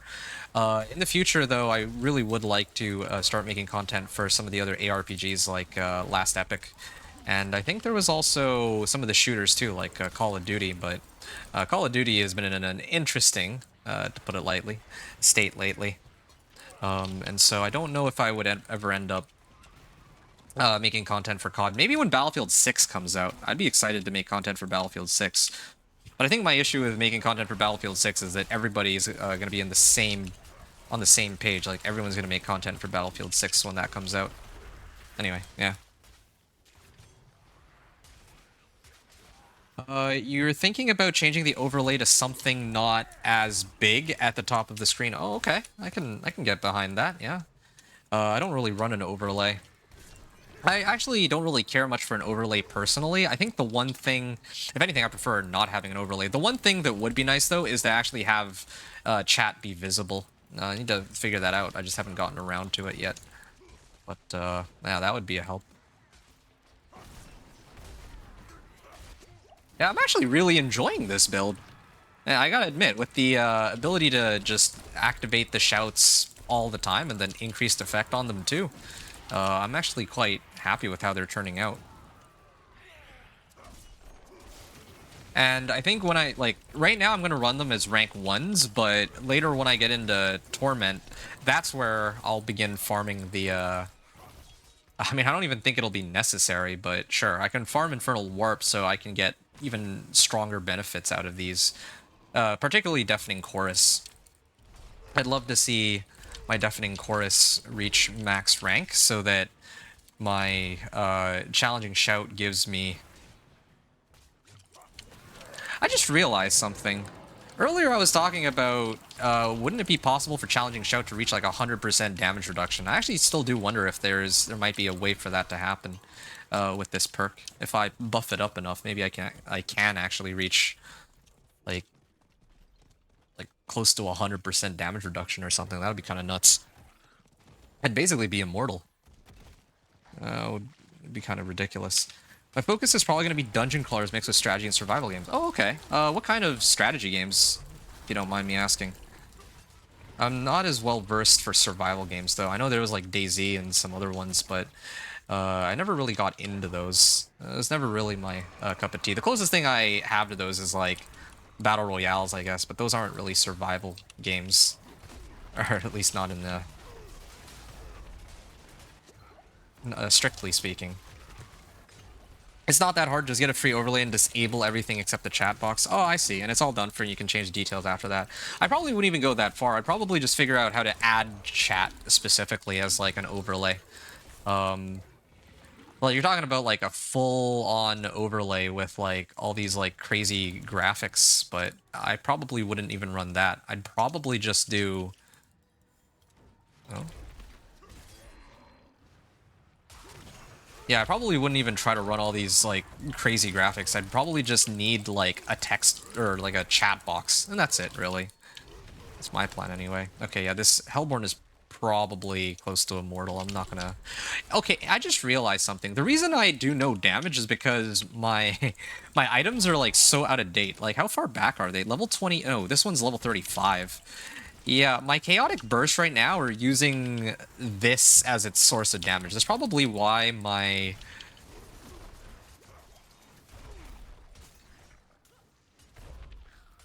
Oh, I gotta get this animal to the right spot. I didn't realize that was the goal here. I lost my train of thought here. Too many things happening at once. You don't have to use anything but the chat box. If anything, you can just give an idea how to set one up, then create your own. I mean, I wouldn't know how to do that. I just know that there's options to add, like, chat to... Oh, hide all spirit animals. I just know that there's options to actually add your... add chat from, like, YouTube and Twitch, and then put it on your stream. That's basically it. Oh, it's kind of cool that they added this in as an event. This used to be a whisper in Season 7, but I guess that's kind of got rid of that now. No, I'm going to miss out on being able to get the mastery for the deer spirit, but I think I still get all the relevant rewards. I still get cinders. I still get sigil powder. Those are, I think, the most important. Oh, well, I mean, close enough. Still plenty of sigil powder and all that. Okay. I am going to pick this up. And now I'm going to head on over and turn in my cinders. I feel like I'm actually going to be able to reach level 50 pretty soon. A lot sooner than I expected, actually. Yeah, my last run was a lot slower than this. Feels like. Yeah, I just need to clear the remaining chests here and I'm good. Yeah. Are you going to be streaming today, Wicked? If you are, then at the very least, I can pull up your stream and lurk on it so that that might help. Well, yeah, you might be able to get at least one more viewer that way. I do that for... I mean, you haven't seen him yet. He hasn't been around on my channel lately, but Cam, one of the people who has regularly hung out here in the past, he's like a bigger streamer than I am. Yeah, he has like more people watching him than I have on this channel, right? And the thing is, usually if he's starting his stream, he'll lurk on my chat, and then when he starts up his stream, if I'm not like preoccupied, then I'll load up his stream and all that. So that's how I do it. You said you looked at the stream. Any feedback? Only been going for a week today. Oh, no, I didn't. I only saw that you streamed. I didn't actually look at the stream itself. I didn't actually watch you stream. If you're looking for feedback, I'm not like that knowledgeable about making streams better and all that. I wouldn't say I'm new to this, right? Like, I've had this channel for like 2 years, but still, when it comes to actually making your stream look good and all that, that's not really my... It's never really been my main focus, I guess. Yeah, in about, 4.5 hours. I'm going to be gone in 4.5 hours, unfortunately. I would have loved to swing by and check out your stream. I still would. I will. Just not today. Tomorrow, maybe. Well, actually, tomorrow I'm also going to be still playing D4, but I might take, like, a break between... Well, yeah, I might take a break between, like, when I reach, like... Well, I'm just thinking, like, what am I doing tomorrow? I think tomorrow I'm going to be grinding from Torment 1 to... Oh, I'm actually out of Cinders, no wonder. I'm going to be grinding from Torment 1 to Torment 4, I think. And if I'm going to do that, then... I think after that, I'll probably have to take a bit of an extended break so I can work on my own video. Maybe I can actually swing by tomorrow for that. No worries, any feedback is welcome to me. Okay, yeah, sure. Yeah, I would like to see this... Well, I'd have to actually watch, and then I'd be happy to give you feedback, you know? It is intriguing to me because you're a fellow, like, streamer now. I mean, I guess I can call you that, right? You're a fellow streamer, and it's not like you've been on the block for, like, a really long time. So, yeah, I'd be curious to kind of see what kind of content you're putting out and all that. It's fun to watch, right? And you said that, yeah, you're gonna do a collab stream on the PTR. Oh, okay. Showcasing early game content. Kind of like what I'm doing right now, then. Okay, so what do you have planned for early game content? Are you gonna be running with other people? You said collab stream. Who are you collabing with?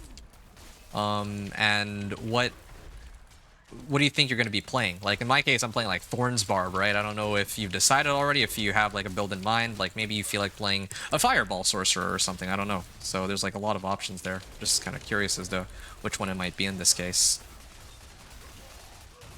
That hurts.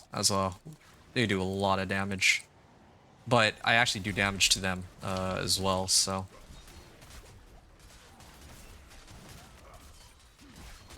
It's not the dark orbs. Oh, these ones are okay. It's the ones that are like dark red, kind of like Endarials that are able to like instantly kill me. Yeah. Oh, close, really close. I have like no cinders, so that's one of the reasons I was okay with taking the risk here. I guess having a better weapon would help with these powers and with the chaotic bursts. There, I got a nightmare sigil out of that, so that's good. And now I can open this. Very convenient. How much XP am I even getting from this? That was like 25%. This is decent, I suppose. Portal Invasion, Helltide Rises. I don't really care to fight a boss. Maybe I can reset it for a different event if I come back after. Or maybe it just disappears. Either way, I don't really want to deal with it. It just takes so long. Only thing you're worried about is you just hit affiliate. Oh, okay. So I set all that up today. Okay. Hold on. And here, wait. I'm doing too many things at once. Give me a second here. Let me salvage all rares. And then what was I doing? I could like turn in my rewards, or I can go back. I think I will turn in my rewards here. Yeah, just get this over with. I only got like half a level out of that. That's like the equivalent of like 2 chests in the Helltide, huh?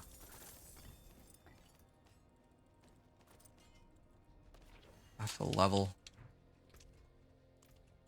And I also have this issue with Thorns. Like, I have sticker thought aspects, so I should be channeling something. Ideally, I wanted to channel my whirlwind, but later I'm gonna have this like skip out on that, I think, in favor of just committing my fury to kick. Is there an event here? Nope, it dissipated. Alright. Well, that's fine then, I guess. What can you do?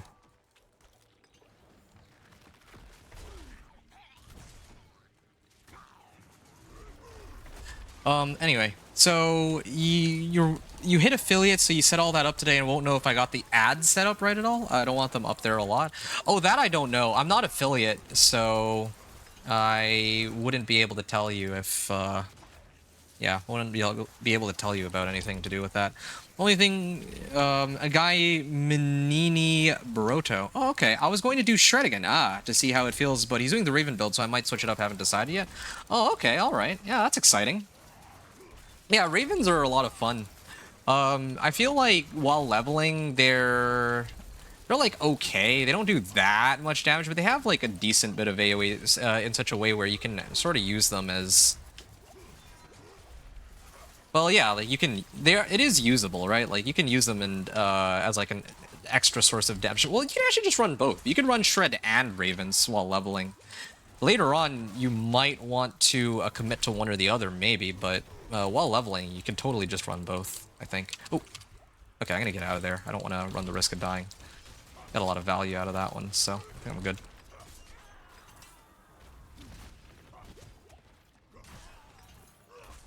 Okay, that's good. And then more of these. I'm gonna leap this.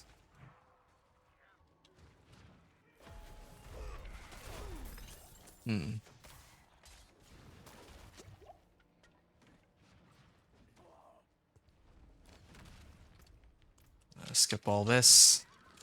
Level 48. I could just run this to the end.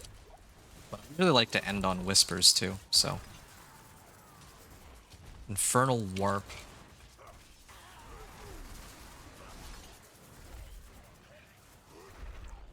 Yeah, I feel like I'll be here until the end of the hour. I just don't really see myself... oh, you know what? I remember what I was supposed to do. I was supposed to see if I could get like a Forgotten Wisdom Nightmare Sigil. I think that was what I was missing. Or that's what I forgot to do. I have a lot more Sigil powder now. Yeah, I don't really feel like those are very good for leveling from 50 to 60, so I'll probably run those now if I can.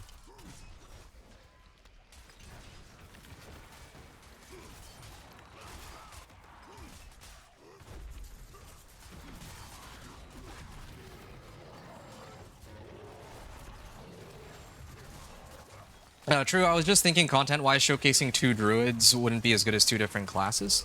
I don't think there's anything wrong with that. It kind of depends how you spin it, right? Like, you could look at it as, oh yeah, like, it would be better to have a sorcerer and a druid. Or you can look at it as, hey, this is my run with 2 druids, right? Like, yeah, the double druid run. There's a nice ring to it. Double the druid, double the action, right? It's just an issue of how you market it. And besides, yeah, you have 2 druids, but like a raven druid would be very different from how a shred druid would play out. It's kind of similar with like a sorcerer. Like everyone just says, hey, yeah, a sorcerer is OP, but I assure you that if you were to try to play, I don't know, let's say like a fire, well, maybe not firebolt, but let's say like a spark sorcerer or like a charged bolt sorcerer, you probably wouldn't have as much success as if you were to play Hydra in the current, well, in any season really, like this season or last season. Maybe Raven versus Shred? Yeah, that sounds fun. I think at the end of the day, you seem like a pretty chill guy, so I don't think that most people who would tune into your content would care too much, but... yeah. Maybe I'd be wrong about that. Like, I'm sure that they'd be tuning in just for, you. I don't know. I haven't seen you stream enough, but I just kind of get that vibe, just like interacting with you, you know?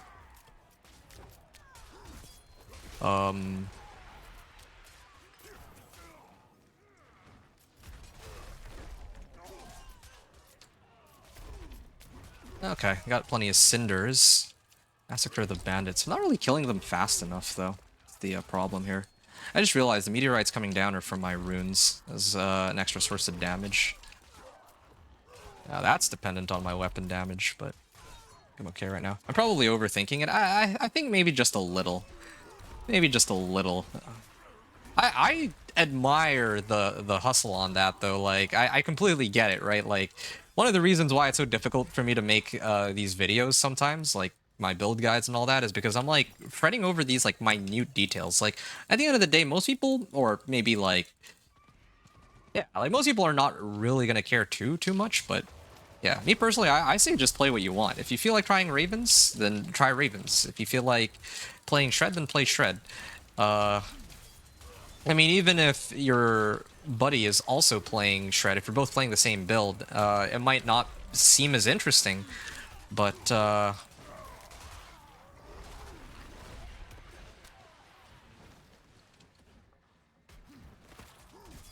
I don't know. At the end of the day, I don't know how much of a difference that would actually end up making, right? Like, oh, there you go. That's level 49.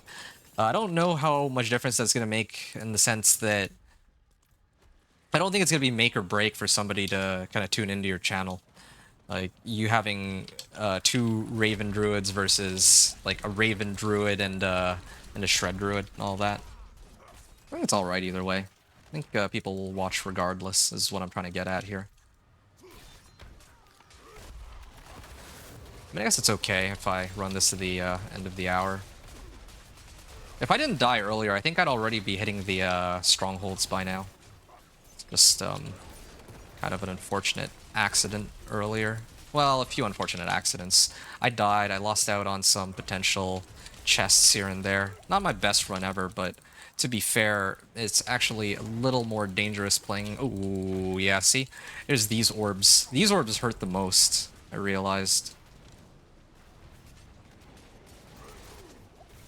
Yeah, I can't kill them. They actually, for some reason, just don't die. Yeah, I had to back out on this. Maybe I can kill these. Oh. Forces of Hell grow frenzied, so there's gonna spawn like a lot of Hellborns too.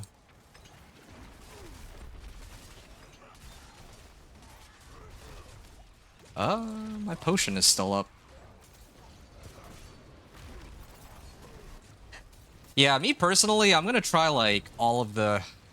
why are they taking like no damage? You guys are actually like impossible to kill. I don't know why. Oh, healing well, good. Yeah, I'm gonna try all the classes anyway at some point, so... like, I don't know about if it's gonna be the same for you. I don't know how far you plan to go. You said you're gonna play, like, early game for the PTR. I don't know if that entails that you're gonna make it all the way to level 60, or if you're gonna stop after a certain point, or what. I do see what you mean, though. I'm back not for the Barb you're doing with the way you make your content. Well, I appreciate that, man. Thanks, dude. Yeah. I was just upset I didn't get to stream yesterday, but, again, like, I think... Oh, well, I gotta leap over this. I'm gonna get out of here. I can go to this chest up here. I think that's better. Yeah, I think it's most important that I do my build guides, because that's like, at this point, what my channel is known for. I mean, it's not like...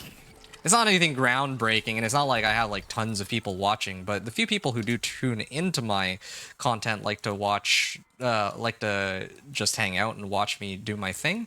And I think also there's a lot of people that also enjoy, or a lot of people actually like to watch these build guides that I pump out for the classes or builds that they're interested in making, right? I think that the statistics... Oh, hold on. Let me make some more potions here. I just need to make one more, actually, because I'm going to get, like, the bigger potions pretty soon. Okay. I'm going to salvage all rares, and I'll worry about all the legendaries after. Who knows, maybe some of them might be valid upgrades. Okay. Yeah, I think that a lot of people who have found my content have done so through the build guides. I think on YouTube, like, I got, like, what, 7 people watching? I think if I were to, you know, if I were to gamble a little bit, I'd wager that most of the people who found this channel didn't just discover it spontaneously, like, in the last couple hours, but that they probably found my build guides first. Where I actually kind of covered, like, oh, this is my companion druid, and this is sort of how it looks, right? Build Baron. Okay, hold on a second. Let me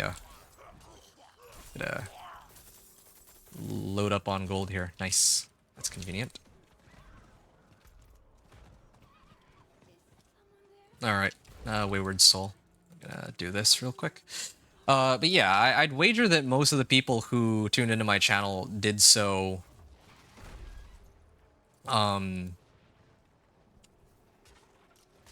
did so because they found it through some of the videos that I've been making on my YouTube channel. Like, I did, like, the Companion Druid, and then I also did the Ice Shard Sorcerer, and the Incinerate Sorcerer.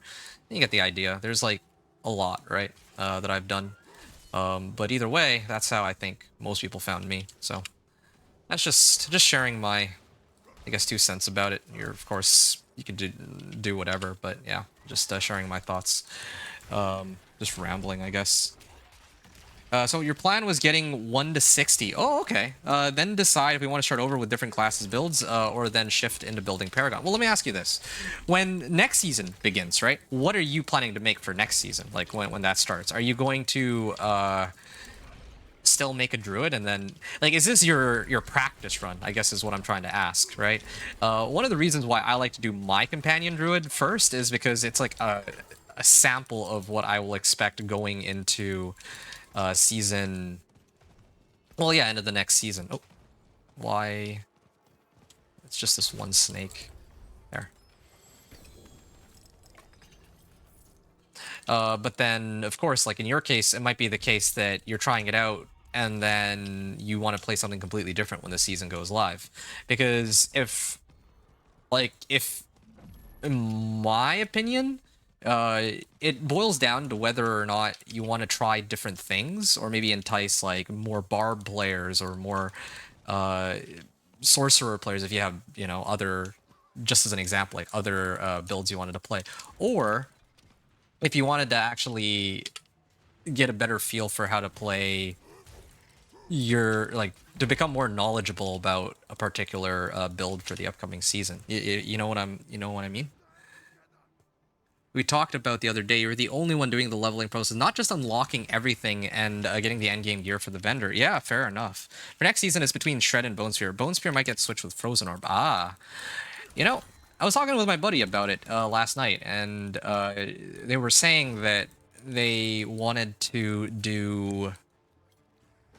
they want to do, like, Fractured Winter Glass. Or they want to do Fractured Winter Glass for a while, so that might be something worth looking into. I don't know. I don't know if they really did anything to, like, this season specifically that makes Frozen Orb different than past seasons, though. I don't know. I don't think they touched Frozen Orb at all. They didn't buff it. They didn't nerf it.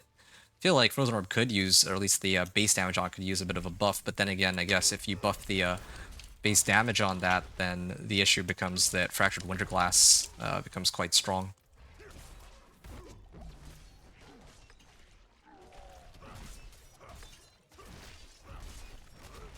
Okay, there. I think, yeah, I'm actually already pretty close to reaching level 50. Maybe just do... I don't know. What's, like, the fastest Whisper I could clear right now? Well, I think the mistake I made, too, was I was supposed to open up some of these Nightmare Sigils, but oh well. Do you take challenges? What do you mean take challenges? You mean, like, you know, play the game but only use magic items or something like that? If so, probably not. I'm not really too interested in challenges. I'm more interested in trying to show people what builds. Maybe I'll keep Infernal Warp Reserve. Yeah. And then open this. Hey, Forgotten Wisdom. Yeah, okay, I can run that then. That's fine. Infernal Warp Reserve. I'll salvage that and I'll craft another one. Roderick Gem Reserve. That's too bad. Well, yeah, that was good. Okay, Forgotten Wisdom Nightmare Sigil. So this will actually make it a little easier for me to avoid... I mean, I should have opened that first. That would have saved me a lot of time. But, oh well, whatever. Better late than never, I suppose. I'll toss the... I think I still have plenty of... resistances and all that. Or... I think I'm okay. I'm just gonna toss everything for now. My setup is, like, plenty strong enough, I think. I don't really think I can get... Well, there is one other adjustment I can make. If I get, like, much stronger pole arm... What's my strongest available pole arm right now? This one? Yeah, if I put this on, and then I put Inner Calm on it... wait, no, sorry. Just gonna salvage these first. Okay, if I put Death Wish aspect, then... I can get a lot more thorns while berserking. And then here I would run Inner Calm.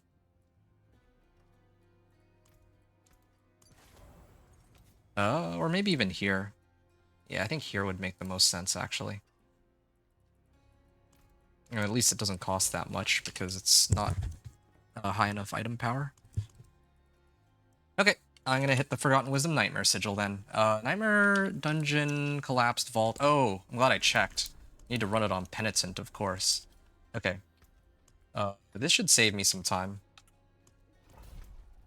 Like, I should be able to skip some of the strongholds with this. Anyway, no, to make a Frozen Orb build, I would be very interested to see your process and end result, seriously. I mean, I could. I wouldn't, because this season I already am pretty locked in on doing Ball Lightning and Blizzard, and I think that most people... Like, I actually do take requests from other people sometimes. Like, I factor it in going into next season as, like, okay, like, maybe this is something for me to play. But in terms of, like, Frozen Orb specifically, I don't know if I would have an interest in making one, just because Well, for a few reasons. Like I said, I already have Ball Lightning and Blizzard Sorcerer lined up for Sorcerer. But then the other issue that I have with Frozen Orb is, I think I already talked to you about this. I feel like with Frozen Orb, if I'm playing Frozen Orb, then it would not really make much sense for me to play a Frozen Orb build without running Fractured Winterglass, which I hate. It bothers me a lot because I usually prefer just playing the core skill itself. Like I want myself to be the one throwing these frozen orbs, but instead the best way to play Frozen Orb, which again makes no sense to me, is to run Fractured Winterglass and then play a Conjuration Sorcerer and have your Conjuration spawn Frozen Orbs instead. So that's, I think, my biggest issue with playing Frozen Orb. Yeah, we discussed it the other day. Yeah, I mean, you would remember. I mean, it was, yeah, like, I mean, otherwise, yeah, dude, don't get me wrong, I love Frozen Orb. Like, I actually really enjoy Frozen Orb playstyle, and before they, power creep became kind of crazy in this game, I actually really enjoyed just, pumping up Frozen Orb, and I think there's the aspect for it where it, like, blows up twice. I think you can pick it up out of a dungeon, can't you? And even if you can't, I think there were some seasons where you could get it from, like, the season journey, so that was what I was rocking, and that was a lot of fun. And even if I wasn't doing the most damage, I think I had a lot of value from, like, if I was playing with other people, from just staggering the boss with my Frozen Orb, since it did so much chill, right? But, yeah. I don't know. I'm with you, though. I get you regarding Frozen Orb and, like, the end result and all that, but I don't feel like it would be that much different from most of the other builds. I'd just run Fractured Winterglass, unless the goal is to not run Fractured Winterglass. But then at that point, if I were to make a Frozen Orb Sorcerer without Fractured Winterglass, I definitely wouldn't try to do a build guide on it. Because I don't think I could, in good faith, recommend playing a Frozen Orb Sorcerer to people without having Fractured Winterglass. That just doesn't, like, at that point, you're just losing out on so much damage for, like, no reason. The stagger's insane, but always falls short on bosses. Yeah. Yeah, that is a problem for sure. At least now, though, there's things like, I think they readjusted Icefall so that now the way it works is that your frost skills have, like, increased resource cost reduction and stuff like that. So it's definitely a lot more playable than it used to be in that regard. At least you're not going to run out of mana while spamming Frozen Orb. That's, like, the one upside. But there's just not really much else about it that I could see. I don't know. As for Frozen Orb to deal double damage, does Fractured Winterglass spawn? I'm actually surprised that more people don't play Frozen Orb or Fractured. Oh wait, you know what? I know why no one's running Fractured Winterglass. It's because everyone's running Ophidian Iris instead, which kind of begs the question.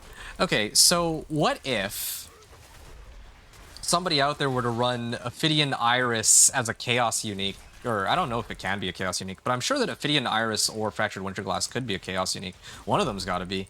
Can you imagine having, like, Frozen Orb spawn a whole bunch of Hydras? I mean, Hydras are already, like, ridiculously broken. You believe it can? Nice. Yeah, so this lines up exactly with what I'm saying. Like, yeah, you just run a Frozen Orb Sorcerer and you can get a lot of value out of that, right? Yeah. Yeah, I think it's this way. I've kind of, like, backtracked like 3 times because I can't decide which direction to go. Oh, come on, Cursed Well. Yes, the Cursed Well, finally. It only took, like, all this time to get there, but yeah, here we are.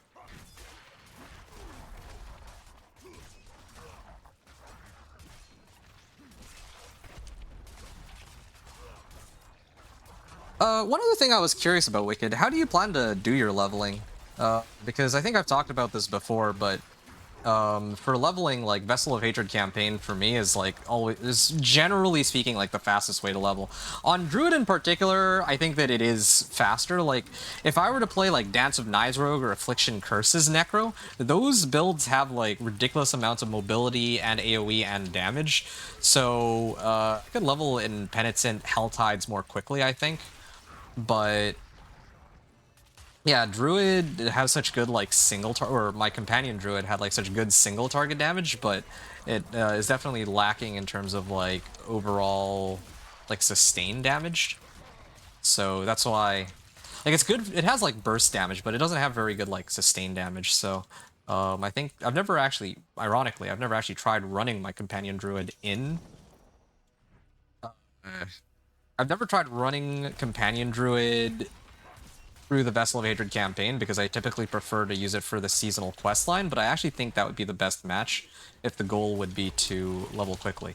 And I would assume it's a very similar situation with Shred, but of course, if you don't care for, you know, playing like, you know, leveling quickly and all that, or maybe you have your own method of leveling, I don't know, but yeah, maybe you would prefer.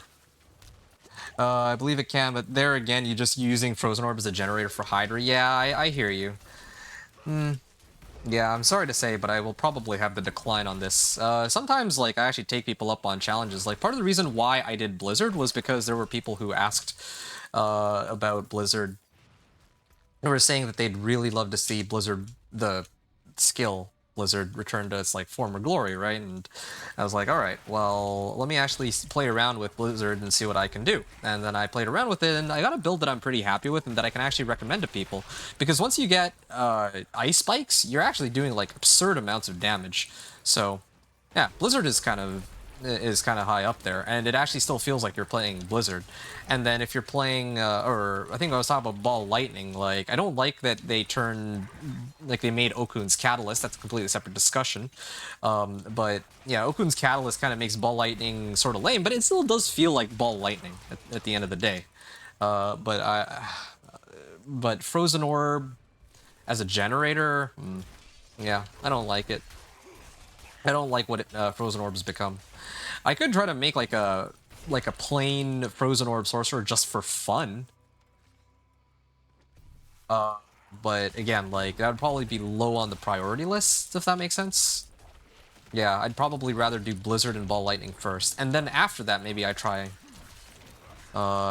try Frozen Orb itself as like a side project. Or maybe you know what? You know what I just realized? I don't have to do it on the PTR. Frozen Orb hasn't changed, right? So I'll tell you what I'm going to do. After this PTR is done, I'm going to go back onto the live season and then maybe try to make a Frozen Orb sorcerer there just for fun. Why not? And whatever level of power that Frozen Orb sorcerer achieves in the live server will probably be even stronger here in season 9 because of all of these chaos perks that they're giving, like like power siphon. Ooh, you get like more increased damage on like core skills and whatnot, right? Stuff like that. So maybe I'll try that. I plan to show what each activity. Oh, okay. Helltide's dungeons instead of feel like gaining levels. Okay, so similar to what I'm doing then. I see. Yeah, alright. Well, good luck with that then. I actually, just for fun, I ran some Infernal Hordes.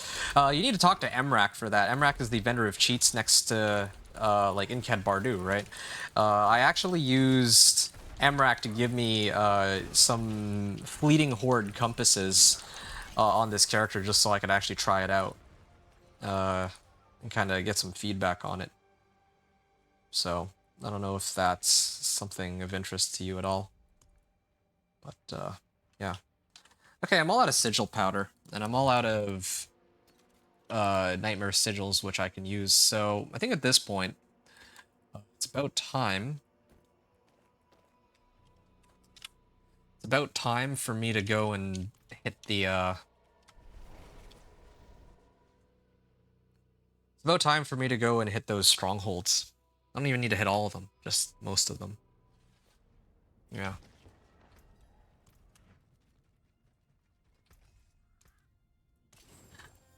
Yeah, I think the other alternative is, what if I just ran Helltides all the way to 60, but I just don't think that's a very lucrative way to get XP, based on what I've tested. And what about all this? It's channeling, sticker thought aspect, and leap. I could also rank up leap. Reduce CC effects. don't know if I got like a bunch of available points, but I do not know where to put them. Sorry, what did you say about Anrak? No, not Anrak. Emrak. Emrak is the vendor of cheats, and you can find him in Cad Bardu, right? I used him to give me the Infernal Horde compasses, or the Fleeting Horde compasses, so that I could actually try that as a leveling method, because that's actually new this season, the Infernal Horde compasses. So that might be something worth looking into, if at all you're curious about, like, if you're testing out different different leveling methods and all that. Okay. Do I have like a better weapon at this point? Maybe I'll run this. This is the highest item power weapon I've got. I can put Death Wish on it. Yeah, I'll put Death Wish on this. And then I'll put Thorns on this Needle Flare aspect. Yeah. That'll do for now. Although I'm running low on available fragments. I'll probably get more when I salvage all my stuff, though, but this is fine. Okay. And then this way, I can actually switch this for... Wait. Oh, I can only use a slashing for this. Okay. And I think there's one other thing I needed to do, and that was to get Iron Barb's Elixir. Yeah, okay, I think it wouldn't hurt for me to use one of them. 250 thorns, not bad. Okay, and I'm gonna start by hitting... I can actually just go up here and do Hope's Light first. Oh, Hope's Light takes a while. I'll do the easy ones first. I'll do Malnock.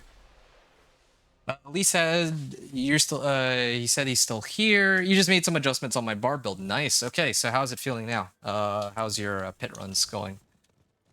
Yeah, that was one of the things I was going to try. Yeah, because I spent all of yesterday trying to do some... Well, not yesterday, but you were here when I was playing my Companion Druid, and I was talking about... Like, I don't know if you were here when I was talking about Infernal Hordes, but Infernal Hordes was one of the things that I was sort of curious about.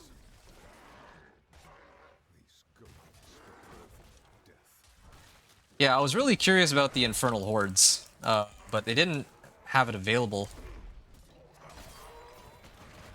Yeah, they didn't actually give me access to the Infernal Hordes until... Really? Okay.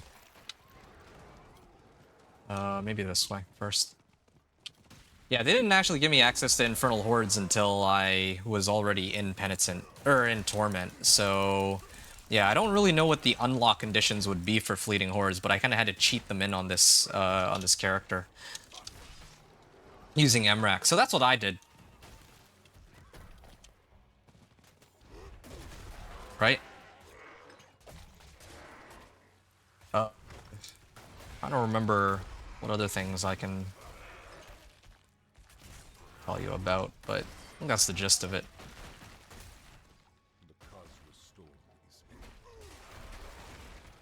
Wow. I love how Barb can just leap through everything, and just so quick, so easy. I think I started this at 311, right? 311 Stronghold start. Okay. 311 Stronghold start. Okay. I remember you had to put a ticket for that issue. Yeah. Oh, I actually forgot I put in a ticket for that. You have a better memory than I do for what I did. But, yeah, I mean... Because I'd love to have that as a legitimate way to level, right?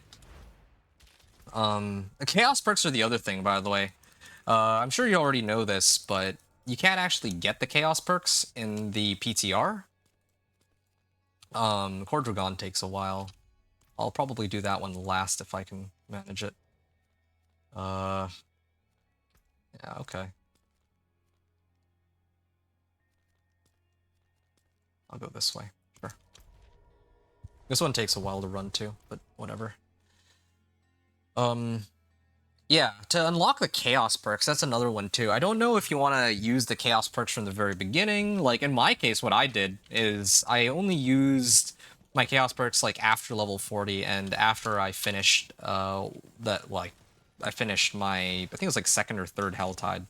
And then I was, like, thinking to myself, okay, well, I feel like at this point it's reasonable to assume that I should be well underway in the seasonal questline to the point where I would have been able to unlock it by now. Unless maybe they make it so that they're like locked behind having to spend a considerable amount of like ether, or yeah, like aether warp or whatever it's called. But it seems like a bit of a stretch. So I'm gonna assume that they're not gonna gatekeep us like that for no reason. That seems like a bit much.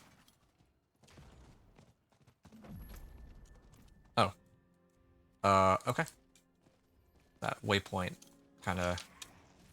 I can always come back to this region later. That renown reward's done. Skosglen. Okay, I'll go to Mordane Lodge. Turn that in real quick. But yeah, the Chaos perks. Gotta get those Chaos perks up and going.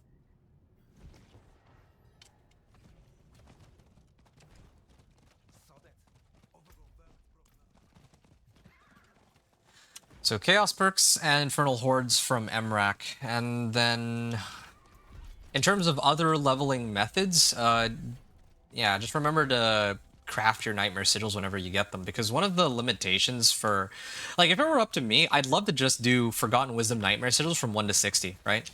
But practically speaking, that's not going to happen because you actually need, well, you need, like, Sigil Powder for that.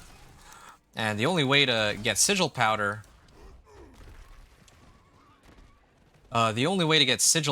is...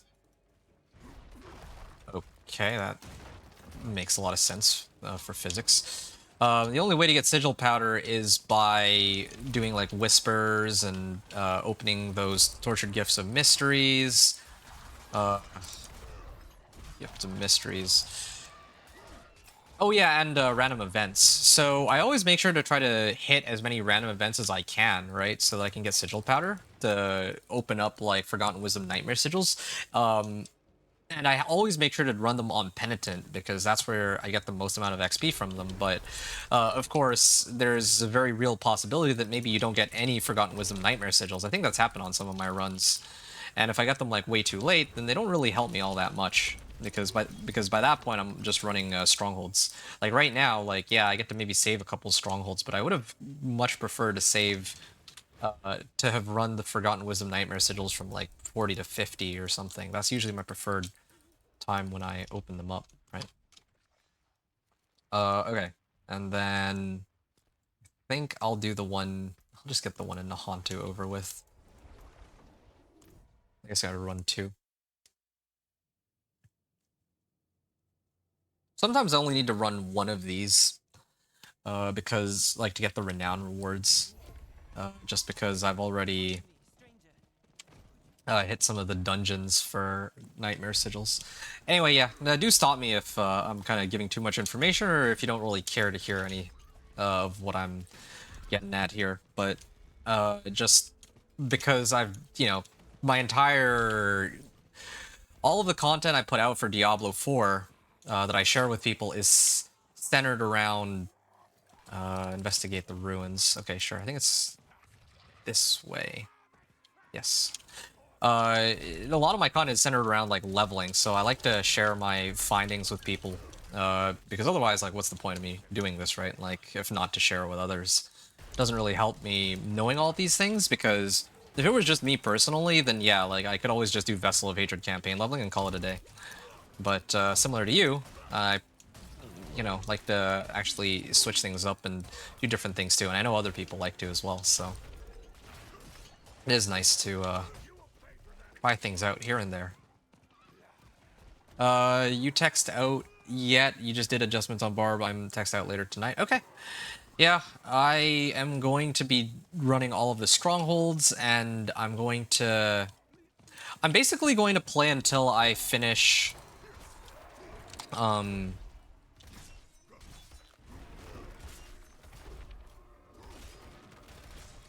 I'm gonna play until I get this Barbarian all the way up to level 60, and then clear Torment 1, and then I'm gonna be out after that. So probably, if I were to estimate, about another hour of gameplay, at least. Because I'm still working my way out there. I still have a number of strongholds I need to clear. This part is... yeah. It's a little bit quicker than going from 40 to 50, but still, it does take some time. I forget. Oh yeah, I remember where the last one was. I'd forgotten. It's been a while since I've run these. It's up here.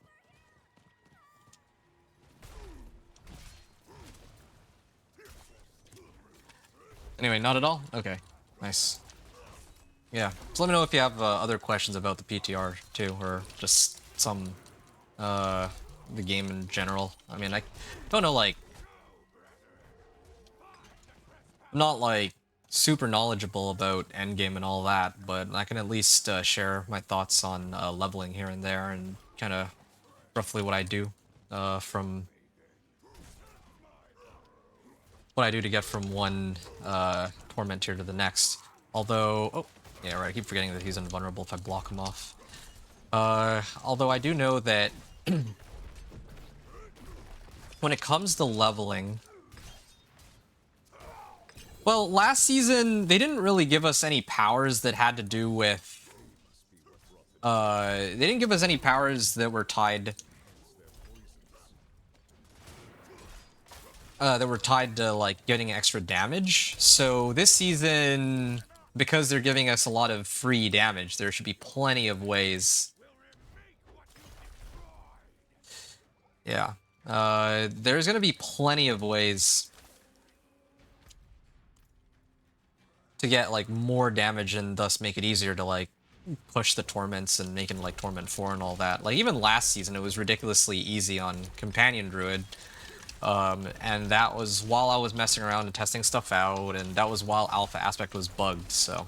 it gets even easier now. And it's gonna be like that for, I think, a lot of the builds, because... well... a lot of the builds are just getting free damage. It's not a bad thing necessarily, but... it does mean that, yeah, getting into Torment 4 will be easier than before. Okay. That's one down. And then I go to Kyrgyzstan. Yeah, this one's a pretty quick one. Omath's Redoubt.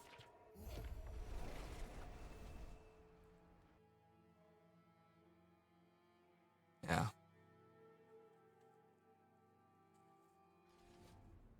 Hold on a second.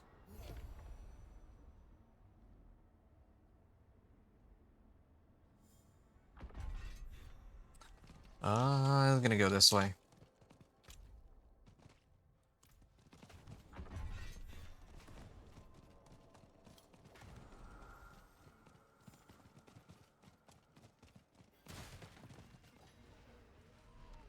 Find a way in. Can I just leap it? I don't think I can. I could have tried, I suppose, but oh well. Slide. There we are. And Slain Kyrgyzstani. This is only one of the easier ones for sure.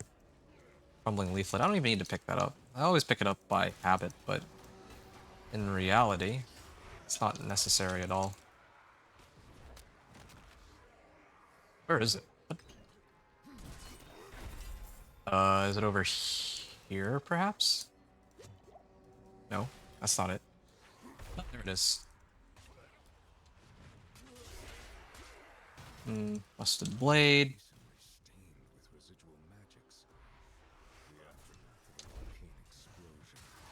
I noticed that my Fury keeps going up to 39. Why? Like, where's that free Fury coming from? Oh, 39 is my max. So I never run out of... I basically never run out of Fury. Maybe if I just keep spamming, instead of Flay... 25 thorns for 6 seconds. Yeah, if I replace the leap with, like, whirlwind or something, I might be okay. Rallying Cry. Rallying Cry gives me 43% movement speed too, I just realized, so that helps. Yeah, they are starting to get, like, tankier and all that. Lee, you're saying that they need to buff the Thorns Barb build. I'll be honest, I don't know if this build actually needs buffs. It's just against bosses specifically that they struggle, I guess. That's the main issue. It'd be nice if Thorns had like a damage multiplier against bosses in specific, because against everything else, they're actually pretty nasty. And they're in fact, like, because Overpower no longer scales off of Temple of Rot. Okay. Guess I'll go Ketchup next, or... Hold on, I'm trying to figure out where... Maybe Crusader's Monument, that's a pretty easy one. Yeah. The thing is with Thorns, like, clearing monsters is ridiculously easy, and it scales with life. Because Overpower no longer scales with life, Thorns is pretty... Or Thorns Barbarian is, like, one of the very few builds in the game that actually will give you more damage the more life you have. And to be honest, like, yeah, last season was a little bit rough for my Thorns Barb, but this season I actually have a feeling that Torment is going to be very easy. The reason I think it's going to be very easy is because there's a lot of, like, look at some of these powers, right? Like, this unique power gives me 100% max life just by itself. And that's at rank 1. Like, I could scale it all the way up to, like, rank 5, or... Wait, hold on. Let me just check that real quick. Yeah, every rank... every rank into this gives me an additional 10%, so I could actually get this all the way up to a 200% max life. Right? So... And I mean, most of my thorns comes from challenging shout. Oh, never mind the fact that deafening chorus also gives me increased shout effectiveness with these too. So I actually think that Thorns is going to be crazy strong this season. I don't know about, like, last season. Okay.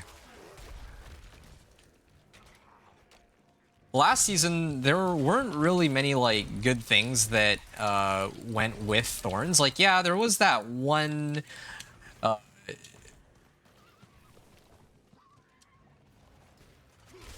There was the one Herodic power that had, like, upon a lucky hit, you get, like, do damage equal to your Thorns or something like that, but that was not very good. To, like, put it lightly. Okay. There we go. Cleanse the skulls in the ritual brazier. I think that's all of them. 3 skulls. So, Thorns. Good old Thorns.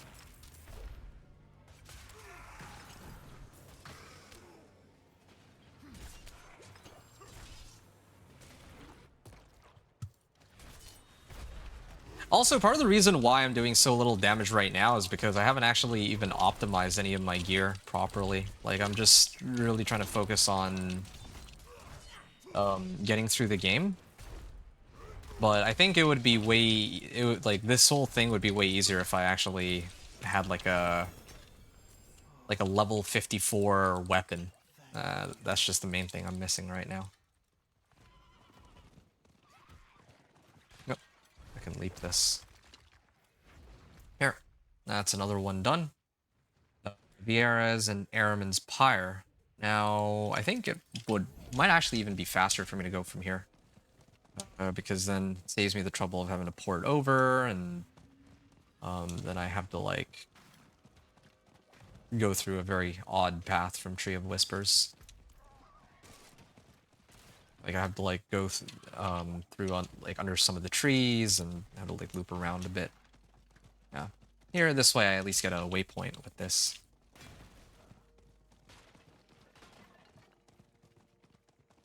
You know, something I've never tried is actually opening up the other renown rewards. I actually don't know if that at all is a feasible way of getting a lot of Paragon levels.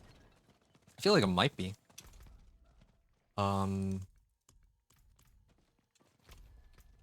Wait, what's the, oh, it's still locked. Doesn't actually show me.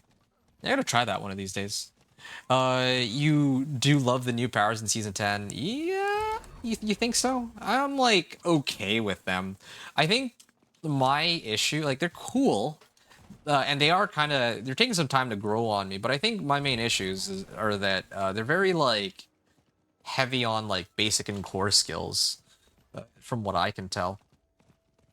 They're very heavy on basic and core skills, and they are centered around having just more damage.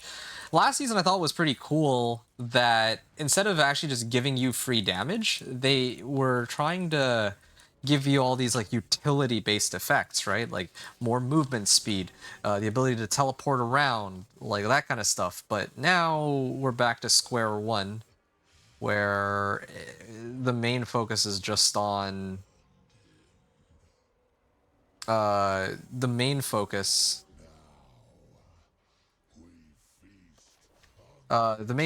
is just on like loading up on damage. But to be fair, these aren't just free damage though. Like they actually have like really cool effects, some of them. Like having all your shouts active I think is great. That's not free damage, but that also allows me to, you know, not have to keep recasting, but it also means that I have fewer skills with cooldowns attached to them, meaning that I have to adjust my build to accommodate having kick. Hold on a second. Yeah, there.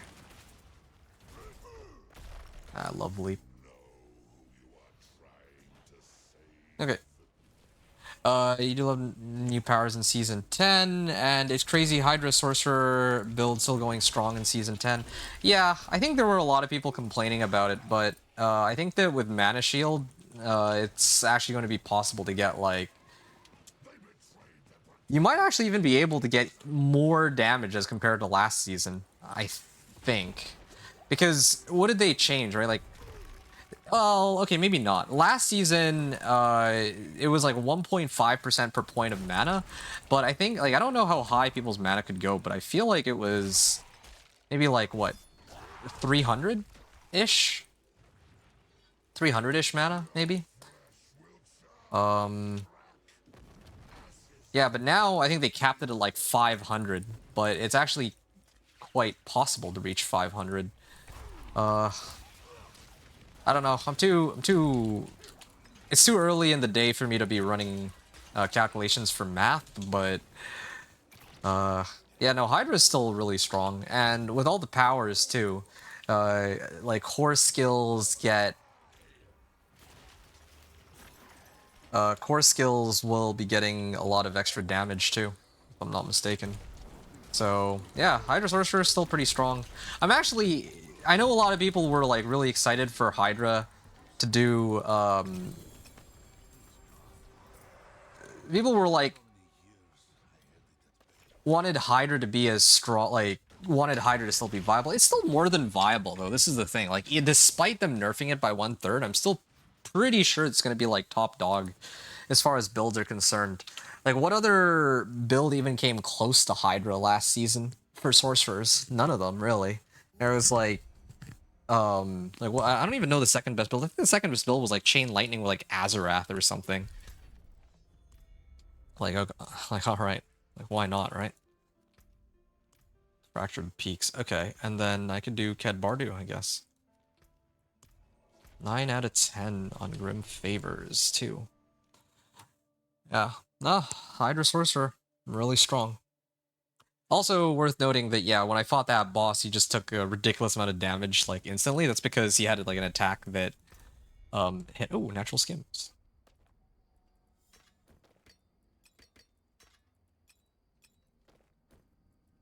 Okay. Yeah, he had an attack where he hit me, like, a lot of times all at once, so that was convenient for me. Alright. Hit me like... He like lost like all of his life almost immediately. Yeah, wish all the bosses had attacks like that. That would make things so much easier for me. So that I wouldn't have to rely on cheesy... Well, I can't even really call it cheesy, but just relying on stuff like chaotic bursts just to do more of my damage, I guess. I also don't know if... This should be a pretty quick one. I also don't know if these chaotic bursts... Like, these chaotic bursts should be scaling with my damage. They're not scaling with my level as far as I can tell. But I certainly hope they're not always only just going to do like 200 damage. Or what have we here. Because I upgraded my weapon, so I was expecting my damage on chaotic bursts to go up. But so far, it hasn't been. So that actually is concerning. I mean, I'm sure that they'll tweak it if that's the case, but so far these chaotic bursts do like very little damage. Actually, my thorns, if anything, is doing more damage. Yeah, and buffing my life. If I were to get more life. Oh, so there's a chest here.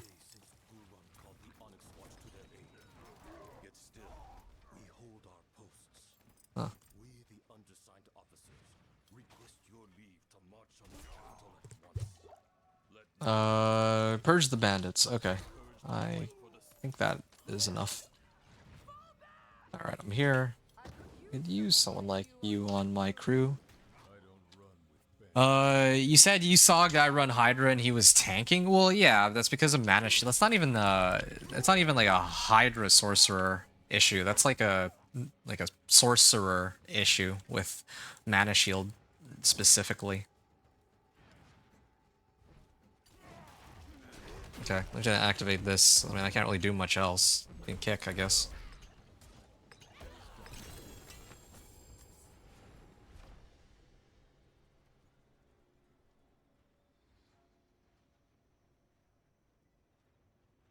One second, sorry.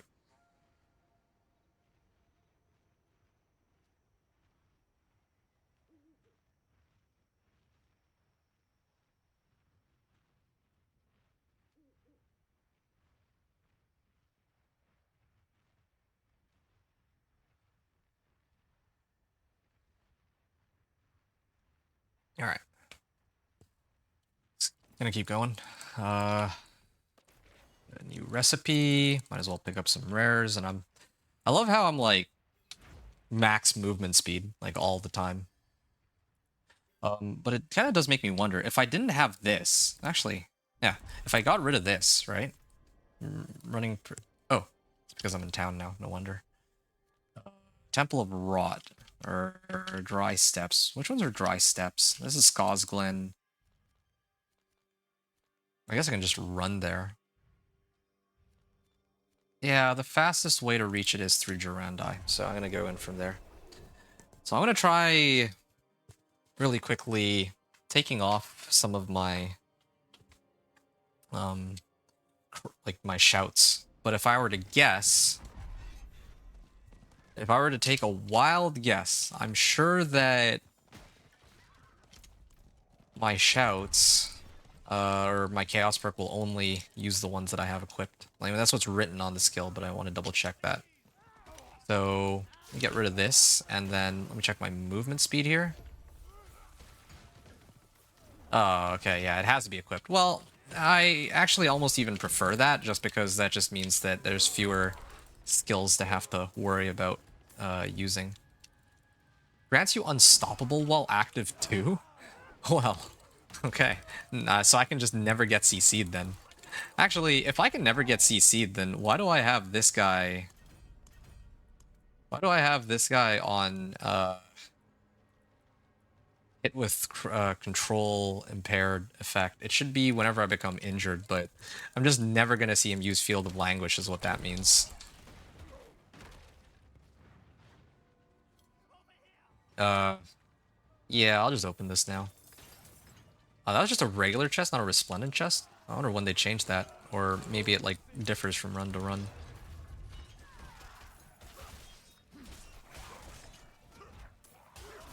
Yeah, these chaotic bursts are... Here, hold on. Yeah, like my thorns still do a lot more damage. Maybe I need more like additive damage modifiers. Yeah, I don't have enough of those. I have so much damage coming from just raw thorns, so it's probably the issue there. Where's my thorn stat? 890. This is 890? Uh, yeah, I have like 890 thorns, and like that's with my life stat being only 500. I haven't even attempted to like buff up any of my gear to be like level 50, so I should actually be getting like a lot more thorns. I should probably be in like the thousands easily right now. One of these days I should maybe try running these on like Penitent or something. That might be a good idea. Try to get some more. Yeah. Maybe if I were to run it on like Penitent or something, like these would be these would give more XP each stronghold.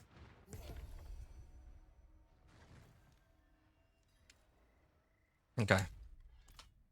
So I've unlocked all of these rewards. Oh no, I haven't. Where's the Kyrgyzstan ones? Which one's Kyrgyzstan? Here? Oh, yeah, Altar of Ruin, right? Alcarnus.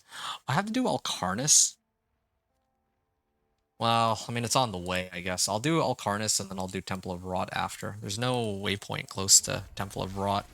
Or to the... whichever one that north one is. I think it's Onyx. Well, no, I just cleared Onyx Watchtower. Yeah, I don't know which one that is. So I just cleared Temple of Rot, though. Yeah, I'm sure that there's like an optimal order to do them in, but whatever. I don't mind like doing them however I see fit.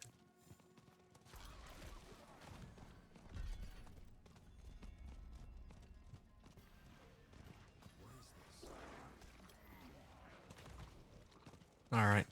I'm gonna head up on over here.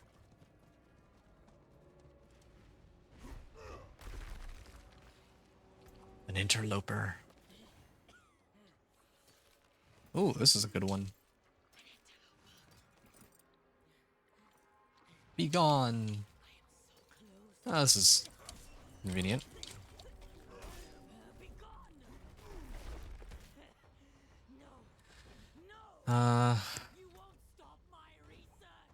Stunning. Yeah, this is an upgrade over mine, I suppose. Hey, there's a big weapon. Yeah, see, this is what I'm talking about. This weapon is, like, it would give me 136 life. Right now, I'm sitting on 500 life, so that's already like a 30% increase in life as it is. Getting a lot of thorns out of that alone. Leave. Ah, resistance to all elements. Yeah, it's quite rare to find. Whoa. That was a lot of damage she just did to me. Yeah, I'm like way behind on level of equipment I should have. But I can still handle these guys. Just doing myself solid by not having to read through everything. Maybe that's part of the reason why this run is going quicker than some of the past runs I've done. Well, that and the fact that I cheated in some Infernal Hordes, or Fleeting Hordes compasses. But that's actually not really a big deal, I think, because if I hadn't done the Infernal Horde compasses, I either would have done Vessel of Hatred campaign, or I would have done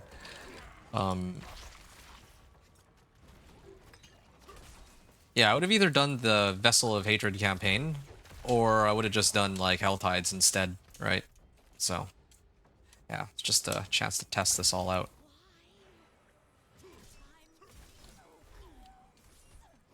Yeah.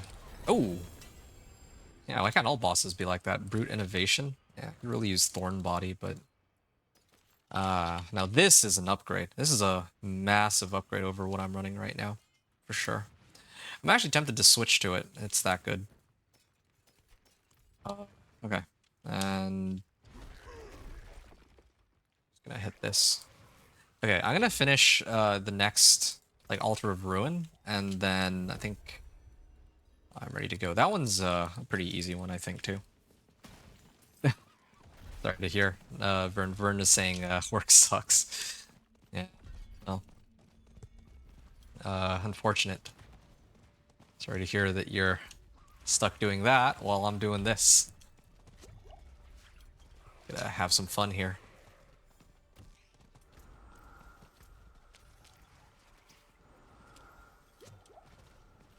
Hmm.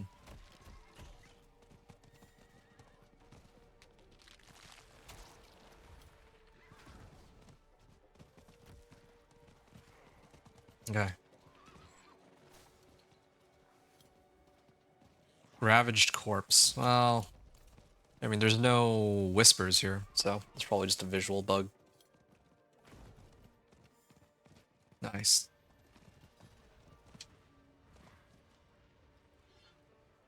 Okay. Can I leap this? No, I can't. I have to actually duck through it.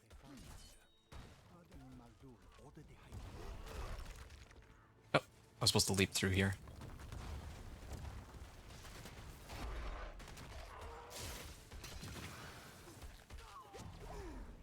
Yeah, maybe I should just max out leap.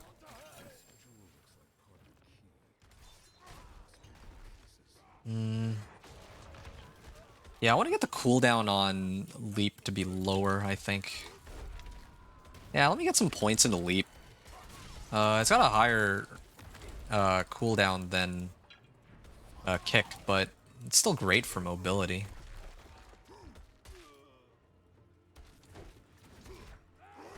Wait, what?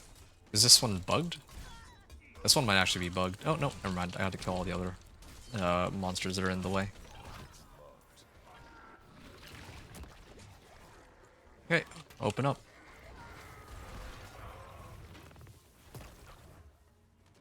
Hold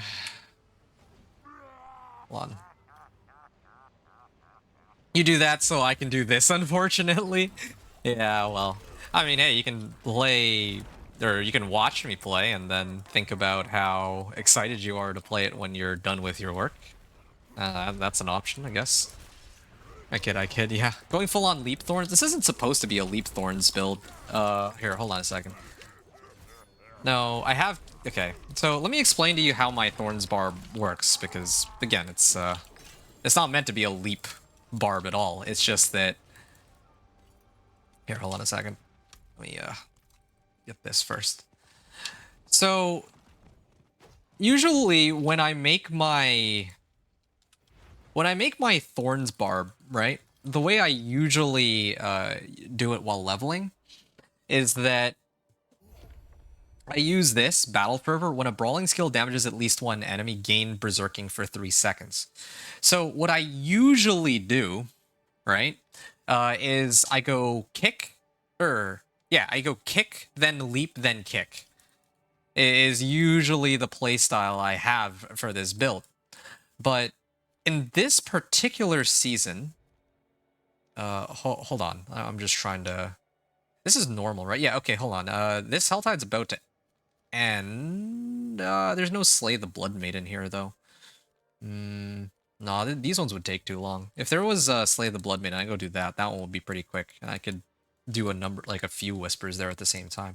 But this one's not worth it. I should focus on running more strongholds.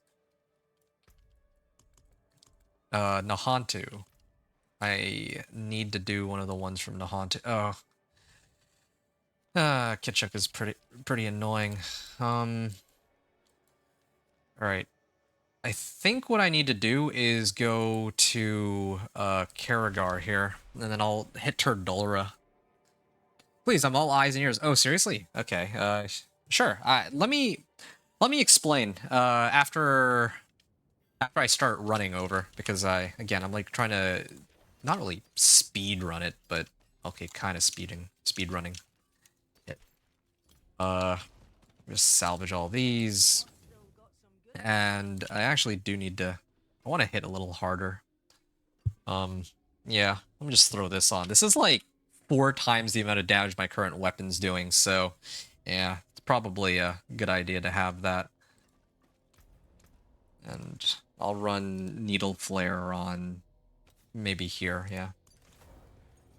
Convenient that I have that amulet to keep switching back and forth. You want to make a kick chains build, push, pull, repeat? Oh, that actually sounds like a lot of fun. All right, so let me explain how my Thorns Barb usually works. Usually, I rely on...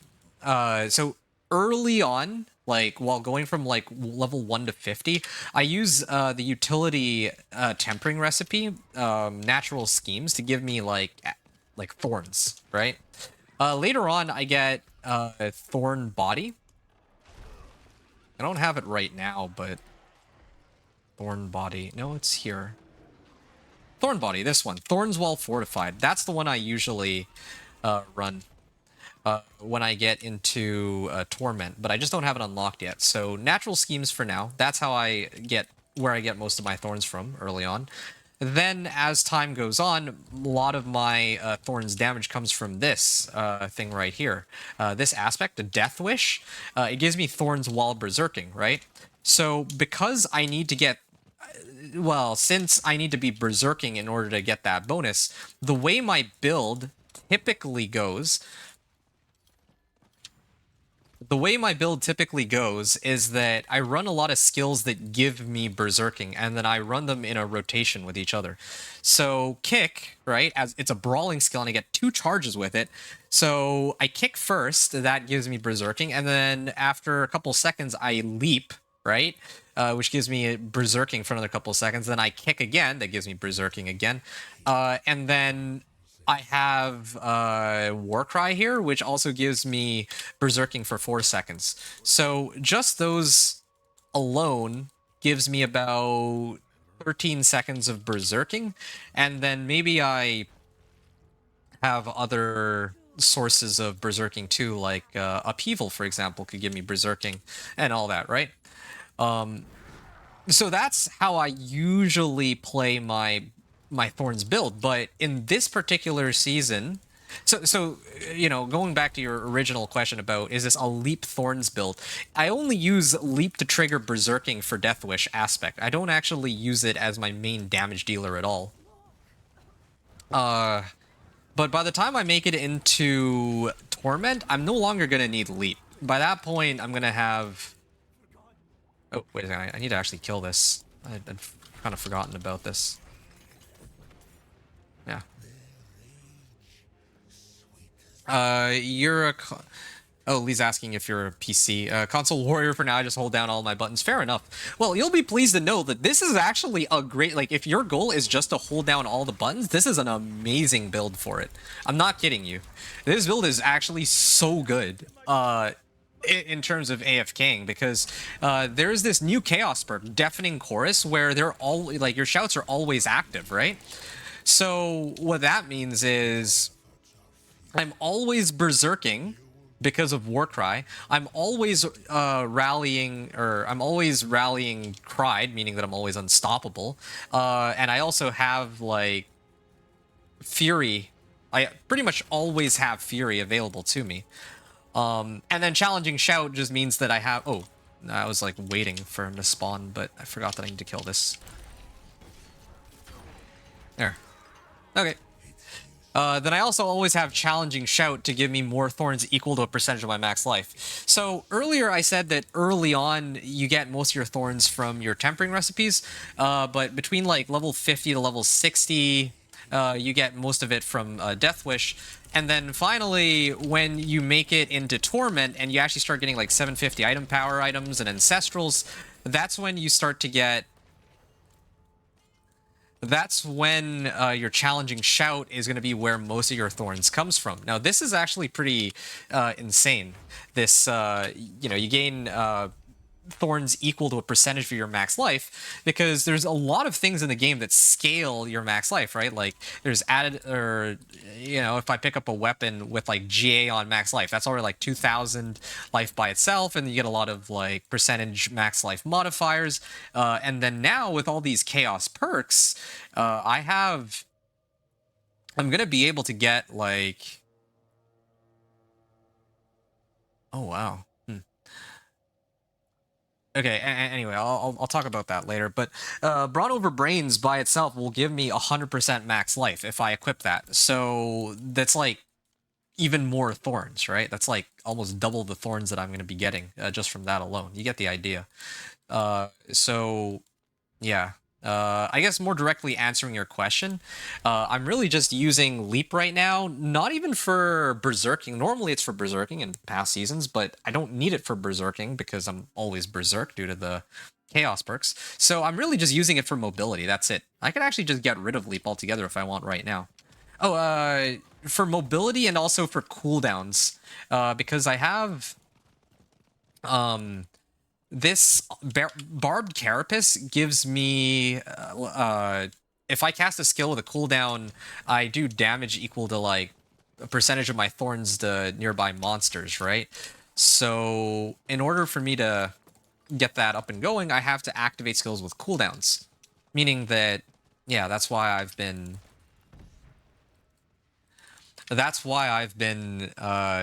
using Leap and Kick. But I guess if I really wanted to,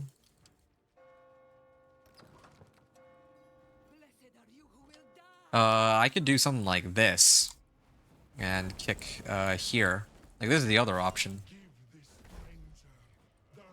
So that I can Whirlwind, and that would give me some extra thorns from Sticker Thoughts. So that's another option I've got too, right? Like, there's a lot of ways I can make this character work. You're on console too. I see. Boss just got melted. Wow. Which boss? Your boss? Oh, for your Barb, I guess. Yeah. I think that one was the.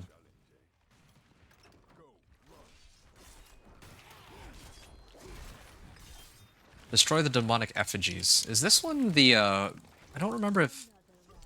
Oh yeah, this one is the demonic effigy. I know one of these is freeing a prisoner. That one I usually skip because it's a waste of time. Hey, this one's for generating primary resource, but I don't even really think I need that at all.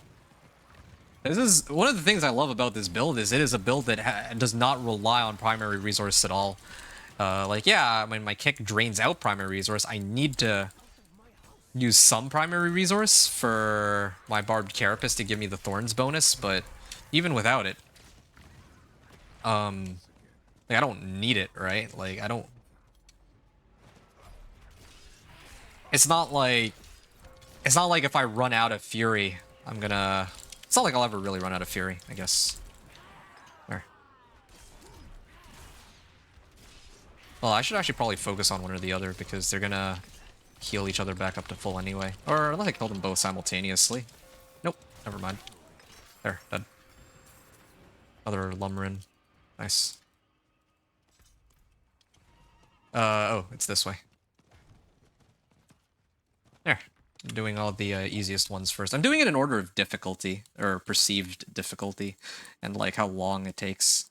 Vieira's... The problem with Vieira's and Kitchuk are that it just takes a long while to get there, and there's like a bit of a wait time. Yeah, same thing with Hope's Light. I'll do those ones last, I guess. I'll probably go this way towards Kitchuk, though. I gotta at least get the renown rewards here for this one. But yeah, does that answer your question though, Viorin? Since you said you're all ears, and yeah, this is there's the explanation for how this Thorns build works. This is honestly, yeah, like, you can kind of see. I mean, hopefully it looks fun. Like, that's the beautiful thing. Like, in the past, one of the other things I would have needed on this Barb would be, I think it was Bold Chieftain's aspect, because that would keep resetting my shouts, right? But I don't even need that anymore. I don't need it because I'm already...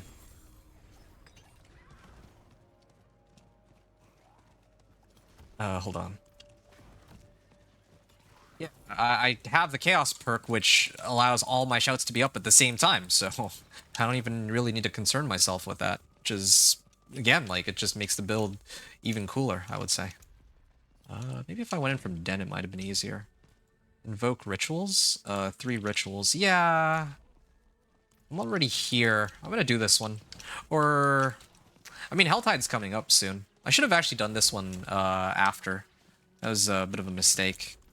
Because there's a slim chance that... I can still do it anyway. Yeah, that's fine. I might be able to skip a Stronghold if I do. And see, this is a prime example of what I'm talking about. I think I could have leaped from here to there. Maybe? try that real quick. Yeah, I could have actually leaped it. See, this is exactly a prime example of why I still have leap instead of whirlwind. Lose out on a little bit of thorns, but I don't need more thorns. I'm okay on thorns. It really is just whirlwind, or it really is just mobility there. Gotcha. I'm tracking. Okay, I was just curious because exactly that reason. That passive is what I use to proc berserk ripping on my charge barb. Okay, I'm glad to hear that. But yeah, have you looked into this perk for this season? Because yeah, like I was actually very curious about. Like I remember I was reading the patch notes for the PTR when it first got announced, and I was like thinking to myself, wow. I was thinking to myself, man, wouldn't it be crazy? Wouldn't it be crazy if I could get... wouldn't it be crazy if, yeah, I could actually run this with Challenging Shout? And it turns out, yeah, you kind of can, so... yeah, that's a big help. Collection of chest plates, chaos, and rings. I'll do chaos. Collection of chest plates might be good, because if I could get razor plate out of it, then that would be quite helpful. But I'm gonna, even if I were to get it, I probably wouldn't use it until I made it into torment anyway. So I might hold off on that. Okay. I don't even think I need any of these. I'm just gonna salvage all my magics and rares. Give myself a bit of effort there. I'm only ever gonna consider running legendaries as it is anyway. Okay. And then invoking rituals, so go this way. You grew up on consoles since I was a kid, Lee, you're saying? Nice. Bartering, I can talk to Rahir, but I'm not gonna make that mistake again. Last time I did it, I ended up with garbage items. Like, even at level 60, they didn't refresh, so this time I hope to avoid making that mistake again. You just prefer the fact that you can hold down everything but R2 and L2. Oh, okay. In which case, I spam those two buttons while holding the rest. They auto cast basically after their cooldown ends. All right, I see. Yeah, I mean, I don't have that struggle because I'm not playing on controller. But what I can say... Oh, did I set it to Penitent? I did set it to Penitent. Is there a way for me to... Oh, yeah, I can, like, leave and come back, I guess. Hold on. Just trying to figure out what the most optimal route for this is, so I don't have to backtrack. No, man, boss, you just kill. Don't know what you mean. But, regarding shouts...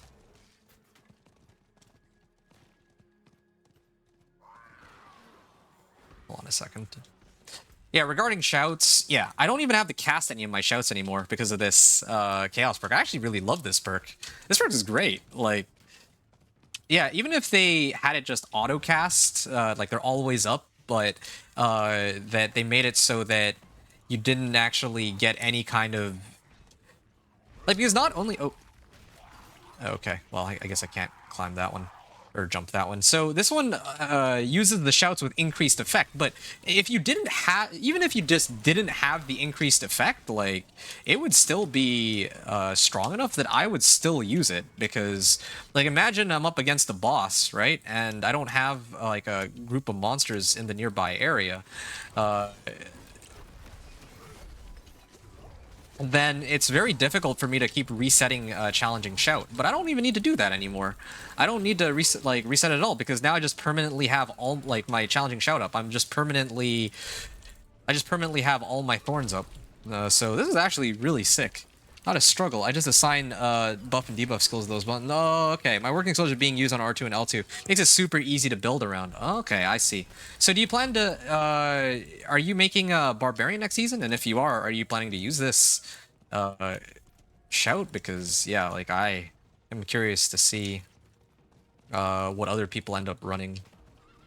I feel like this is going to be a staple for a lot of Barbarians, though. Like, in my case... Like, in my case, I'll probably end up running this on some of my builds, too. For Barbarian. Like, Whirlwind, I would run it. I guess those are the two main Barbarian builds I run. It's always Whirlwind and Thorns. So I guess if I could actually run like a Thorns Whirlwind Barb, technically speaking, since I have, well, yeah, I could actually do that. Thorns Whirlwind Barb. That could be kind of fun. Like pure AoE. Yeah, but I feel like even Thorns by itself is already ridiculously strong. Also, I'm interested in making a new charge barb since I don't like how my last one turned out. Oh, okay. A charge barb, huh? Yeah. I mean, yeah, like, that's another example of a build where this Chaos perk would actually help. Like, maybe there's better options, I don't know. I'm sure people will find out other options for Barb, but I don't know, just having, like, all of your shouts active all the time and not having to cast them is such a huge help. I guess you could just keep recasting it if you under the right conditions, but this just makes the build completely AFK. Like, look at this. I have to press 3 buttons. I have the kick, I have the leap, and I have the, like, flay. And I don't even really need to use flay. I could probably even just run the build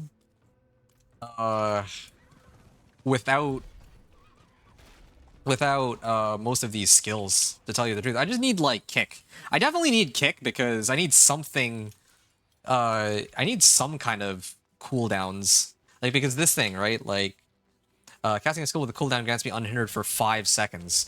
So I definitely need that to be active as much as possible. But everything else is pretty much optional, really. Like, I could totally just... I don't even need Iron Skin. I have so much survivability that Iron Skin is pointless. Usually I use it for, like, Unstoppable. But since I'm always unstoppable, there might not even be a point in me bothering with that. I could probably just throw I could probably just run Tibbles and I would just always be unstoppable. And get the 20% damage increase from the unique effect, and also probably refill my primary resource, I bet. So it's a lot of good options. Yeah, I could go through this a little quicker, but I'm not really paying attention. I also just noticed that this is on Penitent. I made a mistake not switching it over to normal, but I think it should be okay. I think? I'm a little worried that the boss is going to be, like, impossible to kill. Sure, I'll take the risk. I'm actually kind of curious to see how well I can do on Penitent. I mean, I did upgrade my weapon not too long ago. I'm using this level 55 item, right?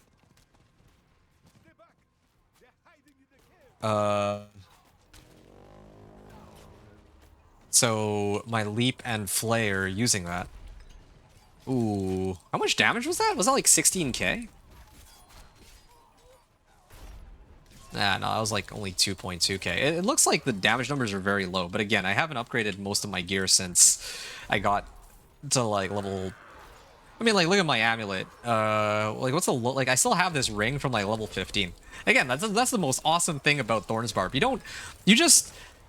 Once you have all of the right tempers and aspects, you just don't need to look at it anymore. It's kind of crazy. Like, I just don't even have to look at anything. I just play the game and everything just dies. That's it. That's the build. I actually am getting quite a bit of XP. Maybe in the future I should try to run these on Penitent on some builds. Yeah, like, I'm actually getting a pretty decent amount of XP from these packs, I think. And it takes roughly the same amount of time as if I were to run this stronghold normally. I might actually be able to skip 1 or 2 strongholds like this at this rate. What are the remaining strongholds anyway? Vieira's? Okay, well that saves me a lot of runtime. Core Dragon and Hope's Light. Yeah, these are some of the ones that I dread the most. Yeah, I actually did an order of difficulty this time. Maybe I should do it like that from now on. Kind of nice to be able to skip some that I don't really feel like doing. Like this one. If I could have skipped Kitchuk, I would have been so happy. But I guess this isn't the worst. As long as it's not Festering Dark. Yeah, Festering Dark is like the worst stronghold to do. Like, I actually hate Festering Dark compared to all the other ones. Well, I wouldn't say that I hate it, but I mean, in comparison to all the other ones, I like it the least for sure. Anyway, yeah, I'm kind of curious to see how your charge barb, if you make another barb, how that turns out, especially with these new powers and all that. Oh yeah, I just realized I could probably max out Warcry. I know then that's something that I can't go wrong with. Maxed out Leap. Shout skill rations. Cause enemies to deal less damage. I wonder if I can get some... Or better yet, what if I do this? Are now always active. Do I heal myself automatically with this? That'd be kind of sick if I could. But I mean, my build is already like close to immortal, which is kind of ridiculous. Like, I actually wonder how long it's going to take me to go through Torment. I'm probably going to be strong enough to take on Torment. Like, I could probably make it to Torment 4 even before I get all of the necessary items for this build. But unlike with a Companion Druid, I probably will try to prioritize getting as many uniques as I can on this character, all the necessary uniques, before I take on T4, just so I can actually show what the build should look like. Yeah, I think that's going to be my plan there. Wait, what am I doing? Why am I... Like, I'm actually just mindlessly running around. Should be hitting these pillars. Yeah, there. I can leap this.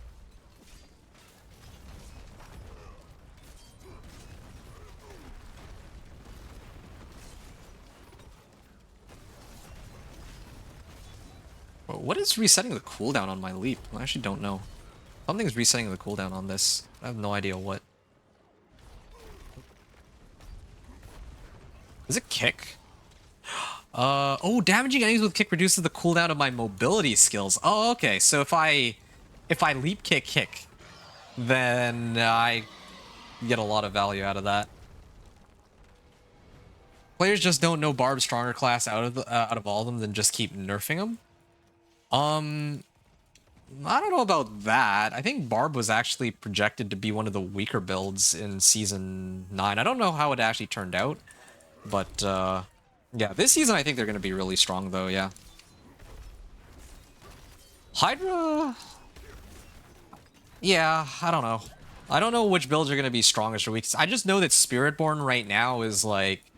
It's like hitting for like several quintillion damage in some cases. I'm pretty sure that's got to go. Like, there's a...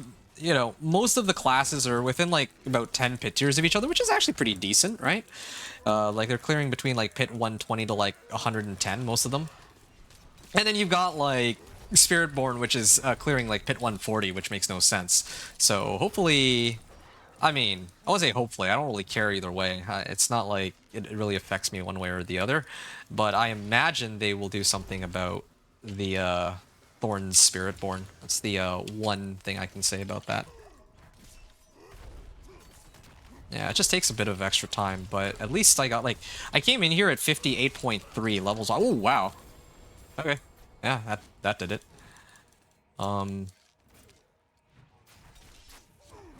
Okay. Rekindle the Wanderer's Shrine to conquer Kitchuk. There you go. Level 59. And I just gotta do like maybe one Whisper. I was gonna run the Helltide, right? Yeah, Blood Maiden on normal should be sufficient.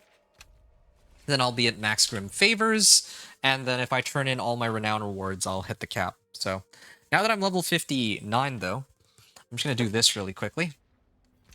Claim, claim, claim, claim, claim, and claim. Alright. Here we go. As always, 367,000 XP per... Oh yeah, I just need to clear like one pack. I don't even need to... I won't even need to fully finish taking out Blood Maiden at this point, but... I'll do it just so I can max out on Whispers and maybe get some rewards that way. Normally I do this for Artificer's Stones, but in this case I don't even need Artificer's Stones. Like, I have so many from the Helltides already.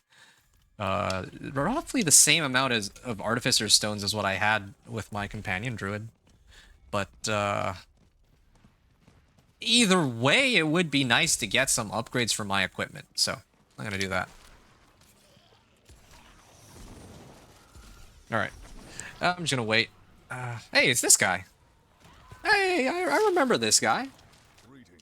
This is the rogue from earlier that I was playing with. Has he been here this whole time? Like, since the last time I saw him, he was like level 50. Well, when I first saw him, he was level 50. Then he reached level 51, and now he's level 53. I'm guessing he took a break in between because that was like an hour. I don't think that in an hour he would have only gotten 2 levels. In my case, I got all the way from like level 40 to like 60 or something.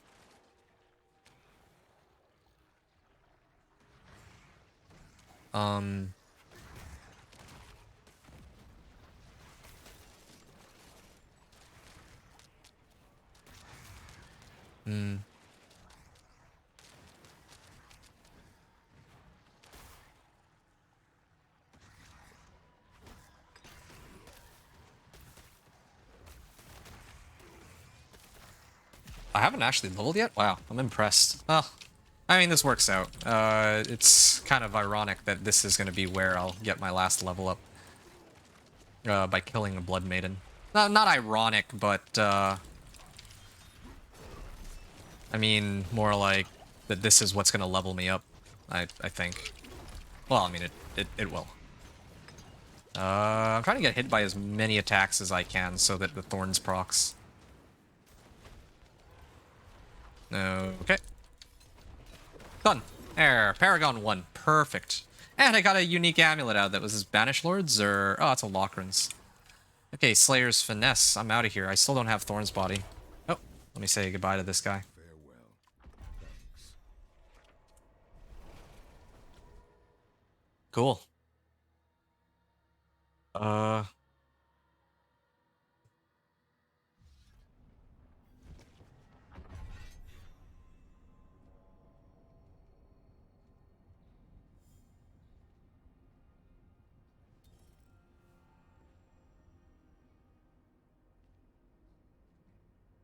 Okay, how long was this run? I think it's been about like 5 hours. That's actually not too bad. VRN, you said, oh hey, since I figured out how to send links. Okay, my clan Discord if you're still interested in checking us out. Yeah, sure, let me... you know what? Sure, I would like to look into this. Thank you, VRN. S-I-R-E... It's kind of silly they don't just let me... Where all this? 1.5, level 59, 0, missing 3 strongholds, 3, well, I think that's good enough, whatever, doesn't matter. You've been going for a while, man. GG on the grind. Thanks, man. I appreciate that. There's still one thing left to do, though. There's still one thing left undone, and that's actually to gear myself up. So, let me do that. But yeah, I'll make sure to check out your Discord. I'm not going to be able to check it out right now, though. I'm just going to finish... I got to finish this first. There's one last order of business, and that's to clear Pit 10 to unlock Torment 1, of course. So... Alright. I think that's everything here. Okay, let me salvage all magics and rares, first of all. I will never be running magics and rares. Second of all, I have to... Oh yeah, right. Now that I'm here, level 60, I can turn this in. Hey, greater collection of materials. So, do I care for greater collection of materials, or would I rather pick up one of these? The thing is... It's quite rare that... Okay, no. Greater collection of materials is better. I just remembered, because greater collection of materials will actually give me more herbs, and usually I run out of herbs. Oh, yeah, 700 herbs. Yeah. In the long run, like, it would be nice to get upgrades for my equipment, but in the long run, that'll be a huge, huge help. Okay. Yeah, and then I can even load up on these potions and craft some elixirs. Let's do... I mean, I run Fortitude. Yeah, Fortitude is still better than Iron Barbs, because if I have Challenging Shout active, then this, like, increasing my max life by 20% will give me more Thorns overall, right? No worries, you're busy. I appreciate that understanding. But I really do want to check it out, though, for sure. I'm not just saying that, like, I was kind of curious to see your clan and all that. It increases Thorns by 400 for all nearby players. So, what is 36% of 750? Like a third of this, 250? Yeah, I get like less Thorns, but I mean, having more survivability is kind of nice. Never mind the fact that I also get like max life bonuses and all that too. Okay, so soothing spices. All right, so that's for my pit. I could probably even take it one step further. I'll be making more of these, or I'll be doing more of these soon. So this will make it a little easier for me. Okay, that's the first order of business. Second is this.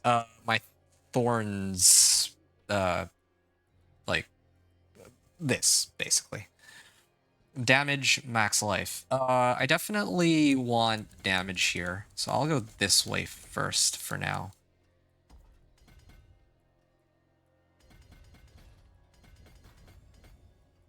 And willpower, I think something like this ought to do it. And I get Challenger Glyph, which requires strength. I am missing like a little bit of strength though if I do this. There. I think that's basically it. So I have my glyph active. I'm missing a little bit of... I can actually get max life out of this. Is there something I can get rid of that I don't need, perhaps?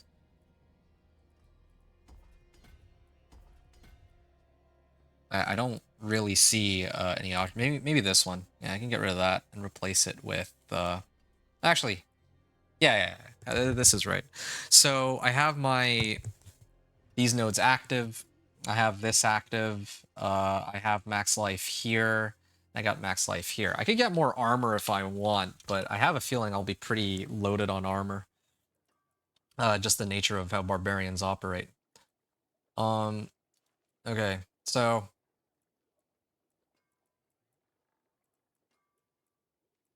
there's like a lot of ways I can build my guy right now. I could even wait until I make it in a torment to start doing all the mercenary stuff, but oh well, whatever. Okay, let me start off with this then. Always den first. Yeah, I always like to go den first because the den is where, like, I can't really choose what items I get. But one of the things I can do, real quick, is make sure that I have as many... Oh, yeah.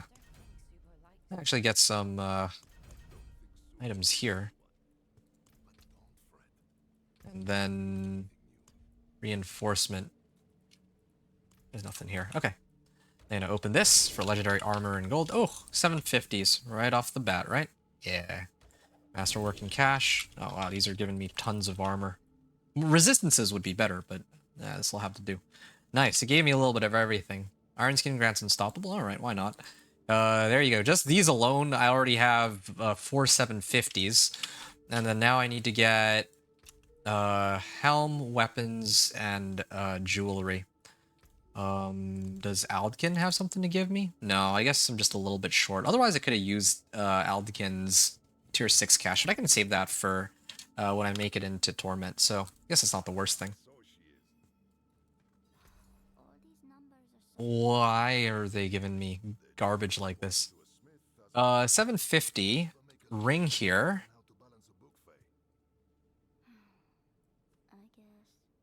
Defensive aspect cash. I could use that for a better helm, but I think not quite desperate enough for that. Maybe I'll do the defensive aspect cash. Try my luck with that first. Strength fury per second. I don't need fury per second, though. Oh, my game crashed just now?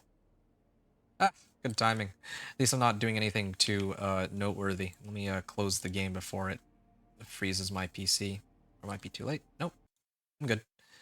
Yep. All good. Sorry about that. I'm going to need a second here to get back in game. But this is good timing in a way because hopefully since it crashed like now, it's not going to crash me while I'm in the middle of a pit run, which that would be way worse, right? That'd be a way worse outcome.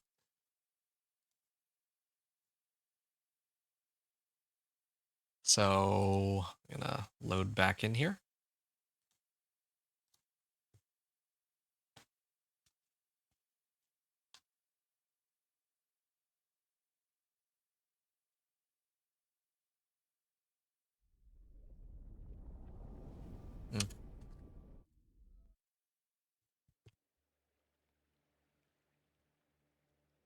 Yeah, it's a unfortunate crash. But again, it's a blessing in disguise because I hadn't activated my elixirs or incense yet or anything of that sort.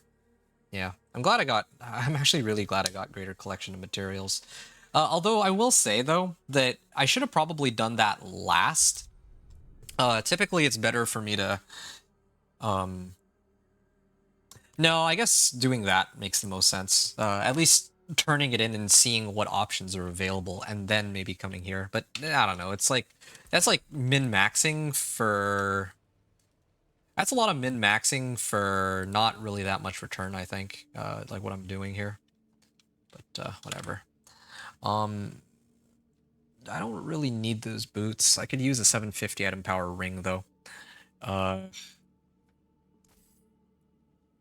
could buy this, but I'll try my luck with the next round of items. Blood boiling. Yes. Yes, I could use this. Boots of anima, or anemia. Replace dodge chance on this. I don't need these anymore. Oh, restock supply for 100? Well, guess I'm out of luck then. Defensive aspect cache. I'll try my hand, or I'll try my luck with that, at least. Helms! Nice, I got 2 helms. That's perfect. Oh, this one's got strength, max life, and resistance to all elements, and disobedience? Well, that one's a bit of a no-brainer then. So, yeah, I'm gonna put on Kerr and... Well, I don't even know. Most of these aren't very useful for me at all. Maybe movement speed, if anything. But... It's not really...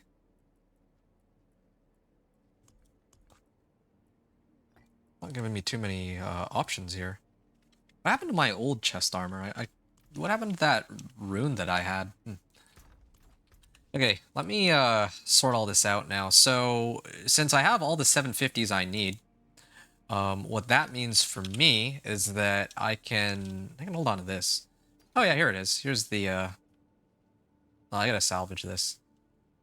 Salvage this. These are 750s, so I'll save them as spares. 680. This axe, I definitely need to use it. 700. This is a decent alternative. Salvage this. 750, so I keep. Salvage.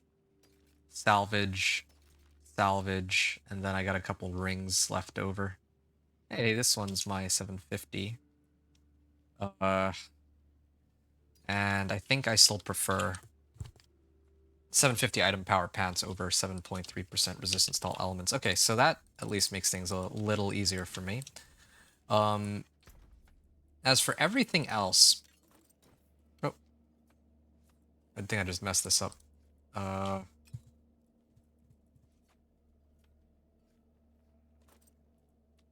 What is going on here? I think I just equipped stuff by accident.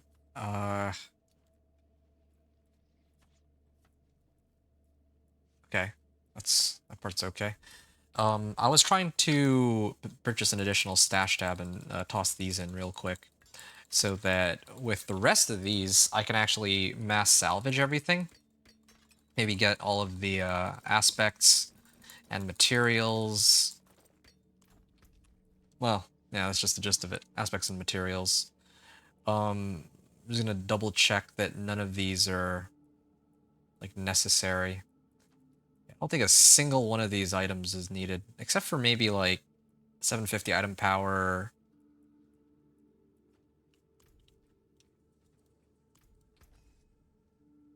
Like a 750 item power weapon or something, but none of these are... Oh yeah, none of these are what I'm looking for. Okay, well, there's a few aspects I can work with now. And then as for the rest of these, I can sort all this out now. So, what do I have even on my helm? If I had Thorn Body, that would be a bit of a no-brainer. I'm just lacking Thorn Body right now. I'll have to run a lot of Whispers to get those, but for the time being, could I at least... I don't even need any of these cooldown reductions either. You know what I can do? I know how to boost up my damage.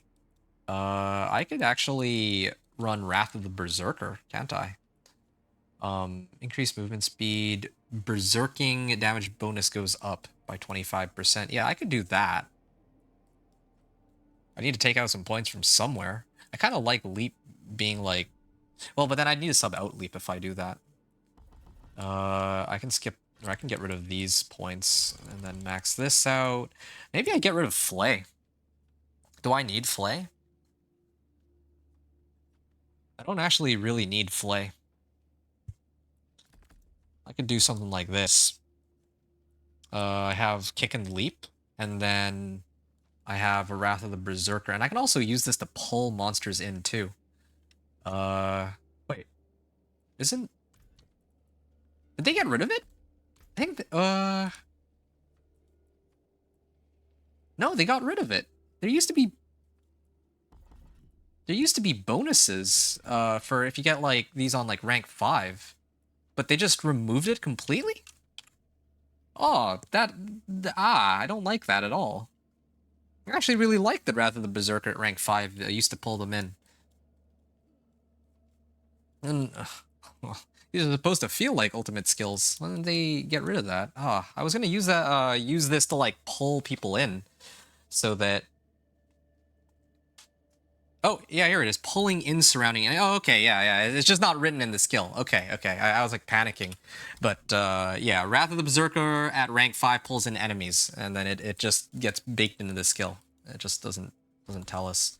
I don't really need damage reduction, I don't think. Shout effects. I can do like Raid Leader if I want.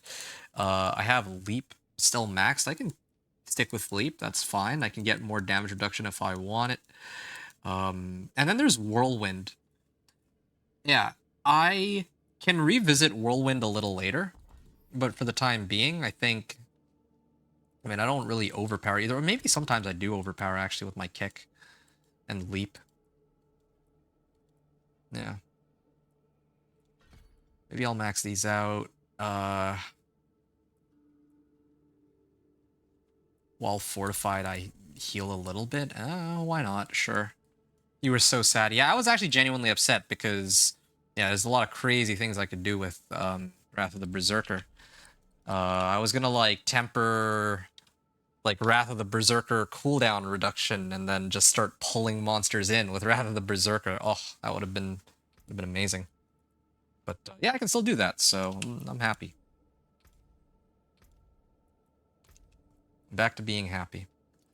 Right. Well, so read a challenging shout. Yeah, if I got like GA challenging shout, oh, I really do wonder if I could get like 100% on it. Maybe I'll use this one instead. I give up on Fury per second though. Rallying Cry. Do I need Rallying Cry? No, I don't. I think I get rid of it. This is what I had before. And then I would temper off Rallying Cry in this case. For strength, of course. I could also do Thorns, technically. Well, 161 Thorns isn't bad, but, yeah,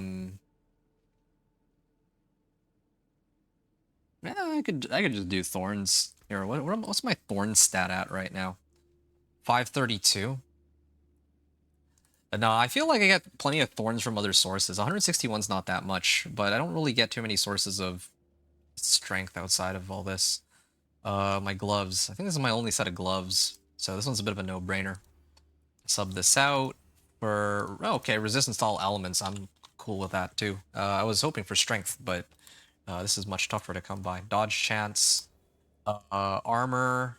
It's either armor or thorns. I don't think I got Juggernaut's aspect, but I have disobedience. I might actually overstack armor, but I mean, that's not really a bad thing, I suppose. Dodge chance. Fire resistance is fine. Although I do want strength, actually.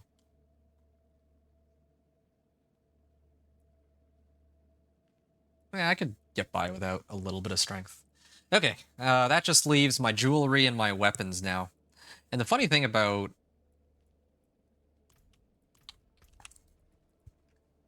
Well, the funny thing about jewelry is that I only have 1750 right now.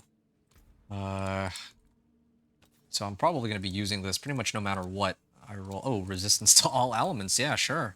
Just resistance to all elements everywhere. Strike damage. Yeah, I don't need this. So at this point, I'm really just looking for a better ring, a better amulet, and some half decent two-handers. It's kind of awkward that I don't have too many options for two-handers, but well, when all else fails, it's time to go and see if I can shop for some. Lucky for me, my Thorns isn't entirely dependent on having like 750s, right? So, two-handed mace. Well, that's what I got to work with. That's what I got to work with. Okay, so 1 and 2, and I have a wait. Hold on, I had a 750 or.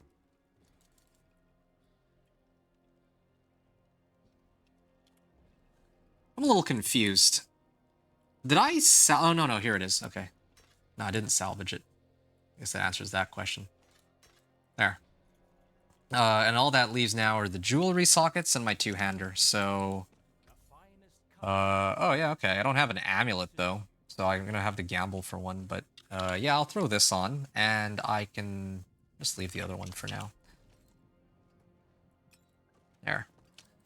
And then, so at this point, I got 700 plus on everything except for my two-hander, which I'll roll for a pole arm specifically. Yeah, this is fine. And then my amulet, I usually prefer saving my obols for... Ooh. Really?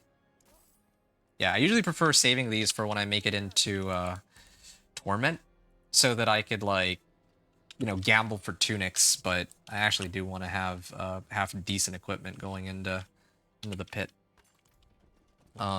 Since I want to try to limit test after when I first start Torment.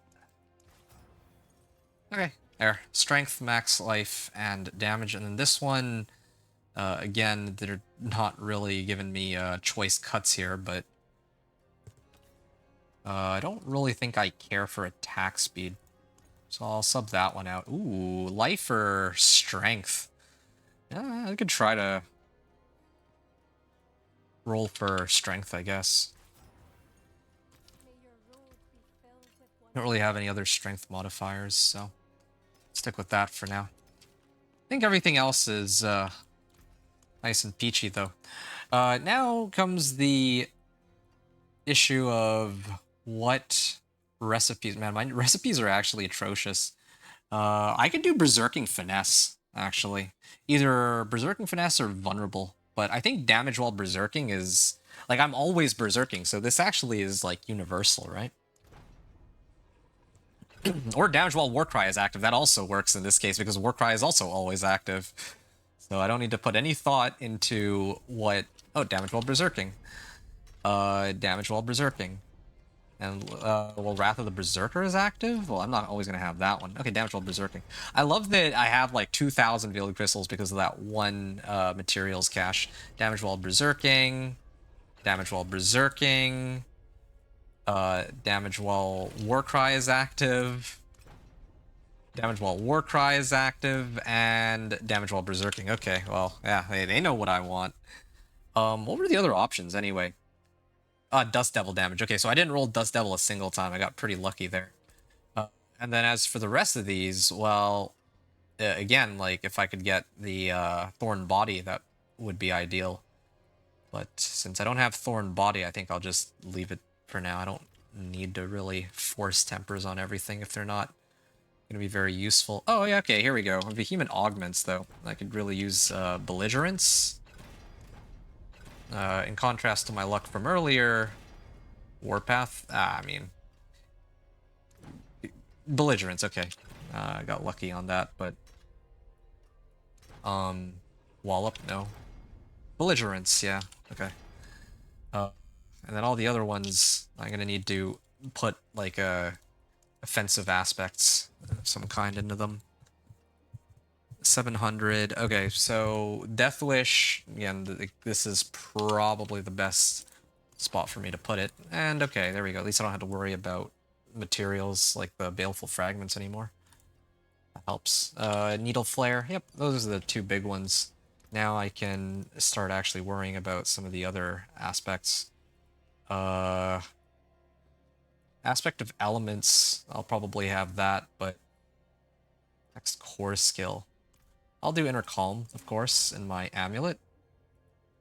I can run, not Edge Masters, but Stunned Enemies. It doesn't really work against bosses.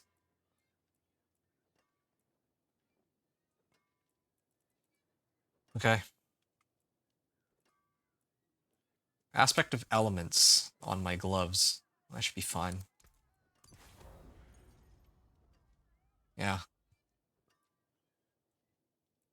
This is okay. Iron Skin grants unstoppable and damage reduction. Yeah, I actually don't need that. Normally I love having this aspect, but I think what's more important would be...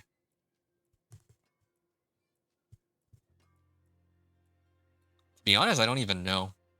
It actually doesn't really... Oh, here we go. Iron Blood aspect, why not? Because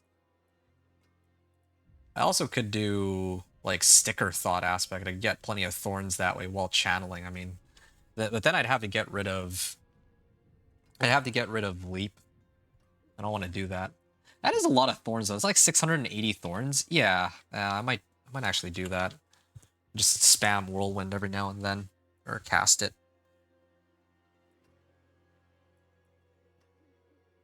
Yeah, it's just gonna be kind of rough not having as much mobility, but that's not the worst thing, I guess.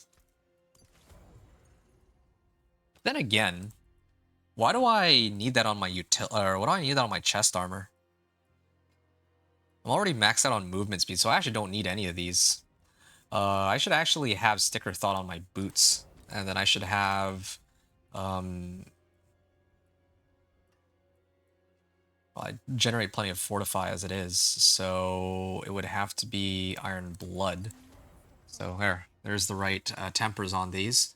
And then comes the issue of... Yeah, I'm not even gonna bother trying to temper defensive stuff onto them, because I don't have very good defensive tempers, and I'll probably just carry these all the way into like Torment 3, to be honest, with how strong my guy is starting to look right now. Belligerence, oh yeah, right. So I did all of these. Now I gotta do all the offensive aspects, right? So I just need to find something of value. Doesn't need to be anything too crazy. Earthquake still increase damage. I have aspect of elements in here. The worst case scenario, I throw in a junk aspect just so that I can turn them into a legendary item. Okay, aspect of retribution, sure. Next skill is guaranteed to overpower. That is actually helpful for me because I have, was it Warpath? This one. Yeah. After overpowering, I deal increased damage for 4 seconds. So, yeah, if I pop this, then that would solve a lot of my problems.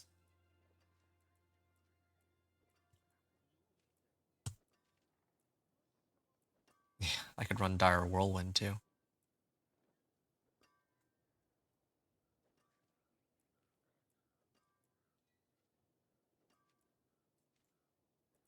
I hate to say it, but I actually don't even have enough... I don't have enough, tempers. I don't have enough aspects to make this all work. Well, actually, that might be a bit of a lie. I'm gonna salvage these, and I think some of these actually have aspects that... Oh. You know something? I might actually replace my ring for this one. It's a slightly lower item power, but it has resource cost reduction.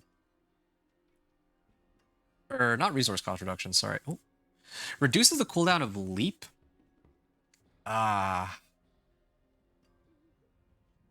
I just kept leaping, but I'm trying to replace this with Whirlwind. That's too bad. I don't have... Well, I guess what I could do is I could actually get rid of Rallying Cry. But that's for me to sort out in Torment to like min-max the build. But right now, I'm okay leaving Rallying Cry on, but later on, maybe I run Whirlwind and Leap. Then again, why do I even need Leap to begin with? Like, how does Leap help me? Well, either way. I'm gonna get rid of this, and I'm gonna go with this and maybe just max it out. I don't know.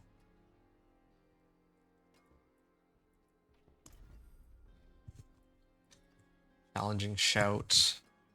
I don't really need more damage reduction. I could, but that seems kind of overkill.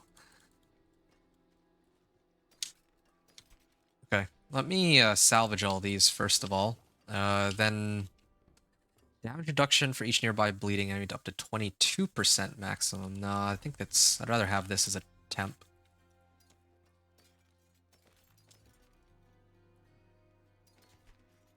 Oh, I can actually upgrade my inner calm aspect, so I'm going to do that real quick. Inner calm. Still have plenty of gold, right? Yeah. While berserking, I deal extra damage. Enemy damaged will explode. It's not the worst, I guess. Oh, this one actually would have been better than my current one, but all these, like this set of pants is a potential temp. Yeah, that one I salvaged, but this one I can replace resource cost reduction. It's not like I'm really using anything that requires resource anyway, aside from Whirlwind, but yeah, this is better. But then again, I also could have done the same with my ring.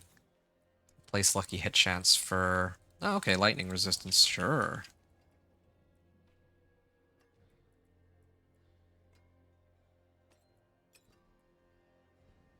And then these three chest armors I'll just toss in here along with Lockrins. Okay, cool.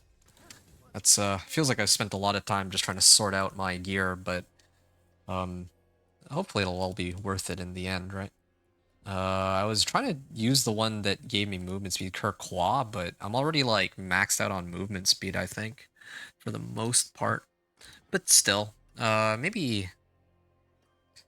The thing is, Rallying Cry is where I'm relying on movement speed. Eventually, if I get rid of this, then I have like no move speed, so maybe Kirkwa actually does still come in useful here. As for other tempers... Charge cooldown reduction, leap cooldown reduction. I'm not leaping anymore. So I think I'd rather... mobility cooldown reduction. I'll stick with that. Maybe... Well, I mean, I don't even have anything that requires it. Movement speed. I think I do still need some movement speed. Okay, there you go. Max life, armor, fire resistance. My movement speed is now 122% from my passive, and then this. That doesn't make much sense though, does it? Skill tree. But I maxed this out. Yeah, oh, this is 12% only. Okay, so these two gives me 122. Then this gives me 43, and then this will cap me out at 200% movement speed. That's good. Okay. So as for utility, I'll hold off on that. I don't want to touch utility or defensive on most of these just because I don't know... I have garbage recipes right now. They're all junk. So I'm going to leave them. Yeah, I'm going to leave it. Leave this, leave this, leave this for now. This is okay, this is okay. Oh yeah, this one. Why haven't I tempered human augments? Wallop. What's Wallop again? Wallop is... skills using bludgeoning weapons. Well, again, the thorns are not a skill.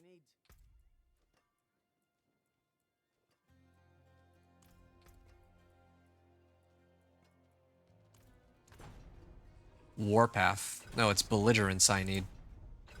Oh, okay. Yeah, last attempt. Got it. This is belligerence, and then finally, yeah, I could use belligerence. Okay, first try. Cool. Belligerence, belligerence, belligerence, belligerence, and then I think I socket all of these, and I think that's... my build is ready to go.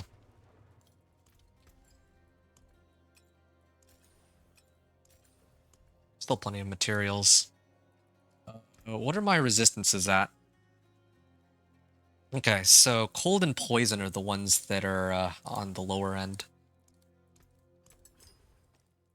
Cold and poison. Okay, so then that brings me up to pretty high resistances on everything, really. And then the last one I would need is a diamond. I was struggling with this before, but I'm okay now. Yeah, look at that. My resistances are so high that I could probably make it into Torment 2 and still have resistances to spare. I mean, once I use my elixirs and incense, but yeah. Alright. I'll add sockets to everything. Add double sockets here, double sockets here, double sockets there, and then I think... You know, one of these days,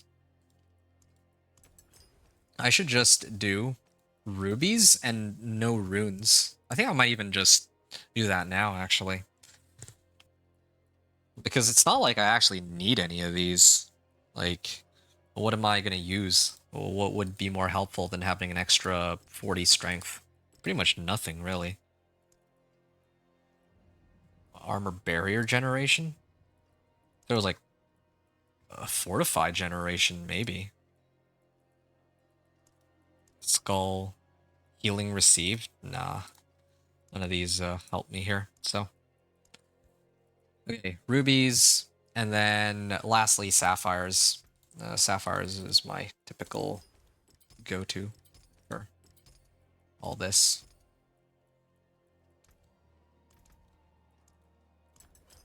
Until I find something better anyway. There. Okay, I think this by itself should be more than enough to get me into Torment 2, even. At least for... like, the item, or, well, the resistances. Maybe not the damage so much, though. I love when he's streaming. Yeah, thanks, Lee. I mean, too bad I can't stream more often. Welcome to join as well. Be a part of my clan. I see you're extending an invite to your fun little clan here. But yeah, double sockets everywhere. Yep, that's right. Fortify whenever I deal direct damage.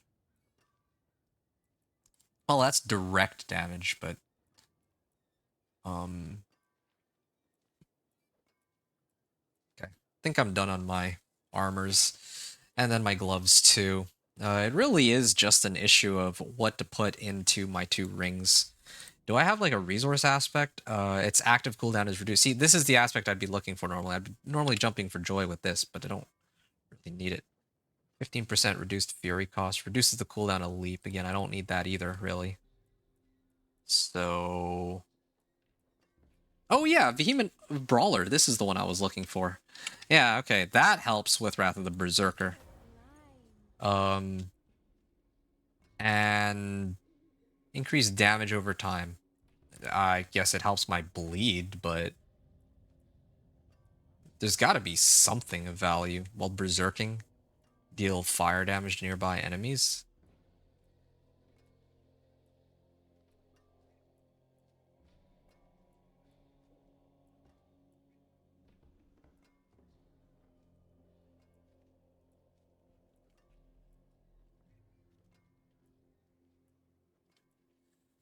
Damage by kick will explode. No.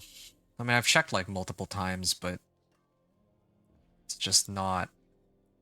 just don't really have anything that I could use. I've actually drained through everything. Like, I have all these aspects, but I got nothing that I can really use here. I don't even have cooldowns, so Pojic Furor doesn't really help me either. I guess I could run Burning Rage. Like, what else is there, really? Or I could just leave Ring of Creeping Death, like, whatever. It doesn't matter. I have bleeds, so I guess that helps. And then I think the last thing is resource aspects for my rings. I guess I could... Oh, here's where I could do a kick cooldown reduction if I really wanted to bring this down even further. But I don't think that's necessary. I think that's actually overkill. I think what's most important right now is to get Wrath of the Berserker cooldown reduction. Because then... all of the Ancients cooldown reduction. Yeah, because... oh, there you go. Wrath of the Berserker cooldown reduction. Because if I can get this down to a much lower value, then... I can keep up the damage bonus more often, and I can pull monsters in more frequently. So, yeah, I think that's about it. Oh, almost forgot my amulet here. What do I want to do with my amulet? There's, like, so many options, really.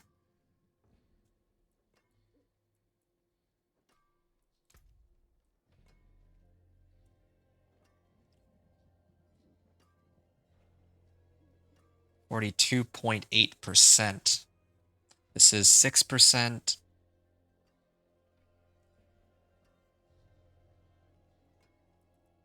And this is 150 armor. No, I'm okay on that. I have disobedience aspect. Why am I worried about armor? I don't need defensive at all. Offensive, I already imprinted. Oh, you know what I should be getting? I should be putting on Thorns body here for sure. But I don't have Thorns body, so... right now, probably Wrath of the Berserker would make the most sense temporarily. Wrath of the Berserker cooldown reduction. That's good. Yeah, I can bring this down pretty low. Okay, that's done. Okay. That was quite troublesome. Usually, barbarians, like whenever I have to gear up a barbarian, I dread it the most because there's like, they have more items than the other classes, right? They have like 3 extra weapons I need to look through and sort out. So, yeah, I guess that's that. I still have my polearm, right? Yep. Increased damage while healthy. I'm actually really excited to see just how quickly the boss, how quickly I can bring down the boss with this setup. So, all right.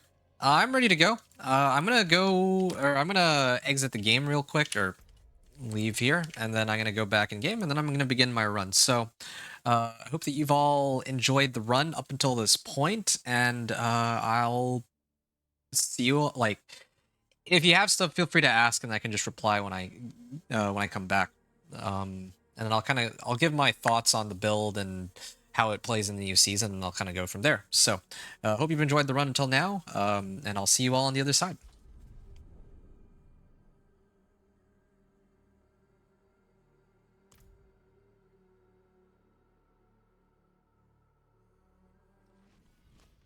Good place for us to regroup.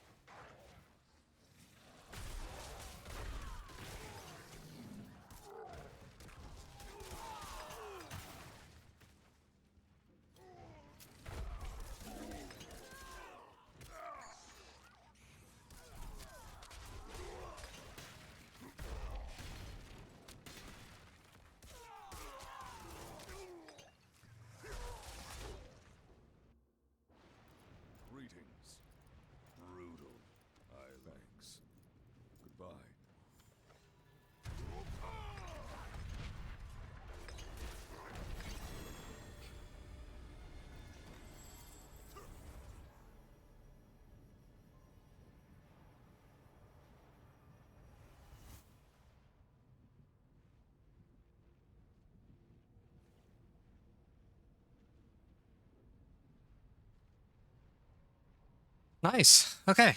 Now that brings me to the end. Hey, there's my first Ancestral right there. It is an Ancestral Mace. And it rolled GA on max life. Too bad the other modifier is kind of useless, but yeah, at least I have one good replacement for one of my one-handers. And then I also have a 750 item power ring too.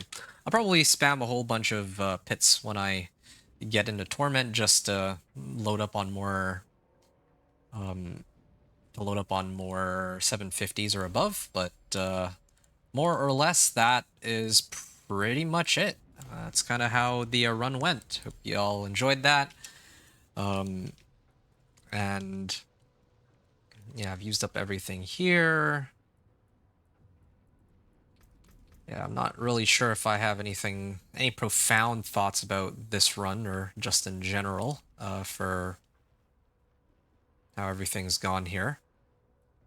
I guess what I'm going to say is that yeah, this feels like classic Thorns Barb. Like, it doesn't really... I don't think that anything's really changed from past seasons to this season regarding the Thorns Barb. It still feels very strong for leveling. It'll feel really strong in Torment. I already know this. I just need to get, like, Razor Plate and a couple other items, and then suddenly my damage will hit in the millions easily.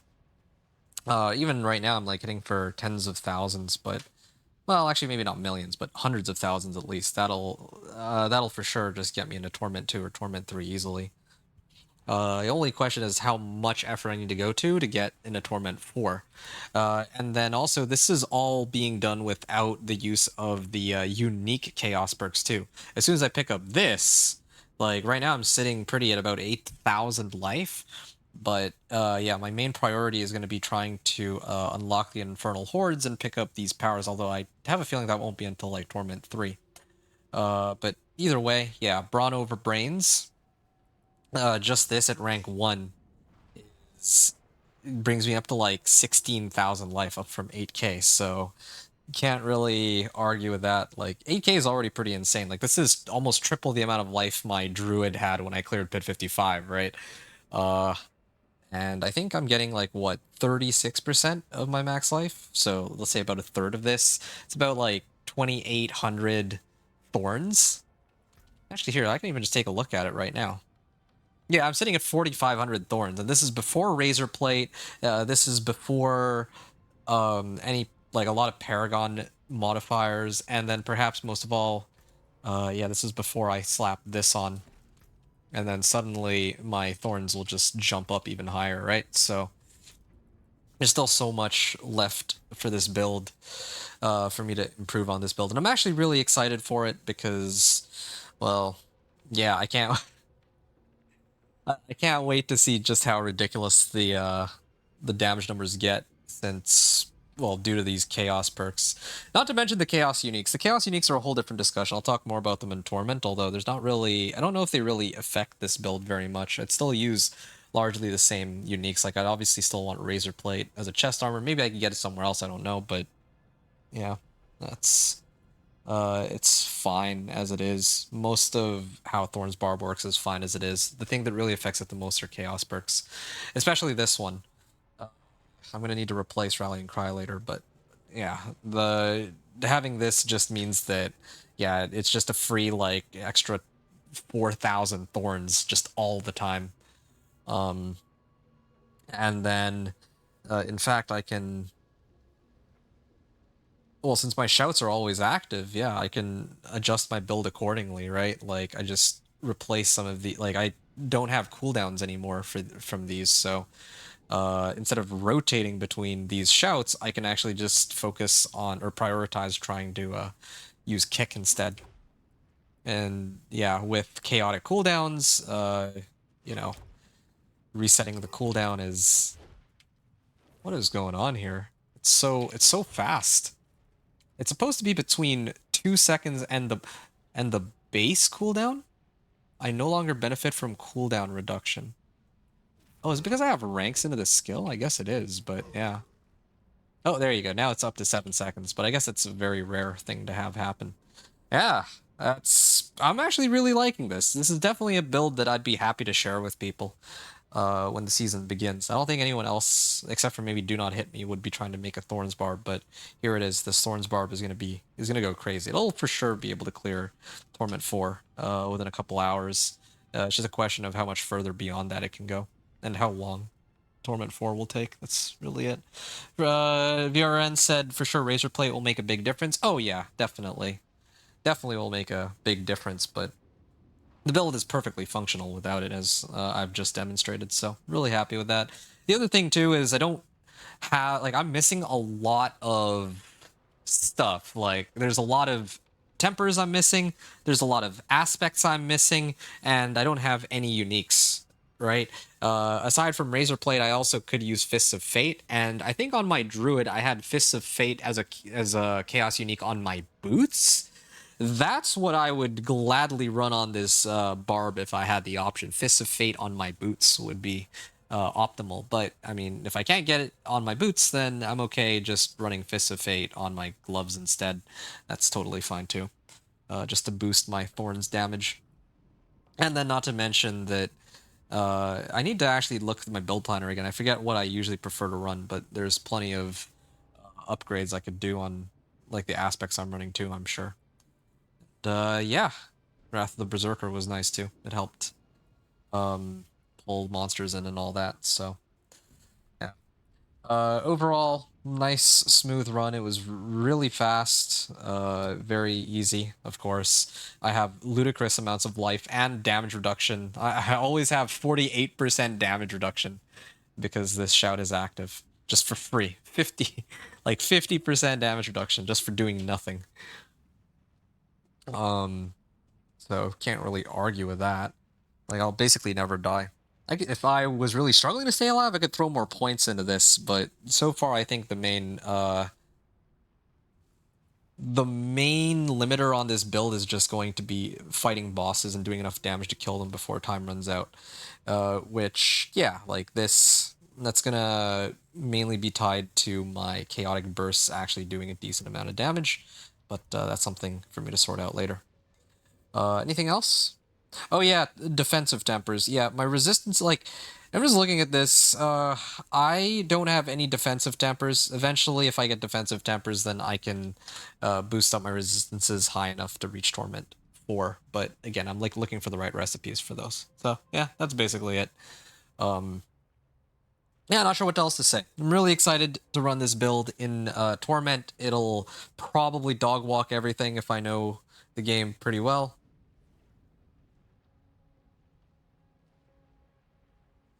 Yeah, if I know the build pretty well, it'll dog walk Torment, and then I'll be excited to actually see how it performs in the upcoming season when it goes live. I mean, maybe they'll tone down the powers, I don't know, but the fundamental Thorns Barb build is not going to change. I'm almost certain of that. So really, it just boils down to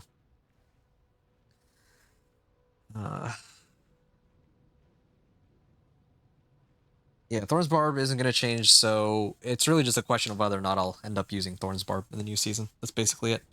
All right, that's the end of it. Hope you've all enjoyed that, what is it? Post-run sort of retrospective there. But yeah, it's time for me to get going. I'm going to end here. I gotta edit the video and, you know, get ready to upload it over to YouTube.